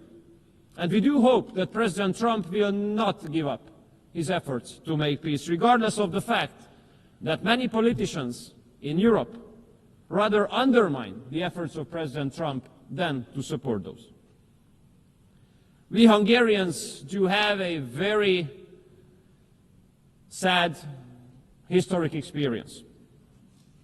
This historic experience of ours says that in case there is a civilized East-to-West cooperation, the security situation of the world improves. But if there's a lack of civilized East-to-West cooperation, global security deteriorates. Therefore, we do hope that the high-level US-Russia contacts will be maintained. As long as high-level US-Russia contacts are on, we do have the hope that we can avoid the worst-case scenario. As long as the high-level US-Russia talks are on, we have a good hope to prevent escalation and to prevent the launch of World War III. So Hungary will continue to support all initiatives aiming at peace, and we will continue to support the peace efforts of President Trump, and we will continue to support the high-level US-Russia talks. And we make sure that Hungary is not going to be dragged into this war. We will stay out and protect the security of the Hungarian people. Second point, dear colleagues, no migration. Parallel to the war in Ukraine, Europe has been faced with another tremendous security threat for the last 10 years, which is illegal migration. We Hungarians are in a special situation because of geography. We are at the European entrance of the busiest land route of migration to Europe. And we have a very sad experience here. We had been run over by 400,000 illegal migrants 10 years ago. aggressive people marching through the country, rejecting any kind of cooperation with the local authorities, violating our border, occupying public areas, behaving in a way threatening the Hungarian people. What was our reaction?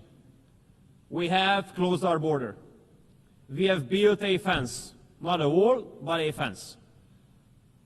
And we have put tremendous efforts in order to protect us from the illegal migrants. We have stopped 1 million illegal migrants at our southern border by building the fence there. We have spent multiple billions of dollars in order to be able to protect our border and our security. And guess what happens in Europe? The European Commission forces us to pay €1 million penalty on a daily basis because of protecting our border. €1 million penalty on a daily basis for the protection of our borders. This is insane. This is crazy. But I have to tell you that regardless of this penalty, we will protect our border. We rather pay €1 million per day, but we do not allow illegal migrants to come into Hungary. We protect ourselves. May I say, this is the best investment into our own security. And the pro-migration policy of the European Union comes forward with very sad impacts in the western part of Europe. Modern age anti-Semitism, parallel societies, gang wars, and no-go zones. I want to make clear that regardless of all pressure from Brussels, Hungary will continue to protect the Hungarian people. We will protect ourselves, our culture, our way of life, and our security. And we stick to our own sovereign right to make the decision who can enter the territory of Hungary. This decision must be made by us and not by bureaucrats in Brussels. We have to consider the violation of border as it is, a crime. And those who commit this crime must be punished. International law speaks very clearly. If someone is being forced to leave her or his home, she or he is entitled to stay temporarily on the territory of the first safe country, but not the second, the third, the fourth, or fifth, the first. And we are an example here.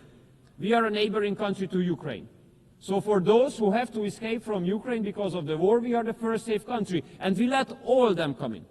All of them. But at our southern border, those who want to come in, those are illegal migrants. And none of them has been allowed, and none of them will be allowed to enter the territory of our country. Thirdly, no gender. In Hungary, we do consider family as the basis of society. But we have to understand that there is a very aggressive, extreme liberal mainstream which has been attacking family not only as an expression, but as an institution as well. Therefore, I think it's appropriate to clarify what we Hungarians do mean under family. We do mean that family consists of a mother, a father, and children, where mother is a woman, father is a man. And the marriage can be made between one man and one woman. And in order to make sure, we have put all these into our constitution. And when it comes to our economic strategy, we do carry out a family-based economic strategy. 5% of GDP we spend on supporting the families, which is far number one in the OECD area. And currently, a family-based tax revolution is going on in Hungary. Our basic principle is that if you decide to have a kid, that must not put you in a less advantageous position compared to if you do not have a kid. We do consider children as a blessing. Therefore, we do support the families to have as many kids as they wish to. From next year onwards, all mothers who have given birth to 2 children will enjoy lifelong exemption from paying personal income tax. And after the birth of each children, a certain part of the salary of the parents is exempted from taxation. And we will double this exemption from the beginning of next year. If the mother wishes to stay at home with the newborn kid for 2.5 years, she receives 70% of her former salary. And all women spending 40 years at work can go to pension regardless of age. Young couples can take 28,000 euros of preferential loan called expecting babies, which means that in case of the birth of a first kid, interest rate is down to 0. After the birth of the second kid, 30% of the loan is being repaid by the state. And after the third kid being born, the state remits the whole loan. And as the most recent decision of the government, we launched the largest ever housing loan system in Hungary. All families are entitled to take a loan to buy a house or a flat with a fixed interest rate of 3%. So at the end, Mr. President, dear colleagues, it is our goal to make Hungary great again. In order to be able to make Hungary great again, we have to protect ourselves from the war, which has been going on for 3.5 years in our neighborhood. In order to make Hungary great again, we have to protect ourselves from illegal migration, making sure that we do not allow any illegal migrants to the territory of Hungary. In order to make Hungary great again, we have to be able to protect ourselves from the aggressive gender propaganda, and we have to be able to strengthen our families. No war, no migration, no gender. This is the Hungarian recipe. Thank you so much for your kind attention.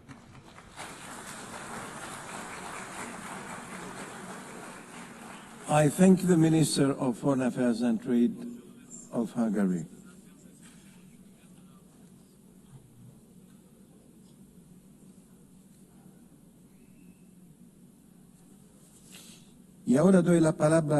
And now I give the floor to His Excellency, Minister of Foreign Affairs and Worship of Costa Rica, Arnoldo André Tinoco.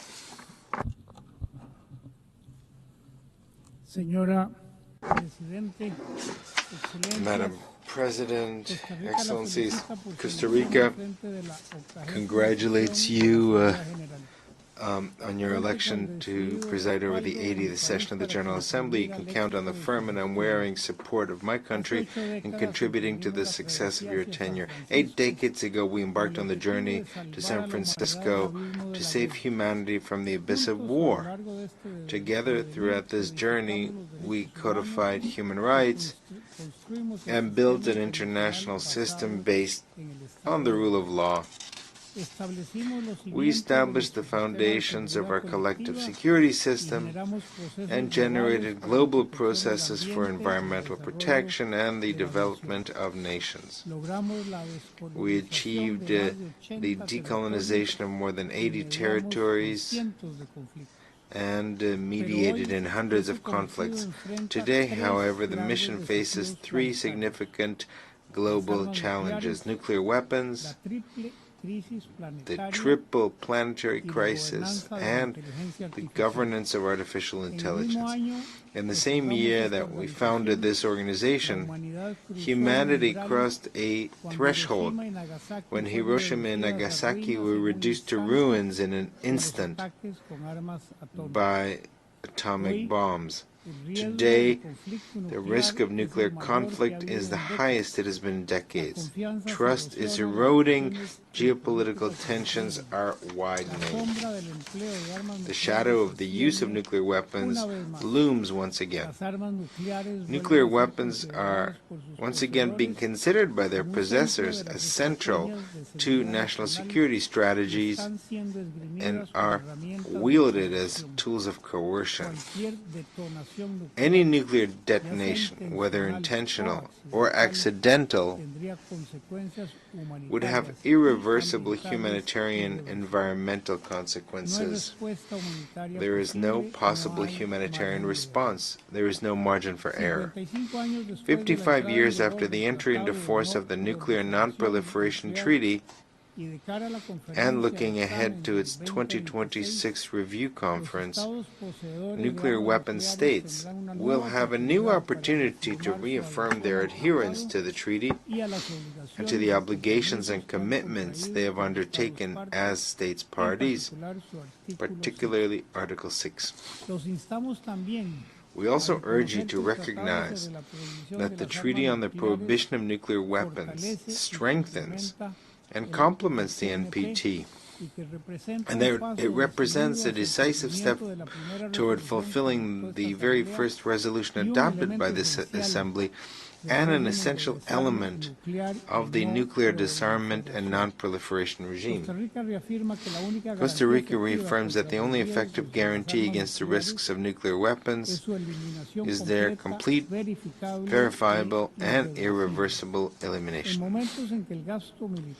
Now, at a time when military spending has reached its highest level since the Cold War, behind every dollar spent on weapons, on all weapons,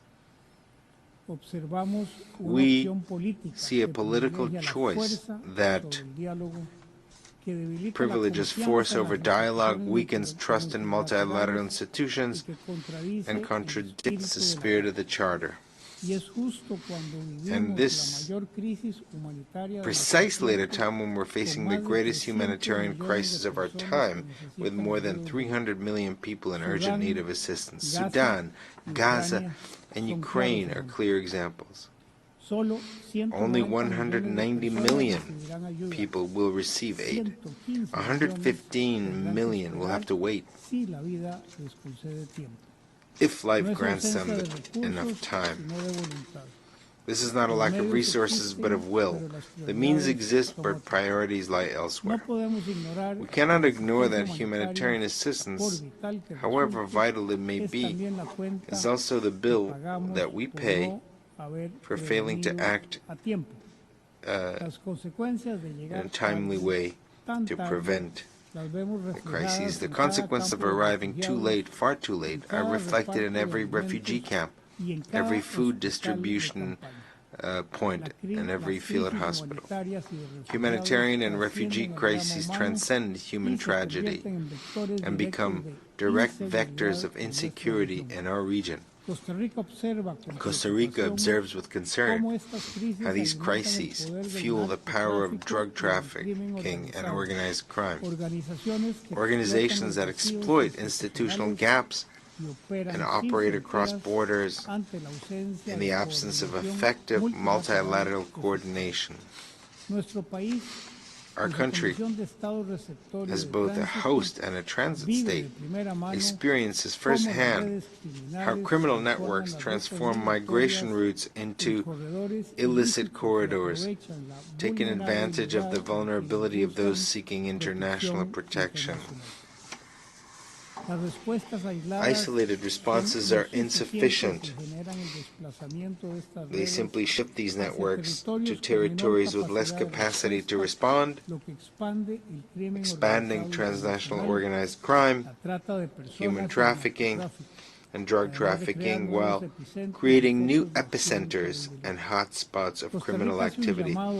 Costa Rica calls on the international community to recognize that humanitarian security requires a multidimensional response and an integrated regional architecture. It requires real-time information sharing mechanisms, harmonized regulatory frameworks, strengthened institutional capacities, and shared responsibility with coordinated action to preserve the stability that our peoples deserve.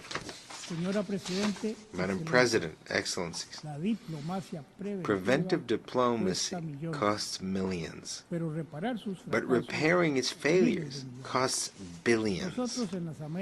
We in the Americas know that price very well. In Venezuela, Nicaragua, and Haiti, we see the consequences of arriving too late.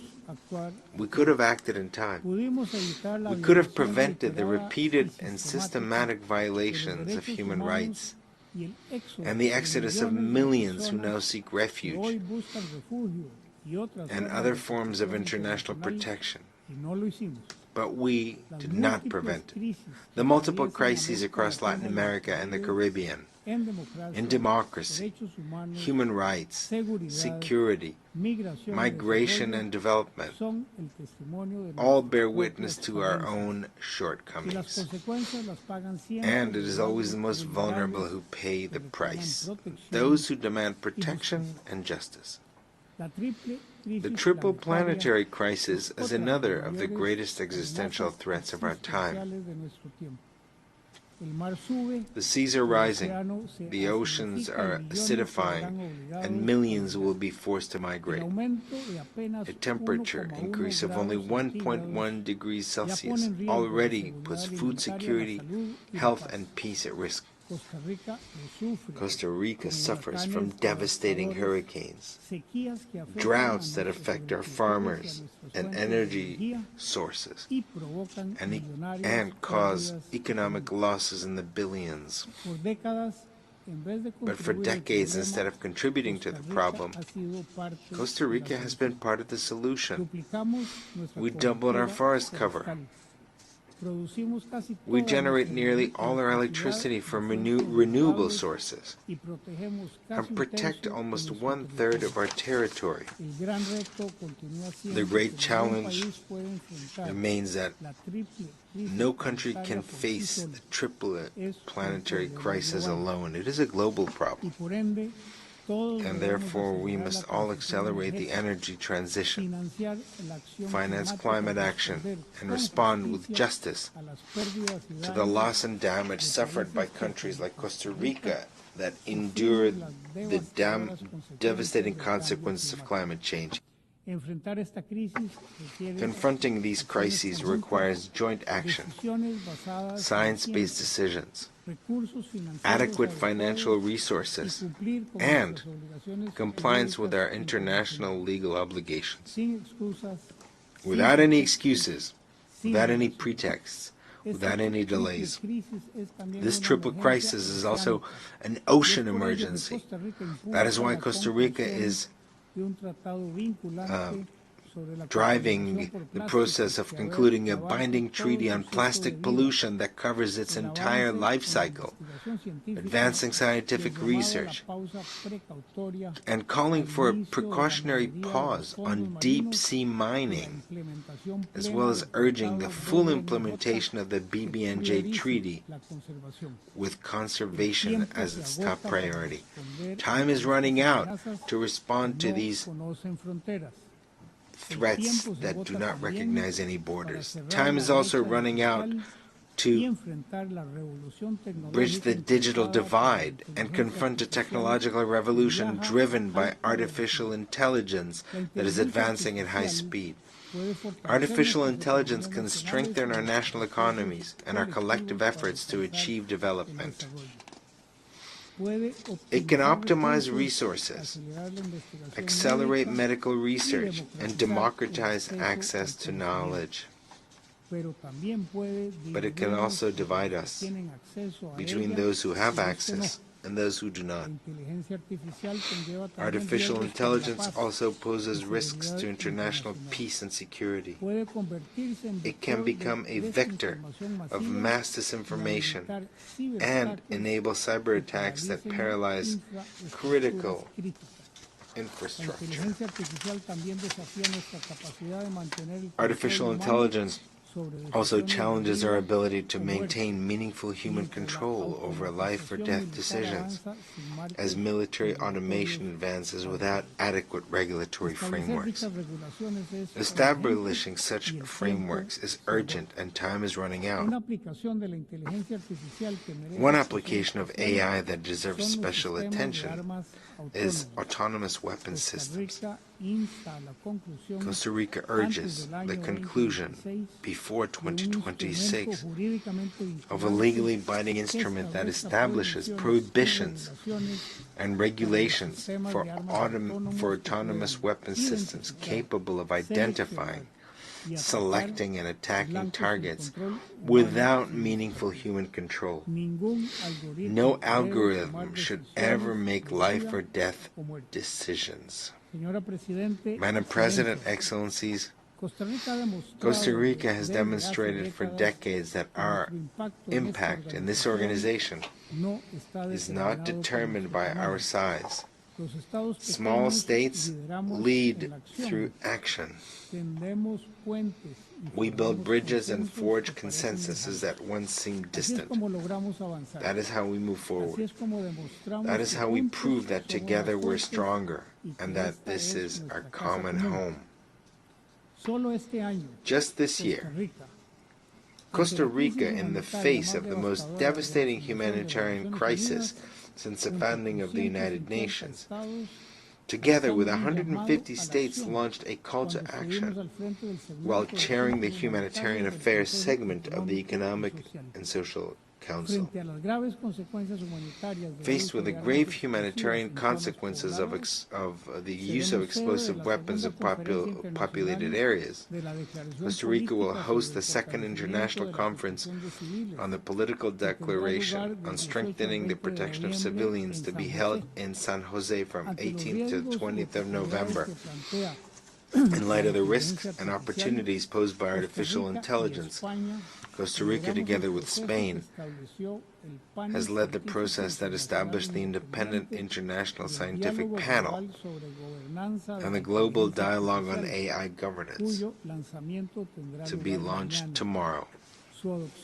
Its adoption by consensus is a milestone in itself. Faced with the urgency of protecting the environment and the ocean, Costa Rica co-organized with France UNOC 3, where we reached significant political and financial commitments for ocean governance and health. In confronting the persistent inequalities that limit the dignity and rights of women and girls, together with Cabo Verde, Costa Rica achieved the adoption by consensus of the political declaration marking the 30th anniversary of the Fourth World Conference on Women. And Costa Rica, with great responsibility and commitment, assumed the presidency of the 70th session of the Commission on the Status of Women. Madam President, Excellencies, the person who will hold the office of Secretary General as of January 2027 must have the leadership and vision required to face the three great global challenges. The vision that comes from experience and the courage that only years of service at the highest level can provide. What is required is authority that is born of integrity. It must be a person who embraces with wisdom and conviction the three pillars of this organization. Someone who forges consensus and inspires hope, even in the most difficult circumstances. Someone with the determination to renew and strengthen this organization. We are confident that we will find that person, and we are confident also that we will find that person in our region, because it is the turn of Latin America and the Caribbean. The world has changed, and our organization must change with it. But what cannot change is our commitment to the spirit of San Francisco and the determination that took us there. Thank you. I thank the Minister of Foreign Affairs and Worship of Costa Rica.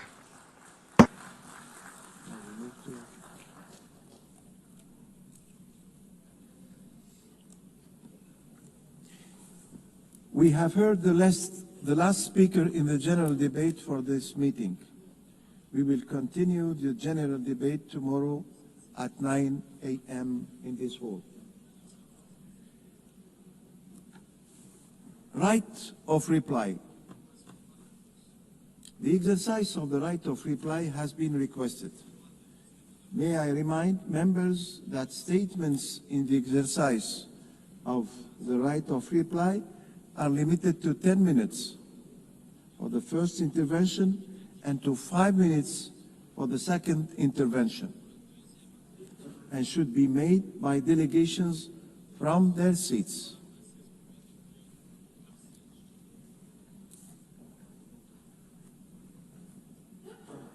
The next speaker, Islamic Republic of Iran. I call on the representative of Iran. You have the floor. Thank you, Mr. President. Mr. President, the Islamic Republic of Iran categorically rejects the baseless and unsubstantiated allegations made by the Prime Minister of Australia against Iran. We urge the Australian government to consider the well-documented historical reality that anti-Semitism is a phenomenon rooted in Western Europe, having manifested in various forms throughout different periods of history.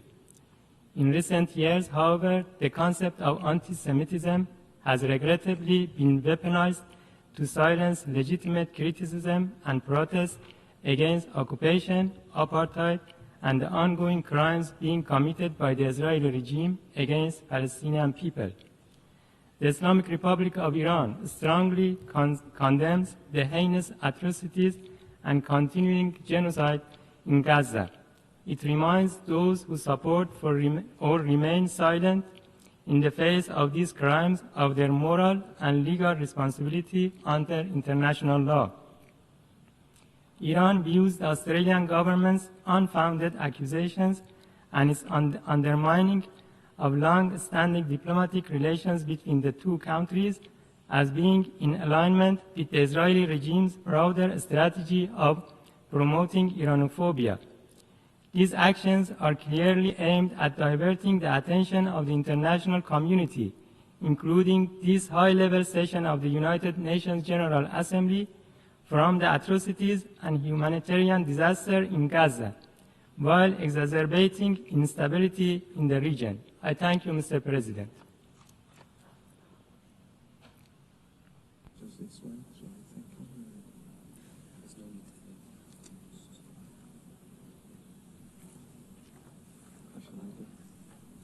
The meeting is adjourned.